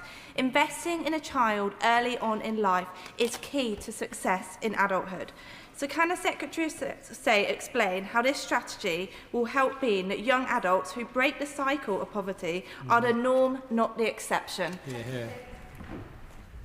I'm grateful to my honourable friend, and it was wonderful recently to visit a breakfast club in her constituency to see the difference that will make to children's outcomes. The evidence is clear about the impact on educational outcomes, but how it also supports more parents to work the hours that suit them and often to take on more hours too. Child poverty has devastating long-term impacts for our economy and for society. And we know that where it comes to the long-term impacts on children, children are more likely to end up workless, less likely to do well at school and more likely to have long-term health outcomes. That is something this Labour government is determined to change. Antonia Vance. Thank you, Madam Deputy Speaker, and I want to thank my right honourable friend for her leadership on the two-child limit and for always carrying the kids who didn't eat last night in her heart. Last week I was at Sacred Heart School in Tipton in my constituency. I met the school council and I met the teaching staff there, and they spoke to me about how difficult it is that so many children living in temporary accommodation on the Hagley Road in Birmingham have to get 2 or more buses and trains to get to school every morning. Their parents get them there by hook or by crook, but they're late often, and it has an impact on their lives. Can the Secretary of State tell us a little bit more about what she'll do to make sure our youngest children in particular are out of bed and breakfast as soon as possible? I'm grateful to my honourable friend for everything that she's done over many years to campaign on these issues around child poverty, but also where it comes to housing as well. We have announced an ambition to cut school days lost for children in temporary accommodation, because she's right, it often means children arrive late at school or don't arrive at all, and that has a long-standing impact on their life chances. We are investing more in local authorities who make the biggest use of B&B accommodation. We're making progress and bringing those numbers down, and alongside that investing in more social and affordable housing.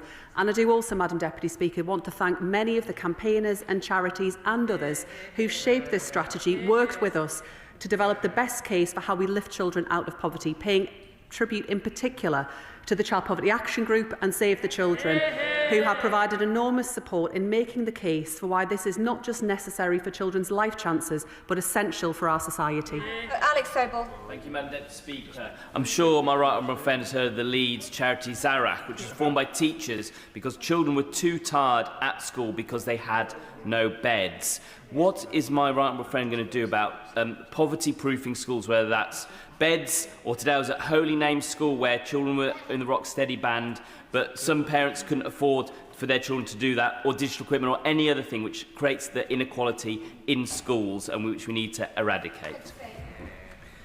Madam Deputy Speaker, we know that children who are hungry, living in temporary accommodation, are not in a position to learn effectively, and that has a long-standing impact, including on teachers and support staff. I am interested in some of the approaches that have been taken around poverty proofing, including in my own region in the North East. It's why we're taking action in one area, for example, around capping the number of branded items that schools can insist upon for their students that will bring down the cost to parents. Children should be smart at school. It shouldn't cost their parents the earth. I need colleagues to be respectful of other members. If questions are long, I won't be able to get many people in. Perrin Moon. Deputy Speaker, when the removal of the two-child benefit limit is considered chronologically alongside the expansion of Best Start hubs, support for childcare, free breakfasts, free school meals and now the youth guarantee, does the Secretary of State agree with me that through the fog of deprivation it is now possible to make out a ladder of hope from cradle to career for the children from our poorest backgrounds? Madam Deputy Speaker, my honourable friend has always stood up for children in his community, and it's through his election to this place and the election of a Labour government that by the end of this Parliament we will see the biggest ever reduction in child poverty numbers since records began. Thank you, Madam Deputy Speaker. I welcome the statement. I welcome the strategy. 5,500 children in Derby South being lifted out of poverty. I also particularly welcome changes around temporary accommodation. Does my right honourable friend agree with me that no child, whether it's in Derby or anywhere else in the country, should be brought up in a bread and breakfast? Secretary of State. I agree absolutely, and that's why we're taking action to bring those numbers down, to build more social and affordable homes, but also to give parents and young people the skills that they need to get good, well-paid jobs. Blake. Thank you, Madam Deputy Speaker, and I congratulate the Secretary of State on her statement today. Following my debate in June, I welcome that children with no recourse to public funds are recognised as part of this strategy, and that there is a commitment to ensuring that vulnerable migrant children receive the support that they require, regardless of their immigration status within this. I want to ask, can the Secretary of State confirm what assessments have been undertaken to assess the impact of the recent proposals to extend pathways to settlement to 15, 20 or even 30 years? This will inevitably impact children. Will she meet with me to discuss these issues? There are important safeguards that currently exist within the system to ensure that vulnerable migrant children are protected, and I'll make sure that my honourable friend gets the meeting with the relevant minister that she requests to discuss her concerns further. Pakes. Thank you, Madam Deputy Speaker. Representing a city that has 20,000 children living in poverty, I strongly welcome the crucial fact this strategy isn't just about the poverty of the family budget, it is about the poverty of ambition, because too many of those 20,000 children have parents in low-paid, insecure work. Can my right honourable friend tell us what this strategy will do to lift ambition for apprenticeships and skills and changing not just lives of those children, but the lives of those parents as well? I know my honourable friend cares very passionately about making sure we've got good routes and careers into technical and vocational education and more apprenticeships for young people in Peterborough. That's why I've been working with my right honourable friend, the Secretary of State for Work and Pensions, on our ambitious post-16 strategy to make sure that young people at the start of their careers have great options where it comes to academic, technical and vocational routes, and why today we've been setting out how we as a government intend to deliver more apprenticeship opportunities for young people in Peterborough and beyond. Dixon. Thank you, Madam Deputy Speaker. Can I congratulate the Secretary of State on the child poverty strategy, which by the end of the Parliament will take 2,500 children in Dartford out of poverty. given how, as has been said, growing up in poverty hugely increases the likelihood of suffering poor mental and physical health, and hugely reduces the chance of holding down a better paying job and going into further and higher education, would the Secretary of State agree with me that the strategy isn't about just reducing the numbers, it's investment in the UK's future and that of its people? It is an investment in our children, their futures and our society and economy, and the strategy addresses some of the big challenges that we see, but also sets out the important ways that we will tackle the structural and root causes of why we see so many children access to work or childcare, all of which we will take action as a government to support families. Jacob Collier. Thank you, Madam Speaker. Thanks to this government, 3,150 children in my constituency will be lifted out of poverty. We're starting to see free breakfast clubs being set up and Sure Starts are being revived. Under Tory governments, poverty goes up, but under Labour governments, it always comes down. So will she ensure that this government continues to drive down poverty and support families? Madam Deputy Speaker, through rolling out breakfast clubs, expanding free school meals, expanding childcare and much more besides, this Labour government backs families, backs children to succeed, but we will also make sure that there are far, far fewer children growing up in poverty by the end of this Parliament than at the start, the biggest ever reduction since records began. Explore. Thank you, Madam Deputy Speaker. When I came into this place, I assumed it was a shared fundamental principle that this place was to ensure children had more than ourselves had. Whilst the opposition don't want to talk about the 900,000 children they plunged into poverty, may I commend the Secretary of State for her statement today that actually champions the life chances of children in Redditch, rather than using them as cheap, dehumanising political slogans for their own ends. My honourable friend is right that too often children have been used as pawns in a political game to use political dividing lines where the evidence simply doesn't back up what the party opposite say. And I would also say that children in poverty and their families do not lack ambition and do not lack aspiration. They want the best for their children. They want better life chances than they themselves had enjoyed. And this Labour government will make sure children in Redditch and across our country get those opportunities. Anna Dixon. Speaker, churches across my Shipley constituency see firsthand the impact of child poverty in their schools and communities. I recently visited the Shipley School Uniform Hub run by the Salvation Army, providing pre-loved uniforms to families who can barely afford the essentials. I congratulate my right honourable friend on the publication of the Child Poverty Strategy, which is bold and morally right, addressing both the causes and consequences of child poverty. Does she agree with me that delivering on this strategy will not only require action across government, but working in partnership with communities, in particular faith communities? Yes, Madam Deputy Speaker, and through the evidence of the task force, we heard from faith communities, from churches and others about what they are seeking to do to support families. I commend them for their work, the amazing volunteers and those who work in our communities to support children and families. But what I also heard loud and clear from many of them is that if children and families were not enduring such hardship and not enduring such poverty, they could also dedicate more time to important projects around areas like loneliness, around support for residents who are experiencing real disadvantage. They would much prefer to focus their efforts on areas where they can make a big difference. They shouldn't be having to step in where government fails, and that's why today's publication of the strategy marks an important step forward in government's responsibility to support working alongside our faith leaders and churches too. Ron Davies. Who received free school meals when both my parents were working. Free school meals gave me a helping hand, not a handout. Now 4,000 children in Telford are looking for the same, so they can contribute proudly to this country and its future. Can my right honourable friend tell me one reason why she believes that the party opposite want to plunge 4,000 Telford children back into poverty? Madam Deputy Speaker, I think the party opposite, as they have done over many, many years since they introduced many of these punishing changes around social security, are using our children as pawns to make a political argument that is not borne out by the evidence. Children in his community will benefit from the difference that a Labour government is making, whether that's lifting the 2-child limit, expanding free school meals or improved childcare for families. And it's through his election to this place and through securing a Labour government last July that we are seeing this difference. Sarah Russell. 174,000 children live in temporary accommodation at a cost of £2.2 billion. I welcome the Secretary of State's commitment to reducing those numbers, but even if they were reduced dramatically, there would still be a lot of children having safeguarding problems. 80 children died in temporary accommodation last year. Please, can she outline how she will facilitate better information sharing between services and local authorities, specifically with regard to children in temporary accommodation?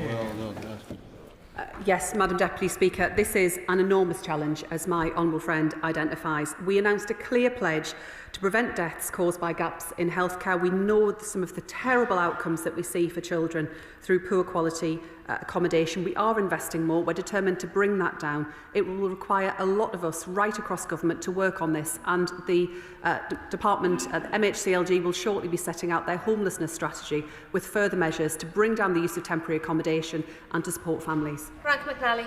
Thank you very much, Madam Deputy Speaker, and I greatly welcome the child poverty strategy. More than 2,000 children in my constituency will benefit from the abolition of the two-child benefit cap, close to 100,000 in Scotland. It is a shocking reality, however, that there are 10,000 children in Scotland this Christmas languishing in temporary accommodation. The SNP have declared a housing emergency but done very little to address it. Can my right honourable friend outline what steps she can take to work with the Scottish Government, if necessary, to try and tackle this crisis head on? Of course, through the development of the strategy, we've worked with governments right across the UK, but he is right to highlight the shocking and appalling legacy of years of SNP failure. That's why it is time for a new direction for Scotland with Anas Sarwar and Scottish Labour. Paul Wall. Madam Deputy Speaker, when I visited Sacred Heart Roman Catholic Primary School recently, I asked the children in the Assembly to put up their hand if they had 2 or more brothers and sisters. Madam Deputy Speaker, a forest of hands went up. Does the Secretary of State agree with me that those kids are among the 5,000 kids in Rochdale who will benefit from a Labour government very directly? Madam Deputy Speaker, I'm grateful to my honourable friend for all that he has done over many years to champion the life chances of children and to tackle these issues of child poverty. No child should suffer the consequences or the punishment of the two-child limit for decisions that were taken beyond their control. And I am pleased that those families in his constituency and at Sacred Heart Primary will see a big difference to their life chances thanks to this Labour government. Jonathan Davies. Thank you very much, Madam Deputy Speaker. When I was growing up in the 90s and noughties, I'd never heard of a food bank. There was something that simply didn't exist, and now there are over 3,000 in the country, including Hope for Belper in my own constituency. So does my right honourable friend agree with me that when the Conservatives talk about cutting £47 billion from public expenditure, that will hit the poorest worst? And can I also urge you to work at pace on the curriculum review, because one of the best levers we have to get people out of poverty is ensure that they've got the skills and resilience to succeed in the world of work. Yes, I give my honourable friend that commitment. In paying tribute to the amazing people who volunteer in our food banks, in our community groups, our churches and in community organisations right across the country, I would just say that I look forward to the day where, as a Labour MP, I don't visit a new food bank to open it, I visit a food bank to close it down. Drew Cooper. Thank you, Madam Deputy Speaker. Can I thank my right honourable friend for her leadership and for all of her hard work at this point. The extent to which child poverty increased under the last government, and that it shifted so heavily towards children in a working family, ought to be a source of shame for them, if they were here to even hear it. And on behalf of the 2,430 children in mid-Cheshire who will benefit from lifting the two-child cap, can I thank her for having the courage to pull that particular lever and make a huge and immediate difference to them and their future. Madam Deputy Speaker, 174,000 children living in temporary accommodation. Can she say more about how the forthcoming homelessness strategy will ensure that no child is accommodated in a bed and breakfast for longer than 6 weeks? Madam Deputy Speaker, yes, and we know that a stay in temporary accommodation is linked to worse outcomes for children's health, for their education and for their futures.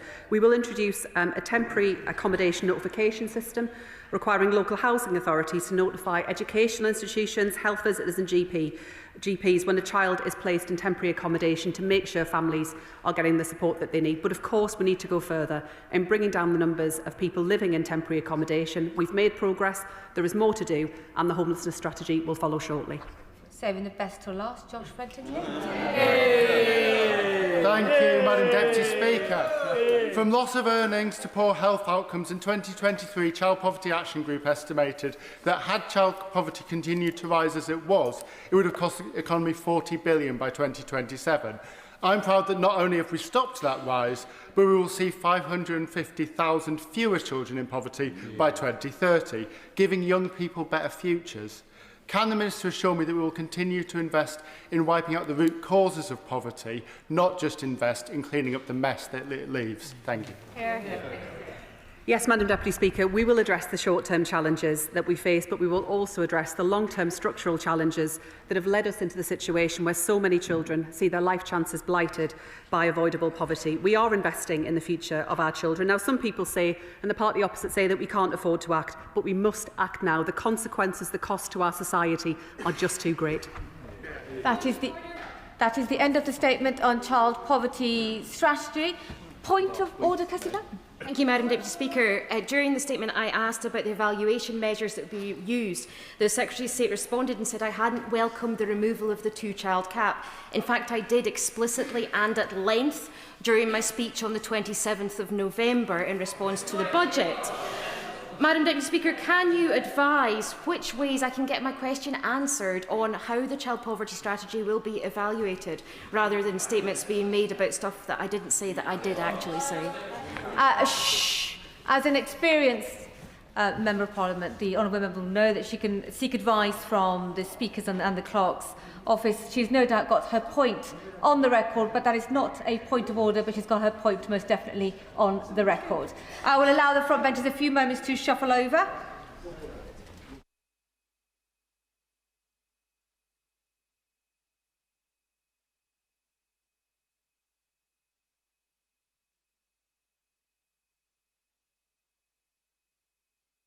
Clerk will now proceed to read the orders of the day. Employment Rights Bill. Consideration of Lord's message. No. Before we move to consideration of the Lord's message, I can confirm that nothing in the Lord's message engages Commons financial privilege. We will begin with the Government's motion to insist on disagreement with the Lords in their Amendment 1B, but propose Amendments A and B in lieu, with which it will be convenient to consider all other motions as on the selection and grouping paper. I call the Minister to move the motion. Minister.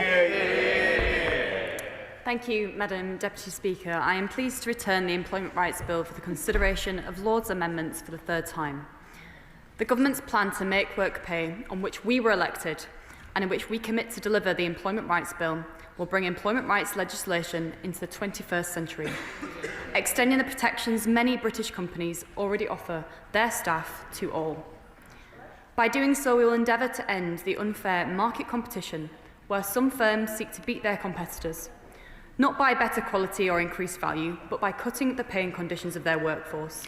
That is why this bill is truly pro-business and pro-worker, pro-growth and pro-competition, the creation of a fair and flexible labour market for and a more competitive British economy. By delivering this change together, we'll back businesses who do the right thing, whilst give hard-working people the job security and opportunities that they deserve. That is why we must press ahead with the delivery. Too many workers are waiting too long to feel the benefits of these reforms. Too many businesses are facing the uncertainty of when this bill will become law and clarity on its implementation. The Government is seeking the support of this House so that we can secure royal assent and will finally be able to move towards implementing change. Firstly, I will speak on the Government amendments in lieu, which relate to unfair dismissal. In late November, I convened a series of constructive conversations between trade unions and business representatives. I'm extremely grateful for the positive and productive contribution of both sides of industry to that dialogue. It is a testimony to their leadership, and I thank them for it. I am pleased to report that we have come to a workable agreement with trade unions and business representatives on the unfair dismissal provisions. The Government's amendments in lieu will reduce the qualifying period for unfair dismissal from 24 months to 6 months, whilst maintaining existing day one protections against discrimination and automatically unfair grounds for dismissal. The implementation roadmap sets out that the changes related to unfair dismissal will come into force in 2027. These are timelines which businesses have been working towards. It is also important to limit the time that employees must wait for their rights to be strengthened. while implementing changes in a way that is manageable for business. That is why I am pleased to tell the House that the 6-month qualifying period for unfair dismissal protections will be brought in from the 1st of January 2027. On that point. I'll give way. Thanks very much for giving way. I think you've done a remarkable job with regard to the Employment Rights Bill. However, it would be remiss in me to ask the Honourable Lady if indeed the New Deal for Working People stipulated quite clearly that employment rights from day one was sacrosanct. Then the legislation, then the manifesto pledge in 2024 said categorically to the British people that the manifesto pledge was day one rights for working people. Why has that changed? I thank my honourable friend for his intervention, and he will know that this bill is extremely close to my heart, as is that of many members in this chamber here today. It's something I've worked on for many years along with trade union colleagues, and of course the honourable member for Ashton-under-Lyne. Achieving the best possible deal for working people is why I'm in this job, and why I want to ensure that trade unions were consulted every step of the way, alongside excellent business leaders who we know are absolutely crucial to delivering the growth our country desperately needs. This amendment that we've tabled today strikes a balance between delivering on our promises for working people up and down this country, whilst not being stuck in parliamentary limbo for another year. I'll give way. I thank the Minister for giving way, and I thank her for the work that she's personally done on the Employment Rights Bill. I think we would all agree that this has been stuck in limbo for some time, and we very much want to get this through. I met with representatives of the Usdaw Trade Union last week, not people at the top of the ladder, but actually shop stewards that are there, literally on the shop floor, and they're really keen to get this through as soon as possible, and actually they feel this is the right compromise. Would she agree? I thank the honourable friend for his contribution, and we reached this agreement with the unions in the room, and no one knows better what their members need than them. This is a significant step forward to put this bill into practice. I will give way. Thank the Minister very much for giving way. In relation to Lord's Amendment 1, the duty is shifted to the employer to employee to request hours as opposed to being down to the employer for offering hours. What that means is that the employee can request hours, and then the employer can cancel it at the last minute. Can the Minister please reassure me that provision and protection will be given to the workers to ensure if they're given hours that they're then compensated in the right way? I thank the honourable member for his intervention. I will be talking to zero hours contracts and ensuring that workers do have, it's about rebalancing, isn't it, that power that workers can have access to guaranteed hours if they need and want them, and I will be coming to that in my contributions later. Back to the introduction of the unfair dismissal protections that we'll be bringing in from the 1st of January 2027, and to outline our intention, which is to adopt a commencement approach which would, from that date, extend protections immediately to employees who already have 6 months' service or more. For example, under this proposal, someone employed from today will gain protection against unfair dismissal on the 1st of January 2027. That's almost a full year earlier than under the current law, and other employees will gain protection once they reach 6 months' service. For example, someone who starts work on the 1st of November 2027 will qualify for protection from unfair dismissal on the 1st of May 2027, International Workers' Day, 20 months earlier than under the current law. And this approach was taken in 1999 when the qualifying period was reduced from 2 years to 1 year. This approach will prevent a two-tier system where some people remain on a 2-year qualifying period and newly hired employees are subject to a 6-month qualifying period. The commencement of the unfair dismissal provisions will be set out in commencement regulations. I'm happy to commit to making these regulations early next year, implementing our commitment to commencement of 2027. This change will benefit millions of working people who will gain greater security at work and will offer business and employers the flexibility to ensure new hires can do the job, get the skills to match, contribute to business success and build a stable and secure working life. To further strengthen these protections, the government amendments also ensure that unfair dismissal qualifying period can only be varied by a future government through primary legislation and that the compensation cap is removed. I know some businesses have expressed concerns about the agreement to lift the compensation cap, and I can tell the House we want to remove the scope for employment tribunal cases to be more complex and convoluted than they need to be. We need a tribunal system that works for employees and employers alike, that is not gummed up by process, unnecessary delay, nor bedevilled by bogus claims. Our aim is to make the tribunal system work more effectively and efficiently for all. so those judged to be unfairly dismissed get the compensation that they deserve, that the system works to resolve cases more speedily and to dismiss unfounded claims more urgently. As we review the tribunal system, in this spirit of partnership, we will work with businesses and trade unions to create a fairer, faster tribunal process. No committed employee should lack the protection that they deserve. No reasonable employer should fear the consequences of an unsubstantiated claim. For several other employment rights, the amount of compensation that can be awarded by a tribunal is limited by cross-referring to the unfair dismissal cap. So our amendments will ensure these consequential issues can be considered and dealt with effectively through secondary legislation. We know that security of work is critical for working families. And we're also acutely aware of the challenges that business face, and that's why we're committed to open and constructive dialogue with all stakeholders. If these changes are to create the conditions for lasting, fair and flexible labour laws, then dialogue and cooperation must be our watchwords. I hope the other place can place similar importance on that cooperation and let this bill, the product of a general election mandate and the goodwill of both business and trade unions, proceed to royal assent. These discussions and the workable compromise highlight the importance of participation, and I urge those listening today to engage with the consultations as set out in the implementation roadmap. I will now speak on the government amendments in lieu, which relate to zero-hours contracts and the right to guaranteed hours. Today we have tabled amendments which will provide a statutory duty to consult on the length of the initial reference period and the length and timings of subsequent reference periods before exercising the relevant powers. These amendments will ensure that vital stakeholders can have the opportunity to contribute before the lengths of the reference periods are determined by regulations that work for worker and employer alike. By delivering this change with the input of stakeholders, we will provide a fair and balanced approach. Turning to government amendments in lieu, amendments which relate to seasonal work. To help address fluctuating demand, the bill allows guaranteed hours offers to take the form of limited-term contracts, where reasonable. Today, the Government has tabled amendments which place a statutory duty on the Government to consult before making any regulations to specify what counts as a temporary need. This means before any such regulations are introduced, employers, trade unions and other parts of civil society with interests in seasonal work will be fully consulted. Now, turning to the issue of political funds and the related government amendments in lieu. The Government remains committed to the repeal of the Trade Union Act 2016, which includes reinstating the long-standing practice that existed for 70 years before the 2016 Act, whereby new union members are automatically included as contributors to a political fund unless they choose to opt out. This returns us to arrangements that worked well for decades, removing bureaucratic red tape on trade unions that work against their core role of negotiation and dispute resolution in the interests of working people. We've heard the concerns around how opt-out notices would take effect, and we believe that today's amendments will refine that process. Under the pre-2016 legislation, an opt-out notice could only take effect on the 1st of January in the following year after it was given.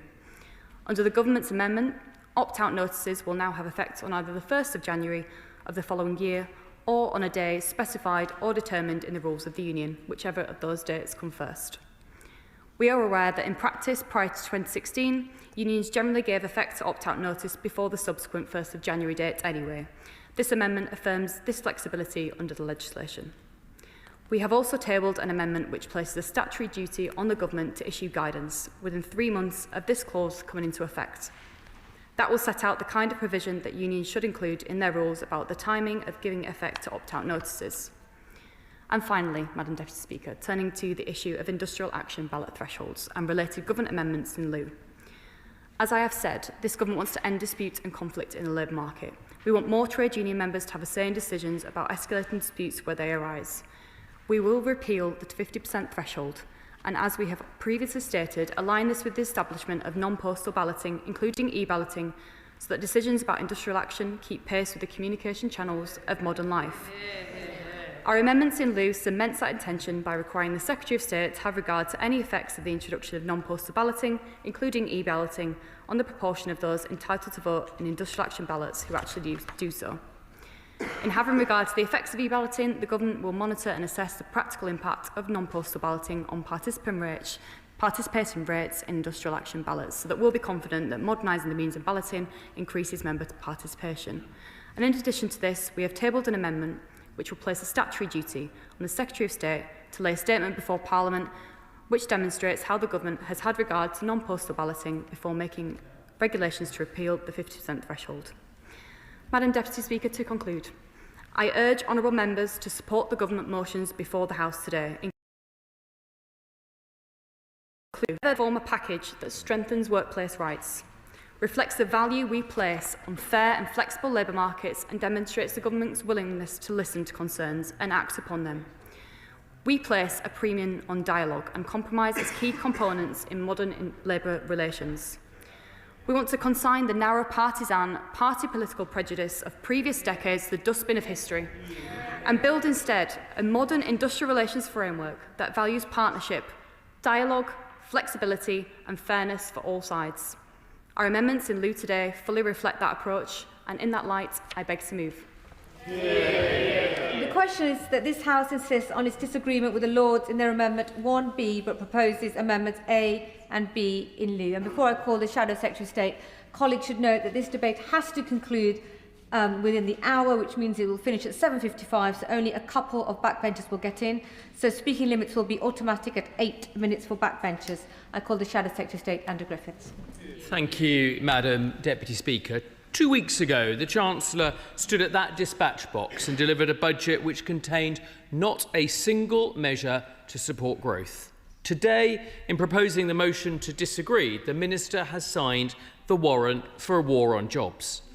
The honourable ladies at the dispatch box representing the government, but everyone knows it's the former Deputy Prime Minister who is calling the shots. We discovered this morning that Labour Together are already auditioning for the Prime Minister's replacement. Perhaps the Minister herself has an outside chance at the job. I think my money is probably more on the Right Honourable Member for Ashton under Lyme. Perhaps the Labour Party could have its first female Prime Minister just before we have our fourth. Given all this job insecurity, it's no wonder that they seem so keen on employment rights. But, Madam Deputy Speaker, this isn't a bill for employment rights. It's a charter for a jobless generation. Thanks to the measures in this bill, thousands of young people will struggle for opportunities because the rungs of the ladder have been sawn off. Since Labour entered office, 144,000 payrolled jobs have been wiped out. Manufacturing, the oil and gas sector, construction, hospitality, all unable to make ends meet due to higher energy and employment costs. The unemployment rate higher every month of this government. Half of the jobs lost belong to the under-25s. See, I'll happily give way if the member wants to talk about the jobs lost in his own constituency. I thank the honourable member for giving way. Will he actually acknowledge that employment under this Labour government is higher than it was under the last Conservative government, with an average of 75%? And will he therefore apologise for his comments? Andrew Griffiths. Well, under the Conservative government, we improved the number of people in work. Unemployment fell to a record level. Since this government's taken office, every single month unemployment has been higher. Half of those jobs that have been lost belong to the under-25s. Youth unemployment, does anyone want to talk about what the youth unemployment rate is? 15% now under this government, and the number of young people who are not in education, employment or training has gone up by 25,000 on their watch before the impact of this disastrous bill. So the government claims to support workers, but their first legislative achievement will be to make more young people unemployed. How is that something that any member of this House could possibly support? So who is this bill really for? Well, the clue, as I've said before, is in the text itself. It mentions maternity rights just 3 times, but the word union, and no one's declared their interest on that side, Madam Deputy Speaker, it mentions the word union 478 times. The union right to roam, scrapping the turnout threshold on union strike ballots, more pay time off for union reps, automatic deduction of union political funds, businesses to hand out government-written pro-union will become far more common. But don't take my word for it.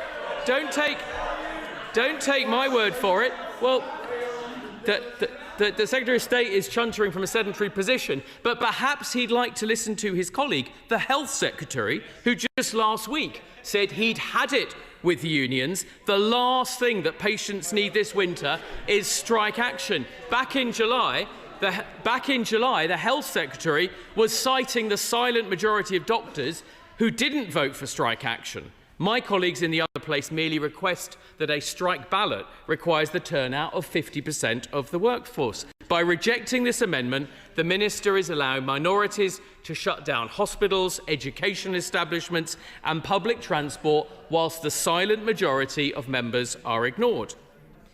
We should take a moment, Madam Deputy Speaker, to welcome the fact that the government has U-turned on day one rights. After months of relentlessly campaigning and a complete clear-out of departmental ministers, the government shame that. I told them it was unworkable. Business told them it was unworkable. It's just a shame it took so long.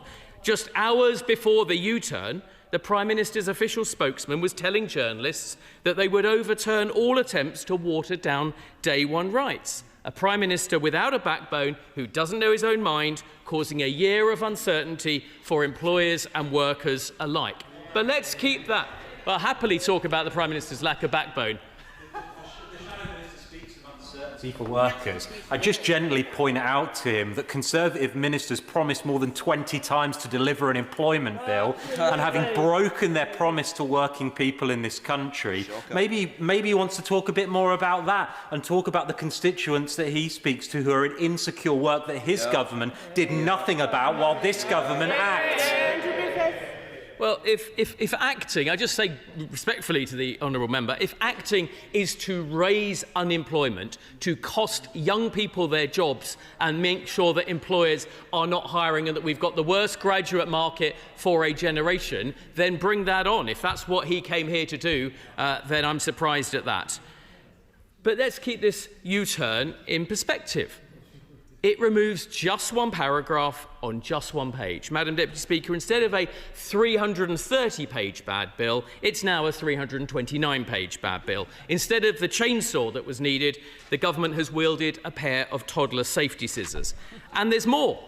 The removal of long-accepted caps on awards that can be made by employment tribunals, inserted with no impact assessment, no prior consultation, and the most last-minute of last-minute additions. Completely irregular, disrespectful to this House and to the other place. It will be ruinously expensive for small businesses, and in the public sector, it will leave the taxpayer on the hook for huge payouts for managers' failures at the expense of frontline services. The Independent Growth Commission reports today that that could be an additional $15 billion to the economy alone. I look forward to seeing what the OBR next thinks of that when they downgrade productivity. The Employment Tribunal, as the Minister said, is already 2 years long in backlog. This will make it a whole lot worse. Employers are all too familiar with being held to ransom by spurious claims. If you thought one woman's £50,000 payout after being compared in the workplace to Darth Vader was expensive, just wait until the Chancellor finds out what her colleagues have been saying about her. Dan Pollard, a partner at law firm Speechley, said this development is frankly undoubtedly make the UK a significantly less attractive place to base staff within Europe. The measures in this job-killing bill have been written with absolutely no understanding of how business actually works. So as well as voting against the motion that moves to infinite employment tribunal payouts, we'll be voting today in favour of flexible hours, in favour of seasonal work, against removing the turnout threshold on strike ballots, and against a subscription trap for workers on union political funds that none of the members opposite would accept in any other private sector domain. Madam Deputy Speaker, this legislation is nothing less than a charter for national decline. It's a back to the 1970s bill which will do precisely that. It sacrifices the job prospects of our children and grandchildren just to help rattle the donation tin with their union paymasters. The government's U-turned once, admitting that their day one fantasy was a disaster, but changing one measure does not salvage this devastating bill. The Minister must know the damage she is doing to business and the economy. The Secretary of State must stop bowing to the left on his own benches, start listening to the job creators who provide the jobs we need, and shelve this unemployment bill today. Angela Rayner.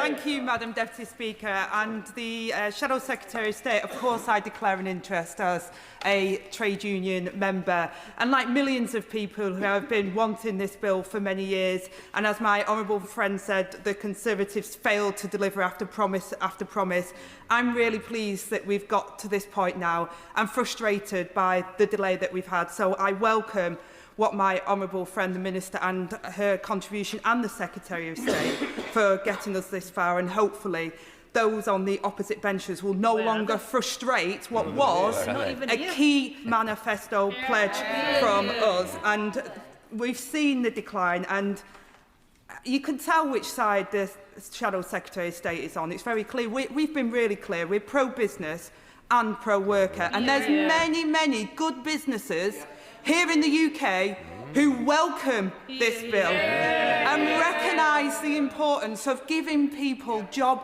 security and fairness at work. If you're on a zero-hour contract, you cannot plan for the future. You do not know what's going to happen from one week to the next. That's not fair and reasonable for many workers here in the UK. And I say to the Shadow Secretary of State, I met more businesses that absolutely understand that there has to be a fair balance, and I think we've struck the right deal here. And I welcome the changes that have been brought forward, especially in particular with the timescales. Of course, the original deadline was October 27 because of the complexities. With the changes that have been welcomed with the trade unions and with business, we can now bring that forward. So instead of frustrating these measures, people can have those rights that they absolutely deserve and what they've needed. And in this context, for Government Amendment 20F, A and B, reducing the qualifying period for workers to gain protection from unfair dismissal for 6 months, I know ministers had faced difficult decisions and difficult discussions with the employers and worker representatives, but I know I strongly believe that the work that has been done has been necessary, and we should be able to move forward now. And I thank the Minister for her work on that as well. And for those in the other place, Madam Deputy Speaker, I say there is now no more time to waste. Vested interests worked with the Tories and the Lib Dems and cheered on by Reform and backed by the Greens to resist the manifesto on which we were elected. And now there can be no excuses. We have a mandate for a new deal for working people, and we must and we will deliver it. That includes replacing exploitative zero-hour contracts with an offer of guaranteed hours. For low-paid workers, Madam Deputy Speaker, the security of knowing what they'll earn is not just a nice-to-have, it's the basis on which they can plan their lives. And I know the Minister will have them foremost in her mind when considering the low hours threshold and definition of regular work. These rights will not just operate on paper, but in practice too. That's why we need robust fines for employers who illegally deny unions the opportunity to meet with workers or lawfully seek recognition. We must ensure that they cannot simply defy the law and shrug off a paltry fine. Madam Deputy Speaker, it has been a battle to pass this bill, but progress is always a struggle that we fought for. Its passage will be a historic achievement for this Labour government. It will benefit working people now and into the future. Now is not the time to blink or buckle. Let's not waste a minute more. It's time to deliver. Liberal Democrat spokesperson Sarah Olney. Thank you very much, Madam Deputy Speaker. It's a pleasure to follow the member for Ashton-under-Lyne. As this bill progressed through Parliament, the Liberal Democrats have welcomed many of the principles underpinning this legislation, and we are keen to see this bill progress. We've welcomed the fact that the bill increases support for carers, that it boosts statutory sick pay, and that it gives workers on 0 hours contracts more certainty. We're clear that there's a lot in this bill that we support in principle and which moves us in the right direction. But we're also clear that these changes must happen in a fair and practical way that truly benefit workers, small businesses and our economy as a whole. And that is very much how we're approaching the amendments being discussed in today's debate. First and foremost, we're glad to see that the Government has finally agreed to set the qualifying period for unfair dismissal claims at 6 months. This is a fair and sensible shift that will equally benefit workers and business. Employers finally have been given the necessary clarity to make hiring decisions with confidence, and we've avoided the danger of unnecessarily slowing down the labour market even further, which would have deprived so many people of vital employment opportunities. So we are proud that Liberal Democrats in the House of Lords were instrumental in securing this crucial improvement to the bill. However, it is disappointing that the Government has effectively hijacked this breakthrough in order to abolish the cap on compensation for unfair dismissal at the last minute. The Minister will be well aware that abolishing the cap was not agreed in recent negotiations between employer groups, trade unions and the Government.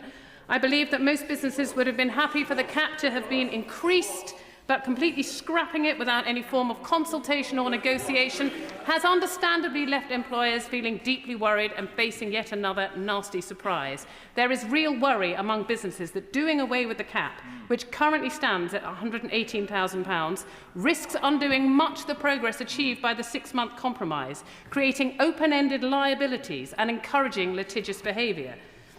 I would expect the Minister to agree that no one wants to see failed water company bosses jamming up the already strained tribunal system seeking eye-watering payouts. More broadly, one has to reflect on how the Government's approach to this last-minute change affects the relationship between government, businesses and workers. Does the Minister not understand that springing this change onto us at the 11th hour undermines business confidence and unnecessarily strains labour relations? We on these benches had hoped that today we could be supporting the Government in setting the qualifying period at 6 months, but in light of this abrupt change, supporting this amendment in its current form simply isn't possible. At the very least, will the Minister listen to concerned businesses and commit to setting a new higher cap through secondary legislation following consultation with all the relevant stakeholders? Happy to give way. I thank the honourable member for giving way. I am, perplexed and confused by what I'm hearing, and I wonder if the honourable member appreciates that by moving the goalposts once again and delaying this crucial bill once again, she is leaving an open goal for unscrupulous employers. Keener to see this bill pass than the Liberal Democrats, and we have repeatedly worked with government to try and express our concerns. We would be supporting this amendment today were it not for this lifting of the compensation cap being snuck in at the last minute. We would absolutely be supporting that amendment today. But for this last-minute change that has not been part of any conversation that we have been having with government ministers in the other place, and that is why we will be abstaining on this amendment today. I'll give way to the honourable lady. The honourable member for giving way. She seems to be under the misapprehension that the lifting of the cap wasn't agreed as part of the negotiation on the compromise. It was. Perhaps she'd like to revise her remarks. I will not revise my remarks. We have been speaking to business groups, many business groups who were in the room with the minister, and they have told us that it was not part of the agreement, and that is why the fact that it is in this amendment has taken everyone by surprise, and we will not be supporting it today. I thank her for giving way. She's just said that she's been informed by business groups who are in the negotiations that this measure was not agreed. Will she name them? I will not name them, but the Minister will know. The Minister will know who was in the room with her, and that is what they have told us, and that is what I am reflecting in my comments today. Turning to 0 hours contracts. I'll give way. To the spokesperson giving way. One way this would have been helpful if there was an impact assessment carried out so that everyone could see exactly what the impact of removing the cap would be. Would she agree with me? Sarah Olney. I would agree with that. My point here is that this last-minute change that has been sprung upon us here in this place and the business groups that engaged in good faith with the government on this particular point, on this particular amendment, the fact that this is a last-minute change that we were not expecting and that the business groups are not expecting is why we will not be supporting it today. Yes. But I thank the Liberal Democrat spokesperson for giving way, and with respect, I was in the room as part of these negotiations with business representatives and with trade unions, and I thank them again for their constructive dialogue and leadership that they showed throughout these numerous days of conversation and dialogue. And I can confirm that the compensation per cap was agreed in the room and was discussed. So I would ask the Liberal Democrat spokesperson to reflect on her comments. I was in the room, with due respect, she was not, and that is a true reflection of what was discussed and what was agreed. I take the Minister's comments. What I would say is we were not expecting to see this in this amendment today, and that is why we will not be supporting it. Turning to zero-hours contracts, Liberal Democrats strongly believe in giving all workers security over their working patterns, and we are deeply concerned that too many struggle with unstable incomes, job insecurity and difficulties in planning for the future. However, we have repeatedly reminded the government that adaptability in shift patterns is often hugely valuable, for example, to those balancing caring responsibilities or their studies alongside work. It is therefore important to strike a balance that ensures workers can have both security and flexibility. Since the bill's introduction, many small businesses have highlighted that having to offer employees fixed-hours contracts on a rolling basis could impose significant costs and administrative burdens on their limited resources, compounding other challenges, such as the increase in employers' national insurance contributions, charging national insurance on salary sacrifice schemes, and the fallout from the previous government's damaging Brexit deal. And while we advocated for what we think would have been a fairer and less onerous system based on giving workers a right to request fixed hours, Liberal Democrats are pleased that the government has at least moved in the right direction through Amendment 1B, requiring the Secretary of State to consult businesses and relevant stakeholders on the length of the initial guaranteed hours reference period will at least give affected businesses and workers a stronger voice in designing the new system. However, happy to give way. I thank the honourable member for giving way. She's talked about the potential for added burden on employers by scrapping exploitative zero-hours contracts, something that Liberal Democrat peers in the other place also made reference to during that debate. But I wondered if she'd perhaps like to reflect on the huge burden on workers of exploitative zero-hours contracts and the financial uncertainty and insecurity that it brings to their lives, including the lives of some of her constituents. I do agree with the honourable gentleman, but that is why we need the balance. We need to ensure that workers have the right to request a permanent contract if that is what works for them. But the onerousness on businesses of having to track hours over a course of time, when the employee themselves may value the opportunity that the zero-hours contract offers, is precisely what we are tackling with this amendment. Happy to give way. I thank my honourable friend for giving way. Representing a seat which has one of the highest levels of zero hours and insecure work in the country, I'm not sure how that compares to my honourable friend's constituency. If someone in my constituency requested a full-time contract and then was turned down because it's only a right to request, how would that deliver them justice? Absolutely.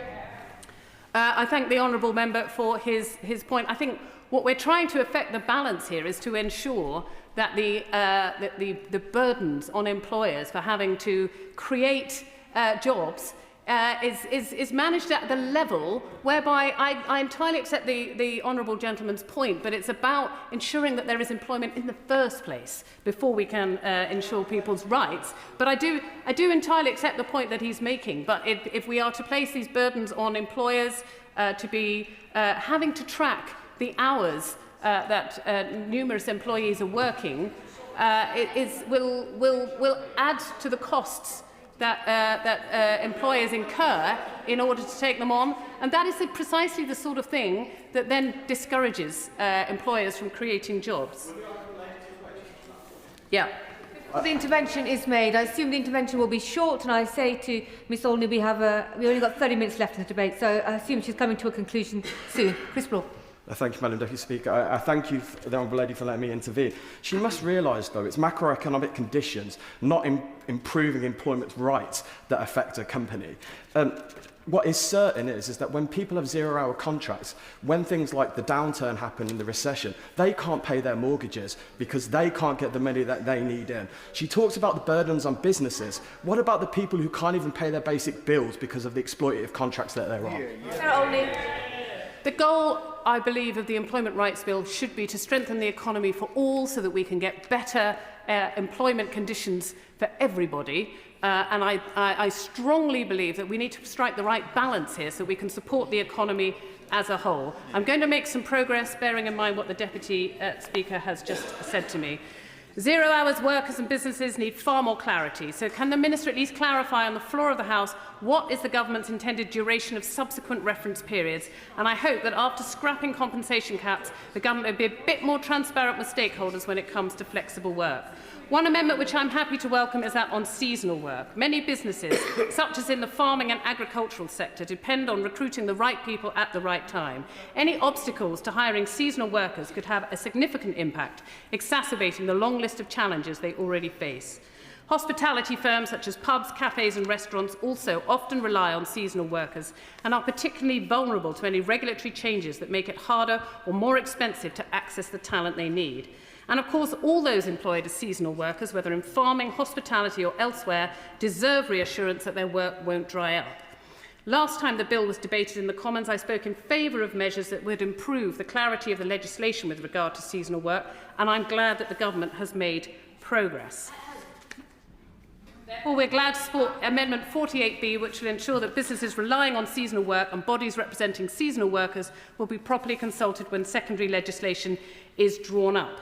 Businesses across the country, especially our SMEs, are struggling with unprecedentedly high costs, such as the government's unfair national insurance rise, sky-high commercial energy bills and a broken business rates system. Struggling businesses means fewer jobs and lower pay, so it's absolutely clear that we must look for ways to support local businesses and all that rely on them. Thank you, Madam Deputy Speaker. Speaking limit is 5 minutes. Justin Madders. Thank you. Madam Deputy Speaker, can I first of all declare my register of financial interest, an election donation from Usdaw Trade Union, also my membership of the GMB and Unite Trade Unions. Also declare an interest as someone who represented working people before I came into this place, as someone who really wants to see this bill come into law. I also declare an interest as someone who wants to see my constituents get some decent protections at work after so long. So this has to be it, Madam Deputy Speaker. This has to be the line in the sand. This bill was introduced over a year ago, and the delays have been so long now in the Lords for 9 months that even our very modest SSP proposals are at risk of being delayed. So the message has to be, this is enough to the Lords. This is a clear manifesto commitment, and it pains me that we have had to jettison one of those to get this over the line, but I understand why that's had to happen, and I commend the Minister for finding a way through this, because this really matters to my constituents. I think what she said about employment tribunals is really important as well. There's an awful lot more work we need to do there to make sure that people do enjoy real justice.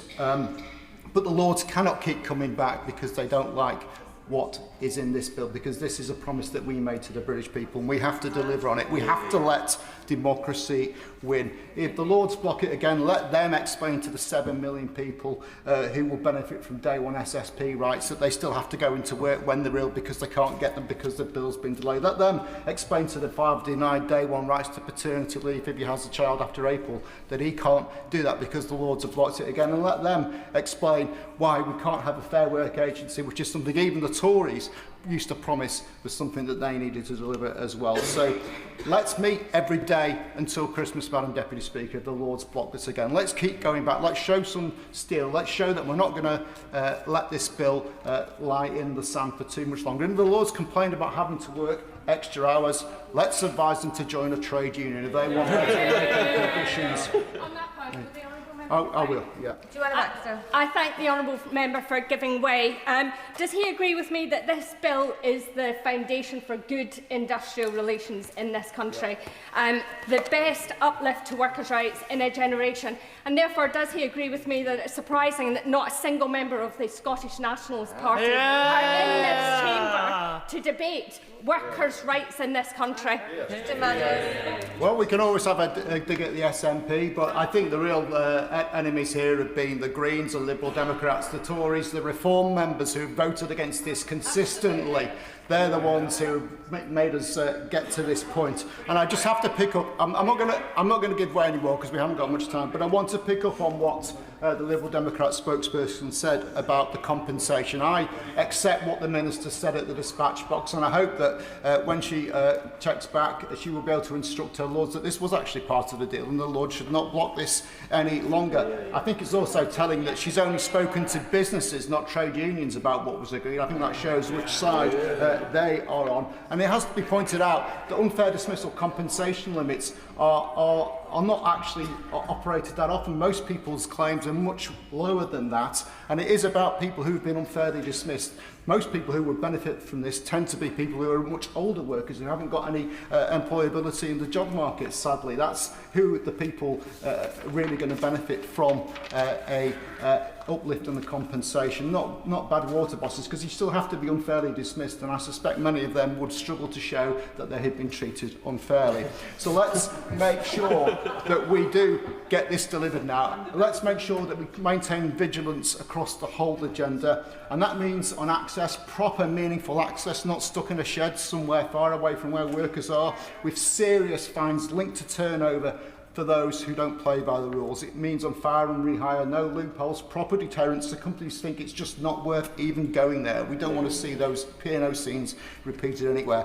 And it also means holding firm on some of the nonsense that we're still hearing today about 0 hours contracts. People seem to be able to have a problem with fixed term contracts and 0 hours contracts being completely different things, but there's been a lot of conflation there, I'm sad to say.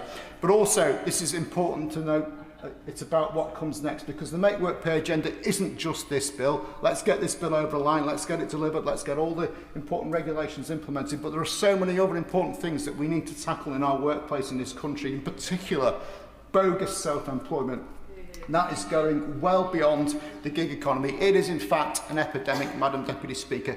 It is so important that we tackle that. It will level the playing field, allowing good employers to compete fairly. It will create more security at work, and of course it actually might lead us to have a greater tax rate if people are actually employed on proper terms and conditions. Further down the line, we've got to tackle unfair dismissal law. It's half a century old now. That desperately needs updating as well, but that's for another day. We have debated this bill over a year now. It is about time the Lords accepted the democratic mandate that we have got to deliver this bill. So let's get it over the line, and let's get delivering for working people in this country. Antonia Banks. Madam Deputy Speaker, and I wish to draw attention to my register of members' interest, my membership of Unite, and the kind support of ASLEF and the GMB for my election campaign. This Employment Rights Bill is our promise to working people on its way to being fulfilled, thanks in no small part to my right honourable friend, the member for Ashton-under-Lyne, and the person who spoke before me, my honourable friend, the member for Ellesmere Port and Brombergh. Today, I'm so glad to see ministers put forward their amendments reflecting the constructive negotiations between themselves, unions, including my former employers at the TUC, and business associations, because that is how we roll in the Labour movement. We get round a table, we talk, we come to a deal, and we move forward. That's the right way to do things when people don't agree. And to be clear, unions negotiated this deal with my honourable friend, the member for Halifax, and it has my support. Today, I won't let the best be the enemy of the good. Cutting the qualifying period for unfair dismissal from 2 years to 6 months will benefit 6.35 million workers, disproportionately young workers, ethnic minority workers, and an astonishing 36% of hospitality workers. New figures based on government data produced today to tell us about the impact this bill is going to have. Removing the cap on unfair dismissal compensation means workers will be able to get what they deserve, and bad bosses can't price in the cost of ignoring the law. The timing, I was so glad to hear the clarity on the timing today from my honourable friend as well. To be clear, our opinions haven't changed, our opinions on the principle haven't changed. What is needed now is practicality to make sure the bill moves forward. As we move it forward, make sure you notice who's opposed. I would expect nothing less of the Tories. I would expect the Lib Dems to remember their total opposition to the Trade Union Act in 2016, including their opposition to changes to the political fund rules and their opposition at that time, but apparently no longer, to the ballot thresholds, the undemocratic ballot thresholds that create a higher bar for trade unions than anyone else in society. And I would gently remind their spokesperson that Right to Request worked so well for flexible working that flexible working doesn't work, and we're having to fix it with this bill. And yet she proposes to bring in an unworkable right to request instead of a guaranteed right to a decent hours contract. I'll take no lectures from the Greens. What a shame they're not here. I'll take no lectures from the Greens, letting their peers vote whichever way they want on something this important. And as for Reform UK, pretending to be the representatives of working class people, but voting against their interests at every turn. So I say to the other place, it is time to pass this bill, to make work pay, to deliver the rights that were promised and voted for in our manifesto, the rights that millions have waited far too long to see. Thank you very much. Andy MacDonald. Thank you, Madam Deputy Speaker. And I draw honourable members' attention to my entry in the Register of Members' financial interests in relation to support from trade unions, for which I am proud. I agree with the Right Honourable Member from Ashton-under-Lyne that this is a transformational piece of legislation, but it's been weakened. And so I wish to speak to my motion to restore day one rights on unfair dismissal. I've tabled a motion to reject the Lords' amendments, and the Government has since tabled a motion to adopt a 6 months qualification period. And I do commend the remarks of the Noble Lord Collins in the other place, who, on speaking to issues relating to unfair dismissal, these are areas clearly linked to our manifesto commitments, which the Government have an electoral mandate to deliver. We remain committed to delivering unfair dismissal protections. Day one protection for unfair dismissal will not remove the ability of businesses to dismiss people who cannot do their job or pass a probation period, but it will tackle cases of unfair dismissal in which hard-working employees are sacked without good reason. He makes a very good speech, and that was on the 17th of November, just a short time ago. So after the budget, the Government rapidly announced it would not deliver its clear promise of day one protection. There may be debate about other manifesto pledges, but on this, the breach is unmistakable. Shadow ministers, now ministers, including the Prime Minister, called day one rights the foundation of the largest uplift in employment protections for a generation. Yet that promise is now being set aside. We are told the shift from 2 years to 6 months protection reflects a negotiated balance between unions and businesses, with ministers standing back. I do not accept that characterisation. Unions were effectively told, accept 6 months or face years of delay to every other day one right and to the Fair Work Agency, whilst the House of Lords obstructed the elected government's programme. Madam Deputy Speaker, the Salisbury Convention applies. The unelected chamber should not block mandates, and the government should not capitulate to such pressure. With a majority of this scale, the authority lies in this House. Ministers who can intervene overnight to quite rightly save the steel industry can intervene to honour a manifesto commitment. We on this side campaign for the full package. We would vote for all provisions of the Employment Rights Bill without any dilution. I'll happily give way. John MacDonald. We've worked on this legislation for over 20 years. So I just want to put on the record to my constituents that I wish to abide by the manifesto commitment of day one rights, and I believe it's a breaking of a promise not to. However, there'll be other matters that will be consulted on now, and that some of the Lords may take confidence that the government have accepted this. Can we send a message to them we will not in any way compromise any further on this legislation, and that we will dig in, and as my honourable member says, we'll sit as long as possible if necessary to see it through. I agree wholeheartedly with my right honourable friend, and I think this episode highlights again flaws of the upper house. But even with the convention of double insistence, this concession goes too far. I will happily give way. Thanks very much for giving way. My honourable friend was one of the authors of the New Deal for Working People, which insisted the most critical part of this employment rights bill would be employment rights from day one. Does my honourable friend agree with me on that point? Well, absolutely. And added to that, no decent employer should fear any of these measures. Rogue employers were warned that exploitation and arbitrary dismissal would end. But under the compromise, a bad employer may still dismiss someone without reason or justification. Will my honourable friend give way? I will indeed. I'm really grateful to my honourable friend, because the point he is making is that this isn't about fair dismissal but unfair dismissal. And does he agree that people who will experience most discrimination will be disabled workers, young workers and ethnic minority workers? Well, absolutely right. But under this compromise, a bad employer may still dismiss someone without reason or justification. A worker could leave secure employment in good faith, only to be summarily dismissed with no protection or explanation months into a new role. No, I'll carry on.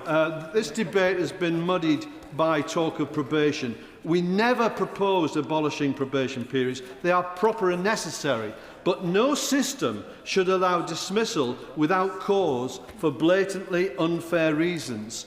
At present, workers can still be dismissed without cause nearly 2 years into a job.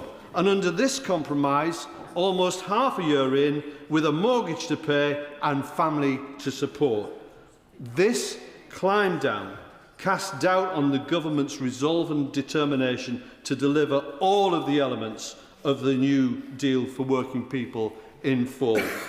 Worse still, emboldened opponents of the workers' rights reform will return for more. They will undoubtedly attempt to weaken the bill through secondary legislation. Major businesses are already signalling that they will use consultations to soften, delay or carve out core protections. Their language about burdens, balance and flexibility is not commentary, but a coordinated push to reshape the settlement. And I say to my colleagues on the front bench, be bold, take heart.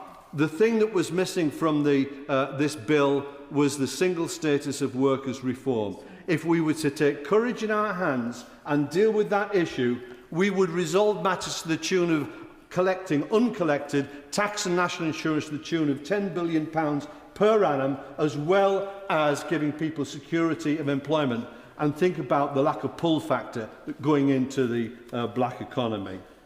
So, Madam Deputy Speaker, if this legislation is to deliver a new deal for working people, this House must ensure the back door is not opened to dismantle it. I urge ministers, even now, to reconsider, because they are making a profound mistake. Gordon. Thank you, Madam Deputy Speaker. I know I only have a few minutes, so I will try to respond as quickly as I can to comments from colleagues across this House, and I thank everybody for their reflections today. Responding to the Shadow Minister, I do not recognise the figures he mentions, and I'd urge honourable members to really reflect carefully on the figures that he did mention today in this debate. I would have thought he'd have learned the terrible lessons from his former boss, Liz Truss, and I know my constituents are still paying the price for the impacts of that budget, but now he's quoting a growth commission that has Liz Truss as an advisor, and I will leave it at that. The Tories had 14 years to adapt to the way the world of work has changed, and in 14 years they did nothing to tackle exploitative zero-hours contracts. They barely acknowledged the existence of the gig economy, they saw the impact of COVID on our key workers and the limits of statutory sick pay and decided to do nothing. Yeah. The world of work has changed an enormous amount in the last 20 years, and the party opposite seem to be telling us that the system is working as intended. And I say it isn't. I say it needs change, and it needs the Employment Rights Bill. To my right honourable friend, right honourable member for Ashton-under-Lyne, and I thank her for her leadership and all her work on the Employment Rights Bill and on our wider package for working people. I know she's keen to see the limit, the time that employees must wait for fair rights to be strengthened, and we share her desire for employees to benefit as soon as possible from this bill, which is why it's so important that we get it on the statute books and implemented as soon as possible. And I thank her for her reflections and remarks today. The government's amendments in lieu are a result of dialogue and of compromise. Business and unions preferring to go the extra mile to find solutions and not just insisting on their own positions and disregarding all of the perspectives. I thank my colleagues for their reflections, and I'm pleased that we have been able to provide a workable agreement with trade unions and with businesses' representatives on the unfair dismissal provisions. I have 2 minutes left, so I need to proceed. Our amendments in lieu, I've talked in detail about our intentions with this legislation. I know honourable friends have good intentions with their amendments today, but I will stress that our amendments tabled as a package reflect that agreement reached by and between business representatives and trade unions in a collaborative and constructive process. We want to bring this bill to a conclusion so that it benefits millions of British workers so they can benefit from the new rights that this bill will deliver. From April next year, extending statutory sick pay, parental leave, and setting up the Fair Work Agency so that it has the enforcement rights that it needs, and for business to start preparing for implementation with certainty. I thank again all members in the House for their contributions today. I know that sadly, despite the persuasive arguments from my colleagues, some members across the House will continue to oppose better rights for working people. However, after 14 years of letting workers' rights rot, the economy stagnate and living standards fall, I'm proud to be showing what Labour in power looks like. The biggest upgrade to workers' rights in a generation. A relentless focus on growing our economy and making working people better off. Raising living standards in every corner of the country. And while Reform and the Conservatives, Reform who aren't here, show themselves to be two sides of the same anti-worker, anti-growth coin, it is Labour that is fixing the foundations of our economy. The government is making work pay again in a way that suits the 21st century. It is a restoration of rights lost in a manner fit for the future. It will create security and opportunity for everyone, no matter their background. And it is of paramount importance that we get this bill onto the statute books so it can start delivering for businesses and workers as soon as possible. I urge all members on both sides of this House to carefully consider the amendments we have proposed and hope they feel able to support our position. I beg to move. Order. Under the programme order of the 15th of September, I now must put the questions necessary to bring to a conclusion proceeding on the Lord's message. The question is that the House insists on its disagreement with the Lords in their Amendment 1B, but proposes Amendments A and B in lieu. As many that appear say aye. Aye. The contrary, no. No. Clear the lobby.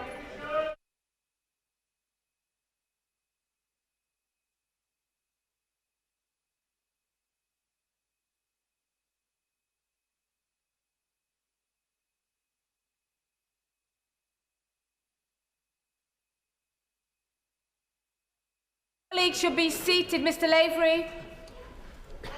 The question is as on the order papers. May that opinion say aye. Aye. Of the contrary, no. No. Tellers for the ayes are Jake Richards and Imogen Walker. Tellers for the noes are Andrew Snowden and Gregory Stafford.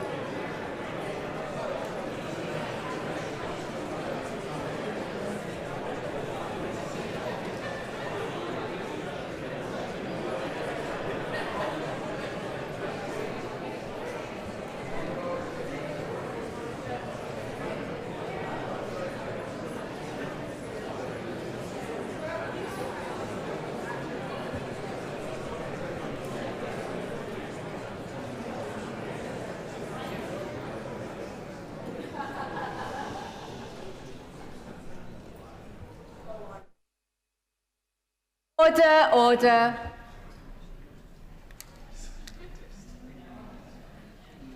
The ayes to the right, 327. The noes to the left, 96.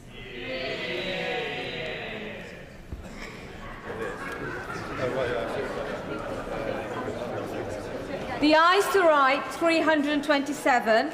The noes to the left, 96. So the ayes have it, the ayes have it. Unlock.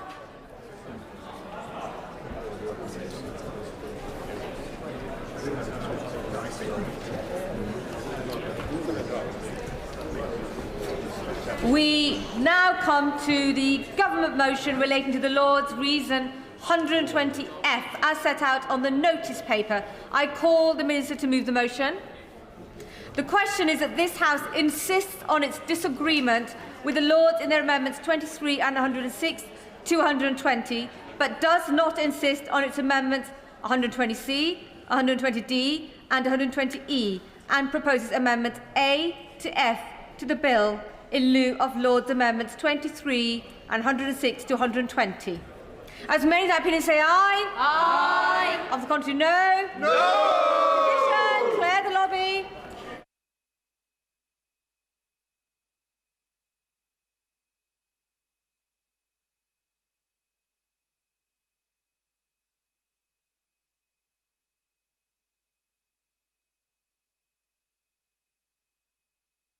You'll notice that I'm standing and should be seated. Miss Wendy Morton, Mr. Jeremy Wright. Well, that keeps going.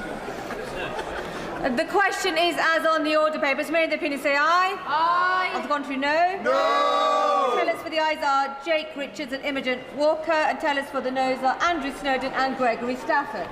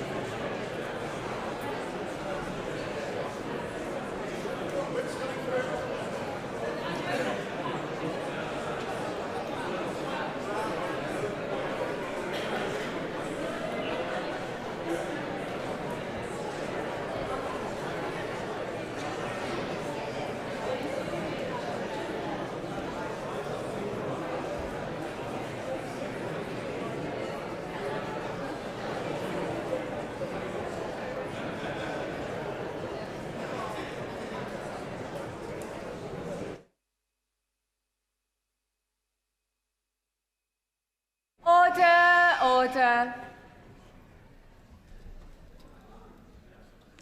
The ayes to the right, 300. The noes to the left, 96.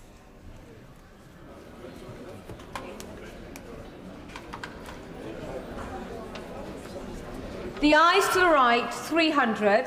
The noes to the left, 96. So the ayes have it. The ayes have it. Unlock.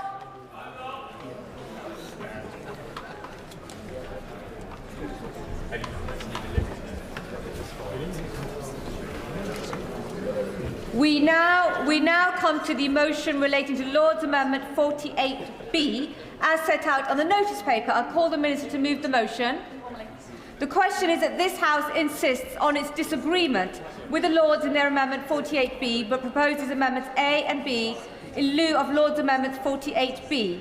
As remain that opinion, say aye. Aye. On the contrary, no. No. Red lobby.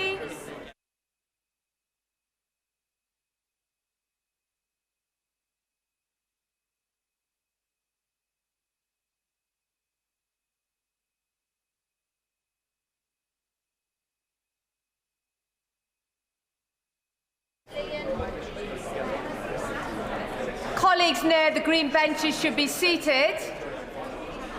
Colleagues at the far end should be seated.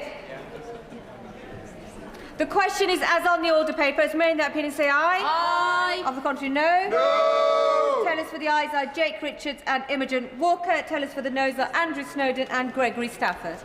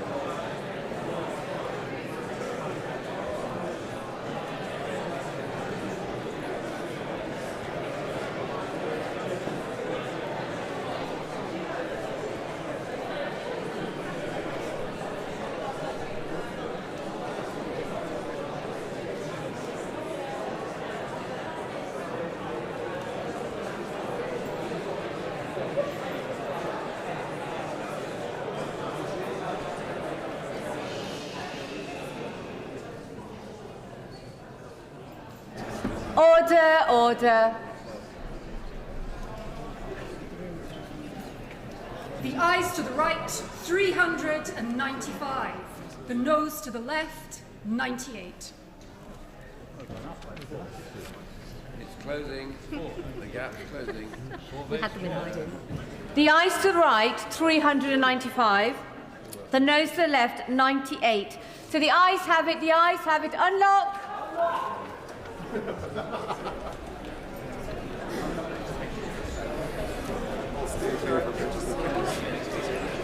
We now come to the government motion relating to Lord's amendments 72D to 72H. As set out on the notice paper, I call the Minister to move the motion. The question is that this House does not insist on its Amendment 72C in lieu of Lord's Amendments 61 and 72, but disagrees with the Lords in their Amendments 72D to 72H in lieu of proposes Amendments A and B in lieu of Lord's Amendments 72D and 72H. As main that opinion, say aye. Aye. The contrary, no. No. Petition, clear the lobby.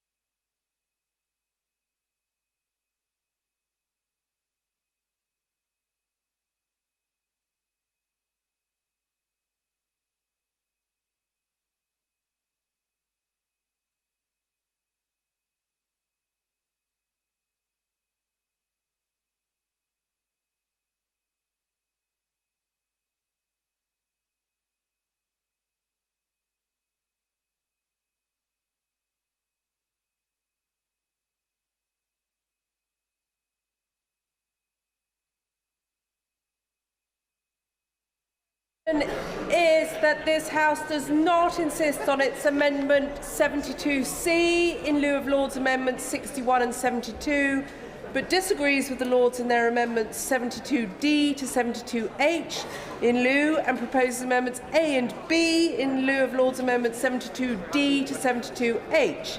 As many as are of that opinion say aye. Aye. Of the contrary, no. No. The tellers for the ayes are Jake Richards and Imogen Walker. The tellers for the noes, Gregory Stafford and Andrew Snowden.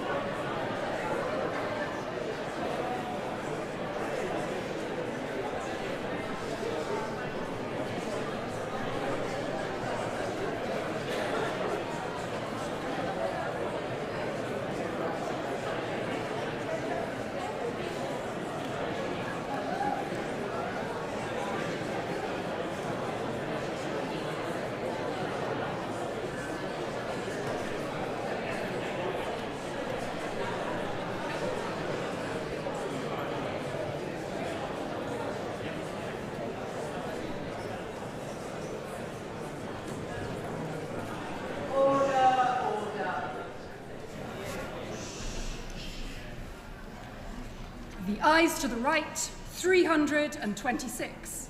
The noes to the left, 162.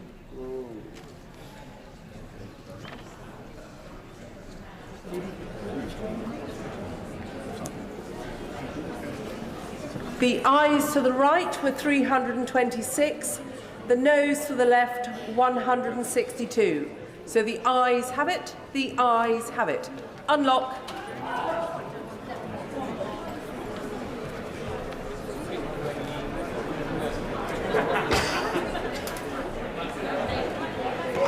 We now come to the government motion relating to Lord's Reasons 62D, as set out on the notice paper. I call the Minister to move the motion.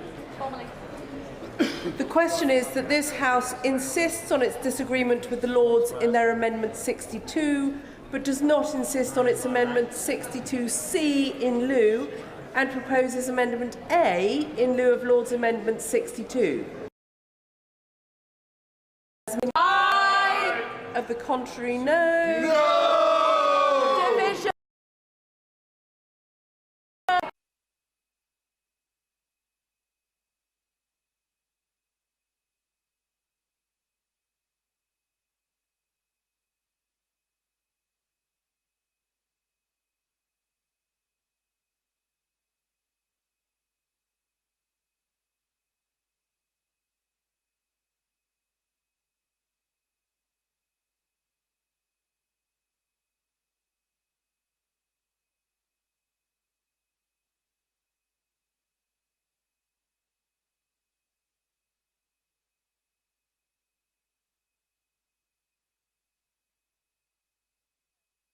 Is as on the order paper. As many as of that opinion say aye. Aye. Of the contrary, no. No. The tellers for the ayes are Imogen Walker and Jake Richards. The tellers for the noes, Gregory Stafford and Andrew Snowden.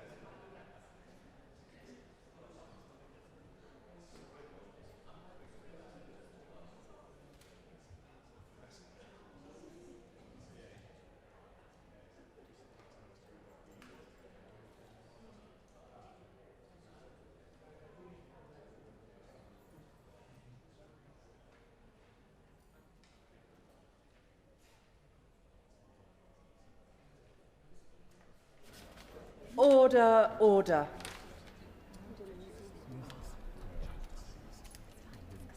The ayes to the right, 327. The noes to the left, 162.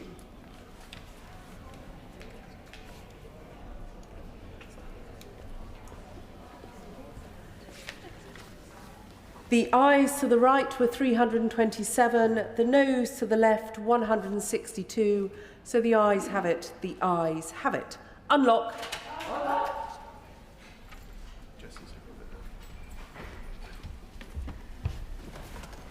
That concludes proceedings on the Employment Rights Bill. Point of order, Ian Lavery. Thank you, Madam Deputy Speaker. In the previous debate on the Employment Bill, I intervened on the Secretary of State. I should have declared an interest with regards to my support from the trade union movement, of which I'm extremely proud. For that, I humbly apologise. Can I thank the honourable member for having corrected the record and put his interest on the record. Planning and Infrastructure Bill, consideration of Lord's message. Now. Before we move to consideration of the Lord's message, I can confirm that nothing in the Lord's message engages Commons financial privilege. We now come to the government motion relating to Lord's Amendment 33. I call the Minister to move the motion. Thank you, Madam Deputy Speaker. I beg to move that this House does not insist on its disagreement to Lord's Amendment 33, but instead proposes an amendment to the said Lord's Amendment. Madam Deputy Speaker, today is a pivotal day because, subject to agreement from this House and in due course the other place on a single remaining issue, the Government's landmark planning and infrastructure bill will have completed all its stages and will therefore shortly become law. That moment will be a hugely significant one for our economy because this legislation will facilitate a step change in the delivery of the new homes and critical infrastructure our country so desperately requires. Let me briefly remind the House once again why this bill is so important. When it comes to house building and the provision of major economic infrastructure, the status quo has demonstrably failed. The process of securing consent for nationally significant infrastructure projects is far too slow and uncertain and is constraining economic growth and undermining our energy security. The current approach to development and the environment too often sees both sustainable house building and nature recovery stall.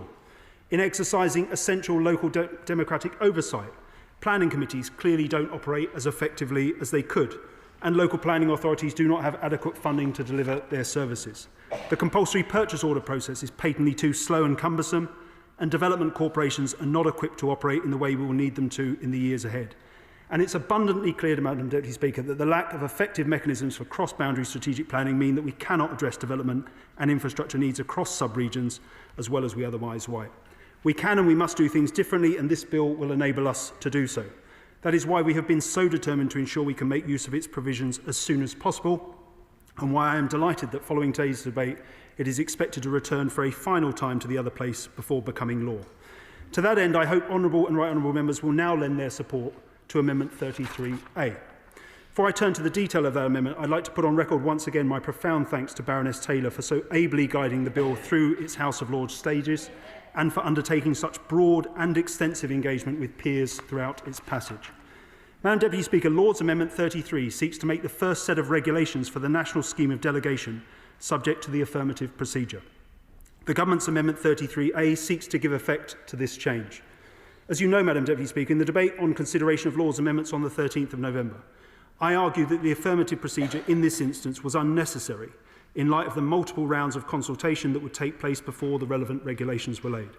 However, I acknowledge the strength of feeling in the other place on this matter, and we've therefore tabled an amendment to give effect to the intention of Lord's Amendment 33, ensuring that the first set of regulations for the national scheme of delegation are subject to the affirmative procedure. I thank Lord Lansley for his engagement on this issue and the member for Taunton and Wellington for his contributions to previous debates on these regulations. Madam Deputy Speaker, Amendment 33A simply removes the unnecessary provisions in Lord's Amendment 33 in respect of future regulations, for which there are already powers in the Town and Country Planning Act 1990. Set alongside the existing safeguards built into the legislation, including a duty on the Secretary of State to consult on the draft regulations before they come into effect, I hope the House will agree that Amendment 33A will ensure that an appropriate amount of parliamentary scrutiny and engagement is able to take place on these provisions ahead of implementation.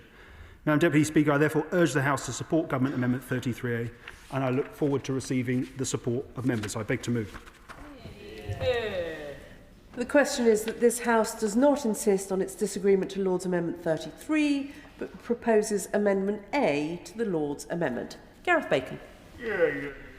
Thank you, Madam Deputy Speaker. It is a privilege to present some of the opposition's final words, and what I'm sure the Minister will agree has been an extensive effort on both sides of the House to debate, scrutinise and amend this bill. In that light, I would particularly wish to thank the efforts of my honourable friend, the member for Hamble Valley, who's worked tirelessly to push the government to make this bill fit for purpose, and my honourable friend, the member for Ruislip, Northwood and Pinner, who has throughout the whole process made invaluable contributions in this place and in committee. I'd also like to congratulate the Minister on seeing the Planning and Infrastructure Bill through its parliamentary journey, although I am hesitant to pour too much praise on many of the aspects of the bill itself. When we last came to this House to consider the Lord's message a couple of weeks ago, my honourable friend, the member for Ruislip, Northwood and Pinner, outlined the opposition's key concerns regarding this bill, not least that it fails to satisfy the three tests that we have consistently used to judge how this bill could help to unlock the housing market, make the necessary reforms to administrative and bureaucratic burdens, and create a dual incentive for communities and developers to embrace more homes and infrastructure.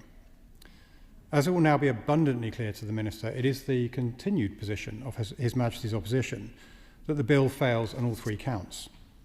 His boss, the Secretary of State, knows this, having admitted today that the government will need a sharp increase to their current run rate to meet the 1.5 million homes target they promised in their manifesto, a target that, according to his department's own figures, they are currently missing by a long way. Some improvements to the bill have been made during the parliamentary process, and this includes the government's concession on Lord's Amendment 33, which we are discussing today. We are grateful for the movement the government have made on this, and we will not seek to divide the House upon it this evening. I'll give way to the Honourable. Just very quickly, and everybody recognises the importance of 1.5 million houses being built, the need for social housing for many, many people, the need for houses that people can afford through a mortgage. But does he feel to move forward in a correct way, there must be community integration, a community discussion in relation to ensure that community integration can take place? If it comes to building houses, how it will affect people. If it comes to infrastructure, how that will affect the local farm and landowners as well. Does he feel that has been achieved within this legislation that's coming before us tonight?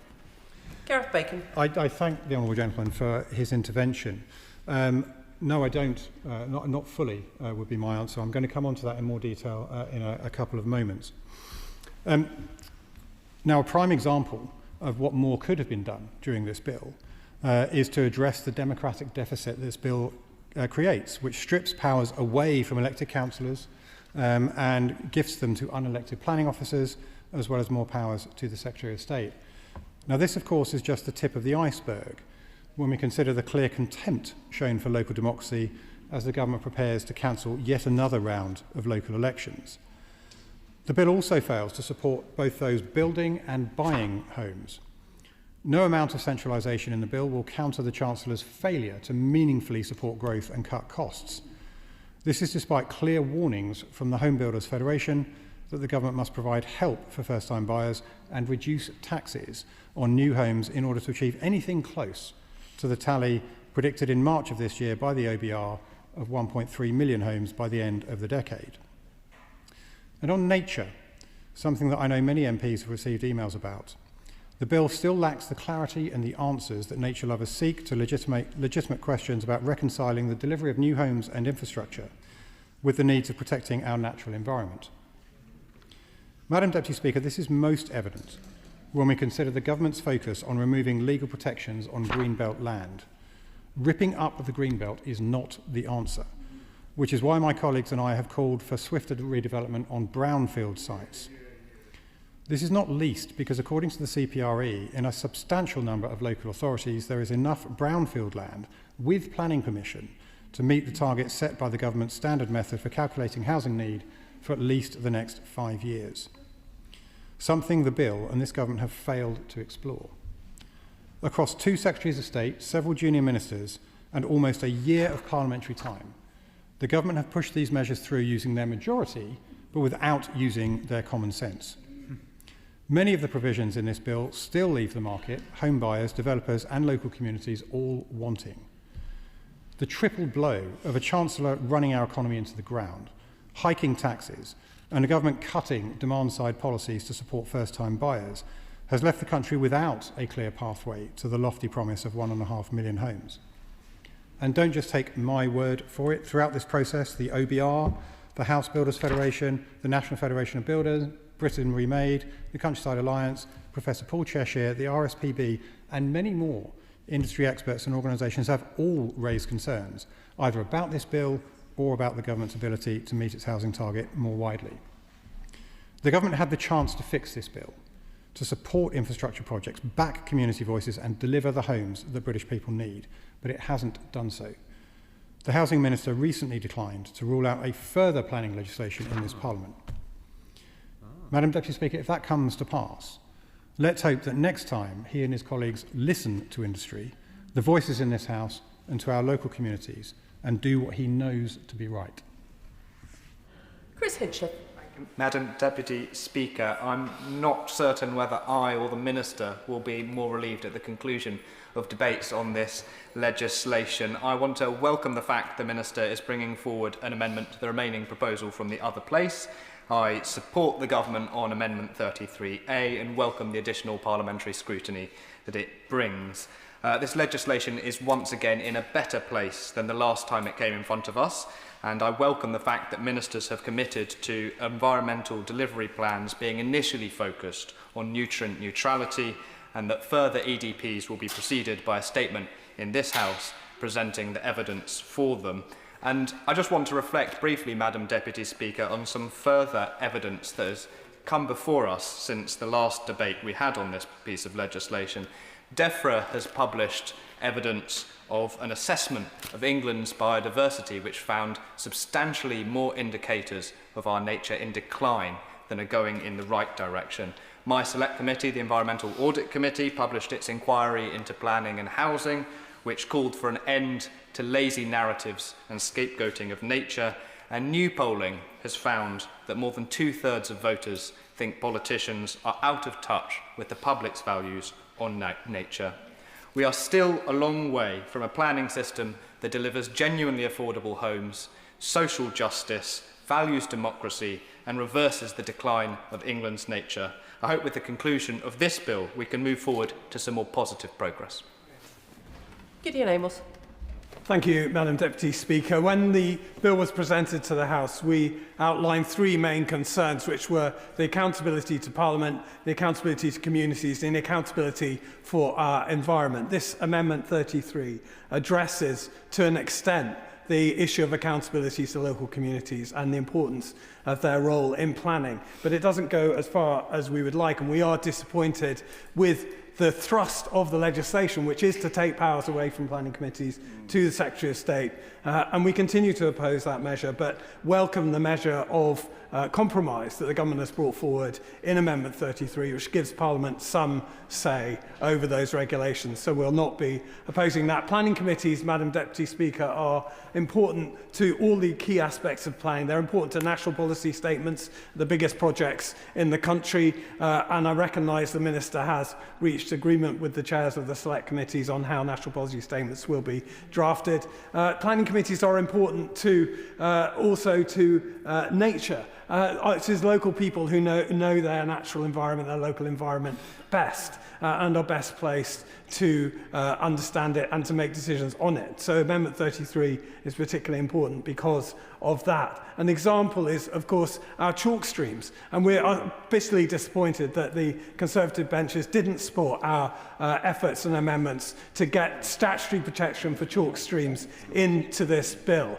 And I urge the Minister, when he hopefully follows up on his commitment to make sure that chalk streams appear in a national planning policy framework, that they appear in the glossary as an irreplaceable habitat. It's really important that it's established, they are established as an irreplaceable habitat. The UK has 85% of the world's unique chalk streams in the United Kingdom, and a vitally important habitat that we must protect. Local communities, as I say, know their environments best, and they're best placed to help deliver on the delivery plans as well. And we're concerned that the environmental delivery plans are being given to Natural England, which will act as decision maker, fee taker, and judge, jury, and execution.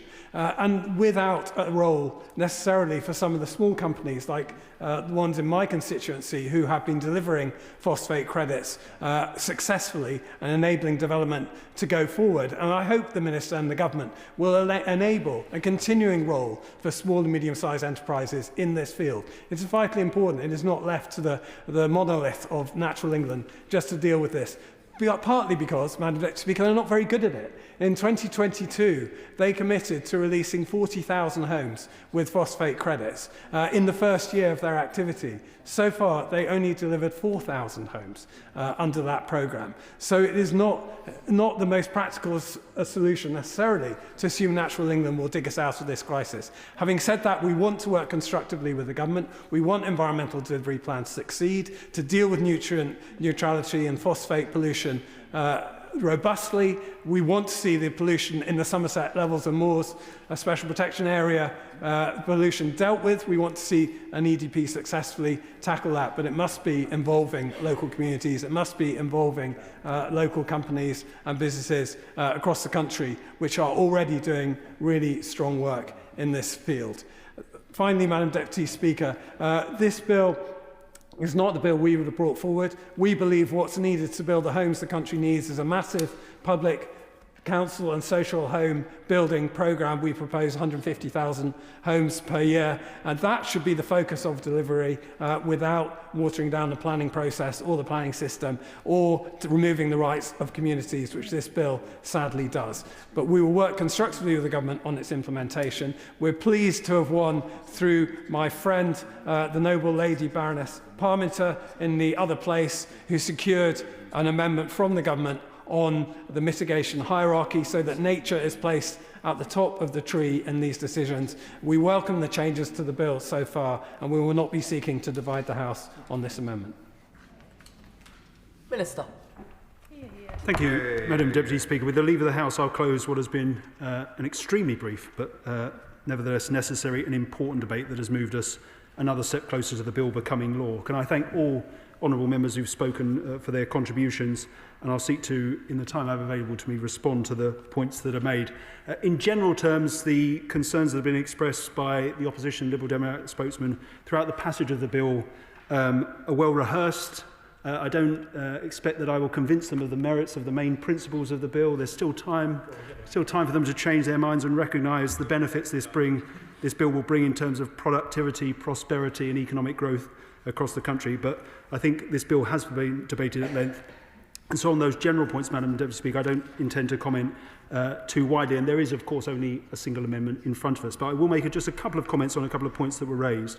My honourable friend, the member for North East Hertfordshire, referenced the commitment we made in the other place. He's absolutely right. On the 24th of November, during consideration of Commons reasons and amendments in the House of Lords, the government made clear that the first EDPs will address nutrient pollution only, and that ministers would return to the House once those first EDPs are in place to issue a statement on their progress, and only then, and at that point, would the Secretary of State be able to take forward any other EDPs on environmental issues. I made and I stand by the commitment I gave on chalk streams that they will be explicitly recognised in national planning policy. The honourable gentleman won't have to wait long to find out what that will entail, but I took on board the points that he made in respect of what he expects to see on chalk screens. On the specific point he made on the private sector, which is one that's well made, we recognise the important and increasing role that the private sector must play in supporting nature's recovery, including land managers, habitat banks and ecological consultancies.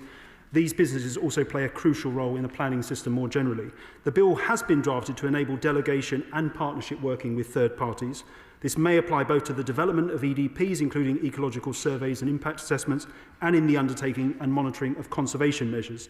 EDPs obviously also represent an opportunity for growth in nature service markets and revenue diversification for farming and land management businesses. I hope on that point he's somewhat reassured. On the substantive issue before us, Madam Deputy Speaker, a national scheme of delegation, we absolutely agree that planning is principally a local activity. Decisions about what to build and where should be shaped by local communities and reflect the views of local residents. That's why the government is determined to ensure every part of the country has an up-to-date local plan developed through significant resident engagement, and why the government of course believes that planning committees have an integral role in providing local democratic oversight of planning decisions. But, Madam Deputy Speaker, it's vital that in exercising that democratic oversight, planning committees operate as effectively as possible, focusing on those applications which really warrant member input and not revisiting the same decisions. We have undertaken a technical consultation, as honourable members know, on that national scheme of delegation. We got a significant response, nearly 600 responses to that consultation from local planning authorities and developers alike. Broad support was expressed for the tiered approach we've proposed. But we'll, of course, in the drafting of the regulations to come, which we expect to lay in the spring, take into account all of that feedback. Those draft regulations, just to make clear once again, will be subject to public consultation, and will respond to the consultation at the same time as we publish those draft regulations for consultation. To conclude, Madam Deputy Speaker, this landmark piece of legislation will enable us to overturn a failing status quo that has hampered the delivery of new homes and critical infrastructure, and thereby impeded progress towards greater prosperity and rising living standards. And I'm immensely proud of having developed the bill and taken it through Parliament. As I argued at second reading, 14 years of Tory failure left the country with a belief that nothing works, that nothing gets built, that Britain can no longer do big things. As a government, we've refused to accept the stagnation and decline we were bequeathed.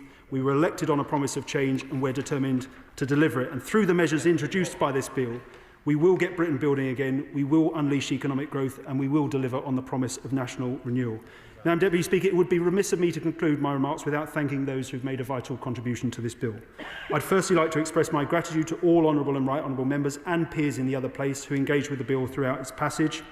The expertise and insight that's been brought to bear in both houses has strengthened the bill in a number of important respects.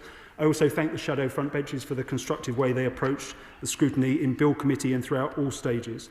I'd also like to thank my right honourable friend, the member for Ashton Underline, for her unwavering support in the bill's early stages, and to my right honourable friend, the member for Streatham and Croydon North, for his firm support over recent months. I'd also like to thank all stakeholders from a wide range of development industry experts and organisations right through to ENGOs who've engaged extensively with my department to shape the bill. And finally, I'd like to thank all of the talented officials in my department who've devoted considerable time and energy to this landmark piece of legislation. I'd particularly like to thank the bill team, ably led first by Alex Bush and now by Holly Harper, expert officials including Will Bergen, Alicia Ford, Guy Skelton and Andrew Short, and past and present members of my private office including Jim Carroll, Grace Doody, Josh Gray, Gabe Allison and Matt Davis for helping to deliver the bill in a record time. Madam Deputy Speaker, the imminent prospect of this bill receiving royal assent is obviously only a beginning. Once the bill becomes law, we need to implement its provisions. In that regard, the House should be in no doubt that we intend to move quickly so that we can realise the full benefits of this legislation for productivity, prosperity and living standards across the whole of the UK, and I very much look forward to working with honourable and right honourable members as well as stakeholders as we progress the bill's implementation over the coming months.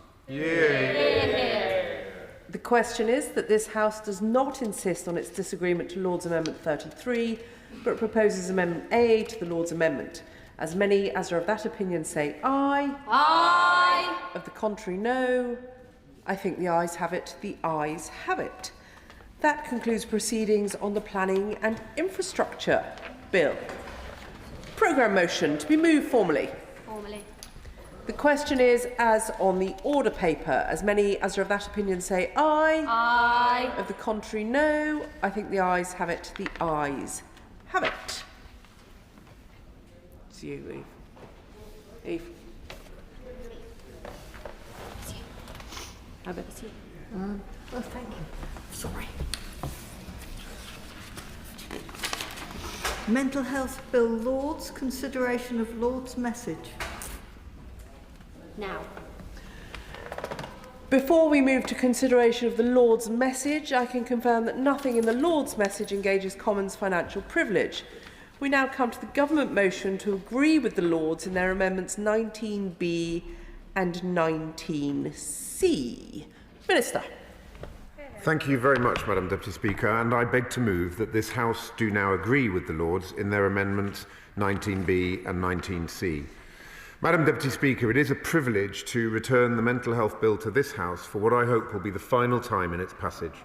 Thanks to the constructive and collaborative approach both from honourable members across this House and noble lords in the other place, we have been able to reach an amended and improved version of the Mental Health Bill so we can begin our vital work on the Code of Practice. I would in particular like to pay tribute to my ministerial colleague Baroness Meron for her outstanding work on this bill. The bill sits alongside the 10-year plan, which sets out our ambitious reform agenda to transform the NHS and make it fit for the future. We know that there is much more to do to improve outcomes, to tackle unacceptable waiting times for care and fully meet the needs of the population in a tailored, personalised and timely way. We will overhaul the way that mental health support is delivered in England to drive down waits and improve the quality of care, backed by a whole-of-society approach to preventing mental illness and to intervening early. Last week, we announced the launch of an independent review into prevalence and support for mental health conditions, ADHD and autism. We are launching this review to understand the rises in prevalence and demand on services to ensure people receive the right support at the right time and in the right place. People who need it will access high quality and compassionate mental health support at an earlier stage, and more people will recover or live well with mental illness. Madam Deputy Speaker, we will go further to improve the quality and transparency of care, working with experts and people with lived experience. We will publish a new modern service framework for severe mental illness, setting consistency in clinical standards across the country so that patients and families get the best quality, evidence-based treatment and support. I will. Madam Deputy Speaker, first of all, welcome what's coming forward. Just a point of clarification has been brought to my attention and just seek the Minister's advice and support on it. In relation to Amendment 19B, which relates to the appointment of a nominated person when no local authority holds parental responsibility for the patient, it's in relation to the child. Does the Minister agree that through this there must be more emphasis on the voice of the child and that the child should have some preference when it comes to representation? Thank you very much. I thank the Honourable Member for that intervention, and yes, absolutely we do agree, and he'll see as I come into this in my comments that we've got three options around what happens in exactly the scenario that he takes, and that's been very much the spirit of the amendment that we've agreed with the other place. We will put patient feedback and outcomes front and centre by improving the transparency of reporting across inpatient and community mental health services. We will introduce an early warning system so we can intervene earlier, using patient and staff feedback and clinical information to identify services at risk of providing poor quality care. This is alongside our commitments to roll out mental health support teams in schools and colleges to full national coverage by 2029, employ an extra 8,500 mental health workers by the end of the Parliament, and pilot new 24/7 neighbourhood mental health centres across the country. Madam Deputy Speaker, this long-awaited and transformational bill, once implemented, will give patients greater choice and autonomy, enhanced rights and support, and ensure everyone is treated with dignity and respect throughout their treatment. I will now briefly outline some of the commitments my ministerial colleague Baroness Meron made in the other place. In response to the amendment tabled by Baroness May, the government announced plans to launch a consultation on emergency police powers of detention. The consultation will look in particular, but not limited to, sections 135 and 136, as well as exploring joint working approaches across organisations. We have committed to working with stakeholders as we define the scope of the consultation. In the other place, the government tabled amendments in lieu regarding the appointment of a nominated person for a child under 16 who lacks competence following engagement with Baroness Berridge. The amendment states that if no local authority has parental responsibility, an approved mental health professional, or AMP, must appoint either a person who has parental responsibility, a person named in a child's arrangements order as a person with whom the relevant patient is to live, or a person who is a special guardian. If there is no suitable person with parental responsibility willing to act, the AMP must consider the child's wishes and feelings when deciding who to appoint. This amendment clarifies who AMPs should appoint as the nominated person and gives priority to those with parental responsibility. We intend to use the Code of Practice to outline what factors and nuances an AMP should consider when making the appointment decision. If the AMP later discovers another of those within the list is more suitable to act as the nominated person, the legislation allows them to terminate the appointment of the nominated person and appoint the special guardian instead. So I thank members across both sides of the House for their support of this bill and look forward to hearing their contributions. The question is that this House agrees with the Lords in their amendments 19B and 19C. Dr Luke Evans. Thank you, Madam Deputy Speaker. And I've talked about roads and bridges since the duration of this bill, and we have come to the end of this long road that was, of course, started by Baroness May in 2018 with the Independent Wesley report, which has been the foundation for how we have this piece of legislation in front of us. And it's a cross-party, cross-departmental look at how we can improve the lives of people with the most serious of mental health issues. And that's really important. I was pleased to hear the Minister as well start to talk about the difference between mental health and mental well-being. This is really fundamental when it comes to dealing with our policies and how we're going to take the country forward, because not everyone has a serious mental health problem, but everyone has problems with their mental well-being. Making sure we have that distinction worked out is going to be truly important to make sure we get the right support for the right people in the right place, which at the end of the day, this is what that bill is dedicated for. I have also talked in this House about why it is so important. This bill, above all others, deals with the most vulnerable people in society, those who are seriously mentally unwell. And so I'm pleased that we're at this point that we can take it forward and get it into a piece of legislation. I'm also pleased to hear the Minister direct his comments towards the amendment from the other place and the concerns raised by Baroness Berridge. And I understand the points he's tried to make and the clarifications the government has tried to put in place with regards to this amendment. It is for the reason that he's mentioned that he will look at the code of conduct for those seriously difficult positions that a mental health professional might find themselves in an evening dealing with a parent who's contesting with a child about who is going to be the nominated person. I'm pleased that the government is looking at the code of practice, so we won't be dividing the House tonight. That being said, as with the 10-year plan that the government has brought forward, there is a synergy here. And the synergy is this, that this House agrees on both sides with the thrust of the 10-year plan and also the mental health bill. But the problem we have here is there is no delivery chapter. That is the concern. It's a concern we have from this side when this government was taking it forward. And now, as the Minister has conceded in committee, it will be a challenge. But without that delivery plan, it becomes very difficult. I will give way. I thank the honourable member for giving way. Before I was elected, I ran mental health and complex needs services for 5 years. And so I saw a landscape that was pretty much devastated under the Conservatives. And one of the ways which it was devastated was the loss of Sure Start. The Institute for Fiscal Studies produced a report this year which showed that Sure Start led to a reduction in hospitalisations for 12 to 14-year-olds by 50%. The Shadow Minister is talking about the ways in which we can deliver better mental health. Does he agree with me that Labour's rollout of a revamped Sure Start is just one way of many in which we're helping to improve children's mental health? Well, I'm grateful that he makes a very good point, but he also has missed the point that one of the ways the government was dealing with this, which he's given me the opportunity to come forward, was to bring forward the mental health investment standard, which meant that the proportion of spending on mental health had to mirror those in terms of physical conditions, and that was starting to see a real change.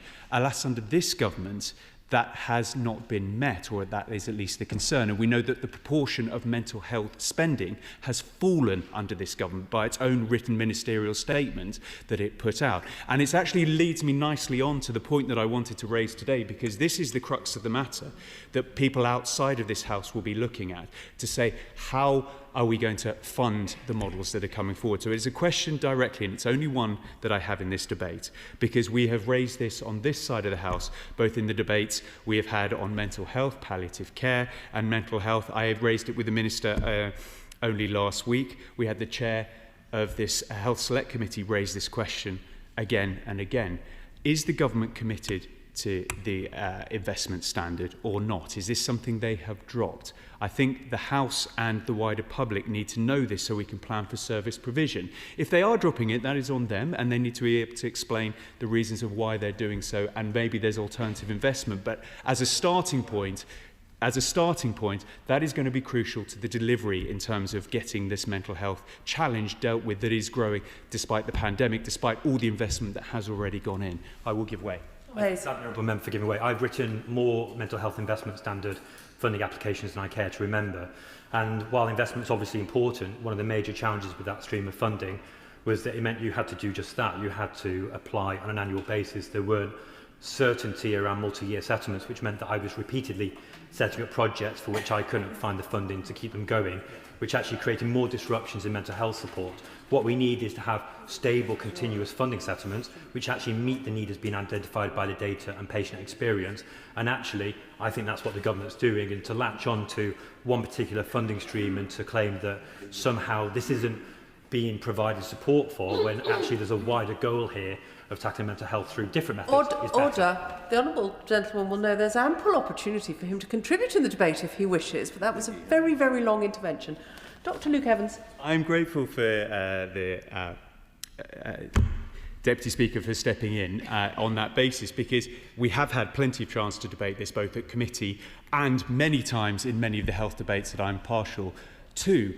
With regards to what he said, we could go through the whole idea of why the last government changed the interventions of NHS England, brought in ICBs to allow for that joined-up structure to be put in place. We're now seeing a new iteration coming forward, but yet again, we don't know how much it will cost to get rid of NHS England. We don't know the redundancy packages for the ICB and how much that is going to cost. This is fundamental. One thing we do know is that with the change in the investment standard, as the Royal College of Psychiatrists Chair has said, that change alone is going to cost the sector £300 million. That is investment and change that could have made a difference to mental health provision. So I don't want to get into the heated politics any further, and I don't want to delay the House any further this evening. But that position from the government on where the mental health investment standard is crucial when it comes to delivering this mental health bill.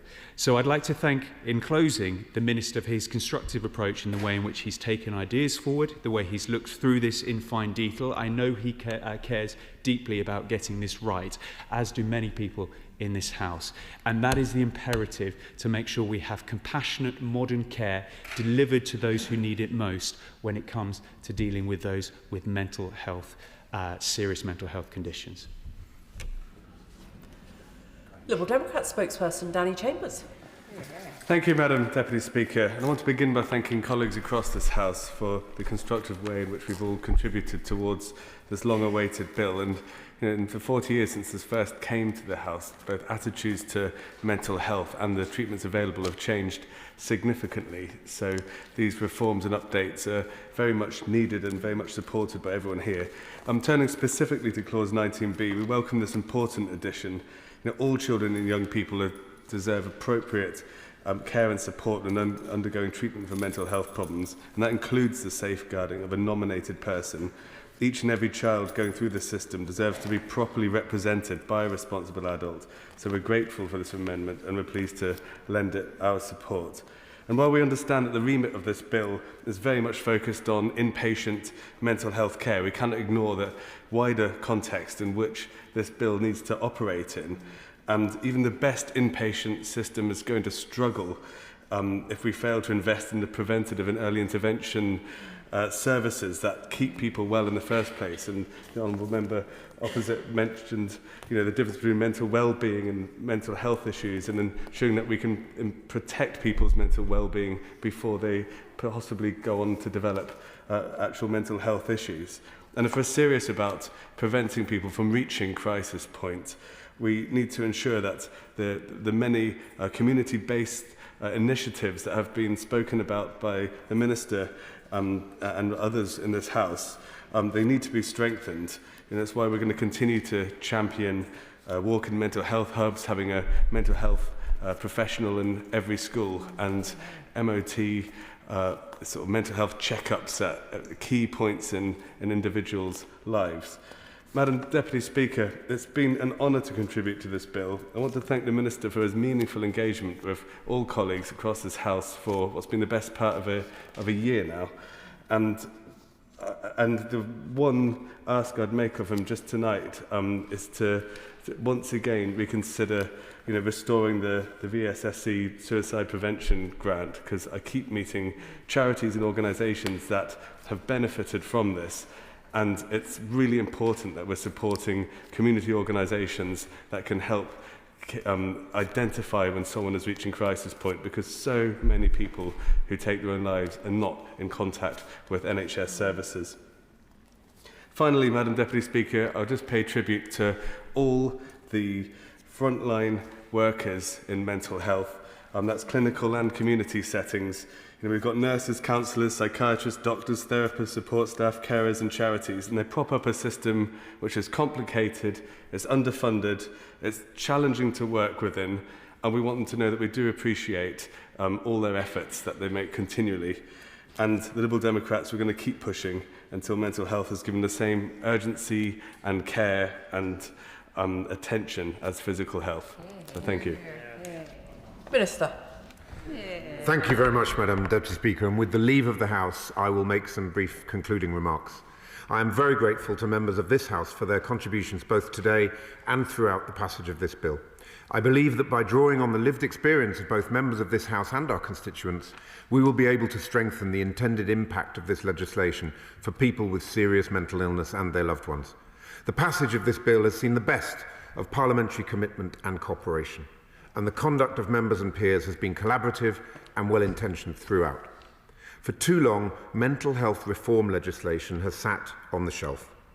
This government made a manifesto commitment to modernise the Mental Health Act, and this government has delivered that within our first session, providing an opportunity to transform the way we support those with severe mental illness and providing patients with greater choice and autonomy. I'm reminded of a quote from a patient in the 2018 Independent Review who said, "I feel a lot of things were being done to me rather than with me." This bill takes forward many of the changes put forward by the Independent Review, whose recommendations were rightly shaped by the views of patients and professionals. Many have asked about next steps and implementation. Post-Royal Assent, our first priority. We will engage with people with lived experience and their families and carers, staff and professional groups, commissioners, providers and others to do this. The code will go to public consultation as well as being laid before Parliament before final publication. Alongside the code, we will develop the necessary secondary legislation. We will then need time to train the existing workforce on the new Act, regulations and the code. We estimate full implementation will take around 10 years due to the time needed to train the workforce and the need to ensure that the right community support is available. This time frame necessarily spans multiple spending review periods and multiple parliaments, so we are limited in the detail we can give about future spend and timelines. But we've committed to an annual written ministerial statement on implementation. This commitment will last for the 10 years, or until the bill is fully implemented, whichever is sooner. Just turning... Luke Evans. I appreciate he can't commit to a financial spending envelope now, but the mental health investment standard is something the government could commit to. Is that the case? Yes, I was just coming to that too, because he raised that in his speech. Look, we are protecting the mental health investment standard in real terms, as it will rise in line with inflation. Our position is quite straightforward. We feel that for far too long, the NHS has been run by a series of input-based targets which micromanage frontline leaders while failing to ensure improvements in patient experience and care. We are bringing the era of command and control to an end, setting frontline leaders free to innovate and run their services as they know best. I would also remind, of course, the opposition spokesman that we're investing £473 million in capital funding in mental health nationally over 26-27 to 29-30. This funding will support the establishment of 24/7 neighbourhood mental health service, deliver mental health emergency departments, known as crisis assessment centres, expand neighbourhood mental health services, eliminate inappropriate out-of-area placements, and increase crisis accommodation for people with learning disabilities and autism. optimism. So what I would say gently to him is that when you see a rising tide lifting all the boats, you're connecting your mental health spend to that rising tide, then you are seeing a rise in real terms on what this government is spending on mental health across the board. On the Liberal Democrat spokesman, I'm very happy to meet with him again and look at that particular issue. He did raise that in committee. Of course, I hope that some of the things I've just set out here will help very much on the tragedy of suicide in our country, and we're very conscious of how much we need to do to combat that. So, Madam Deputy Speaker, I'd like to put on record my thanks to all members and noble peers who have paid such a close interest to the development of the proposals, along with the officials and parliamentary staffers who have supported us to do so. The officials involved in the bill, too many to mention, but I would also like to pay tribute to colleagues in my private office, Emily Cowhig and Penny Sherlock, who've done such sterling work on this bill, supporting me and the entire team throughout. Transforming mental health care for the most vulnerable patients with serious mental illness requires this bill to pass into statute, and I am therefore grateful to honourable members for their support in enabling us to do so. Thank you. The question is that this House agrees with the Lords in their amendments 19B and C. As many as of that opinion say aye. Aye. Of the contrary, no. I think the ayes have it. The ayes have it. Motion number 5 on payment scheme. Minister to move. The question is as on the order paper. As many as are of that opinion say aye. Aye. Of the contrary, no. I think the ayes have it. The ayes have it. Motion number 6 on the Modernisation Committee. Minister to move. Move formally. The question is as on the order paper. As many as of that opinion say aye. Aye. Of the contrary, no. I think the ayes have it. The ayes have it. We now come to motion number 7 relating to Northern Ireland Affairs Committee. Jessica Morden. To move. The question is as on the order paper. As many as of that opinion say aye. Aye. Of the contrary, no. I think the ayes have it. The ayes have it. Petition. Tracy Gilbert. Thank you, Madam Deputy Speaker. We're approaching the end of 16 days of activism against gender-based violence, and so I rise to present this petition. I'm very pleased that I'm not alone in this place in calling for reform of pornography legislation, as we've seen an explosion in the availability of increasing graphic pornography. This content is often procured through coercion and is fueling sexual violence and violence against women and girls.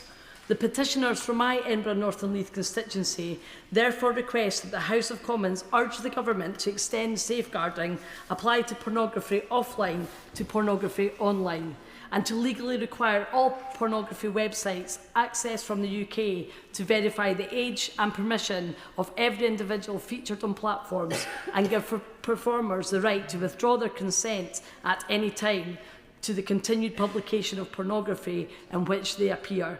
And the petitioners remain, etc.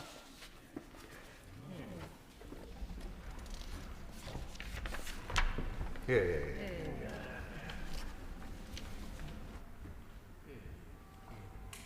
Petition. Pornography and violence against women. Thank you.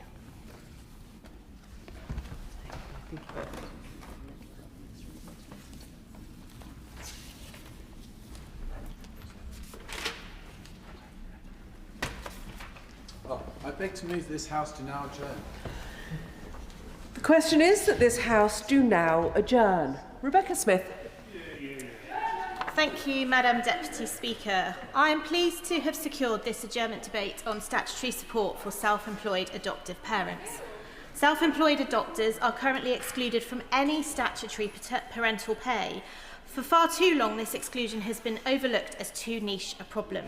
But in fact, it exposes a much deeper inconsistency in the way our parental leave and pay system works, one that affects not only adoptive families, but also the wider functioning of the adoption system in England.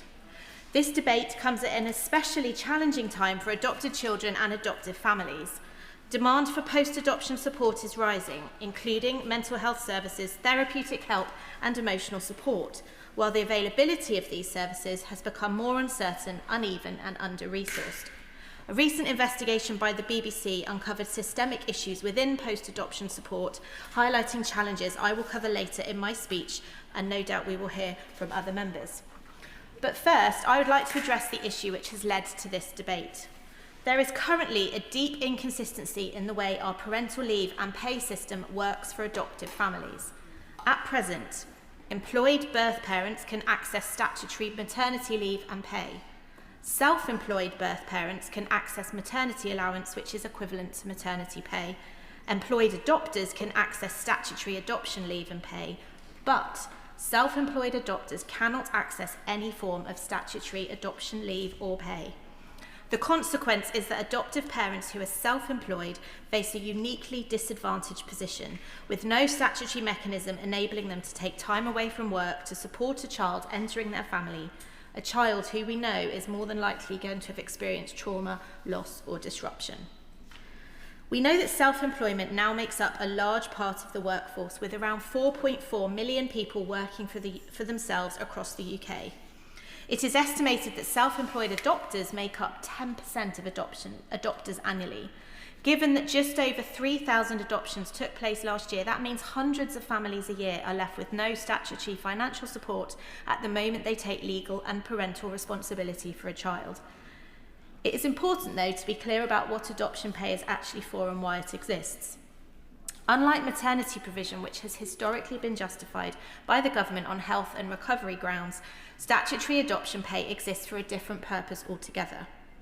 In 2022, the previous government stated in a written parliamentary response that statutory adoption pay is essential to the success of an adoption placement, so that an adopter takes time off work in order to care for and, most importantly, to bond with their child.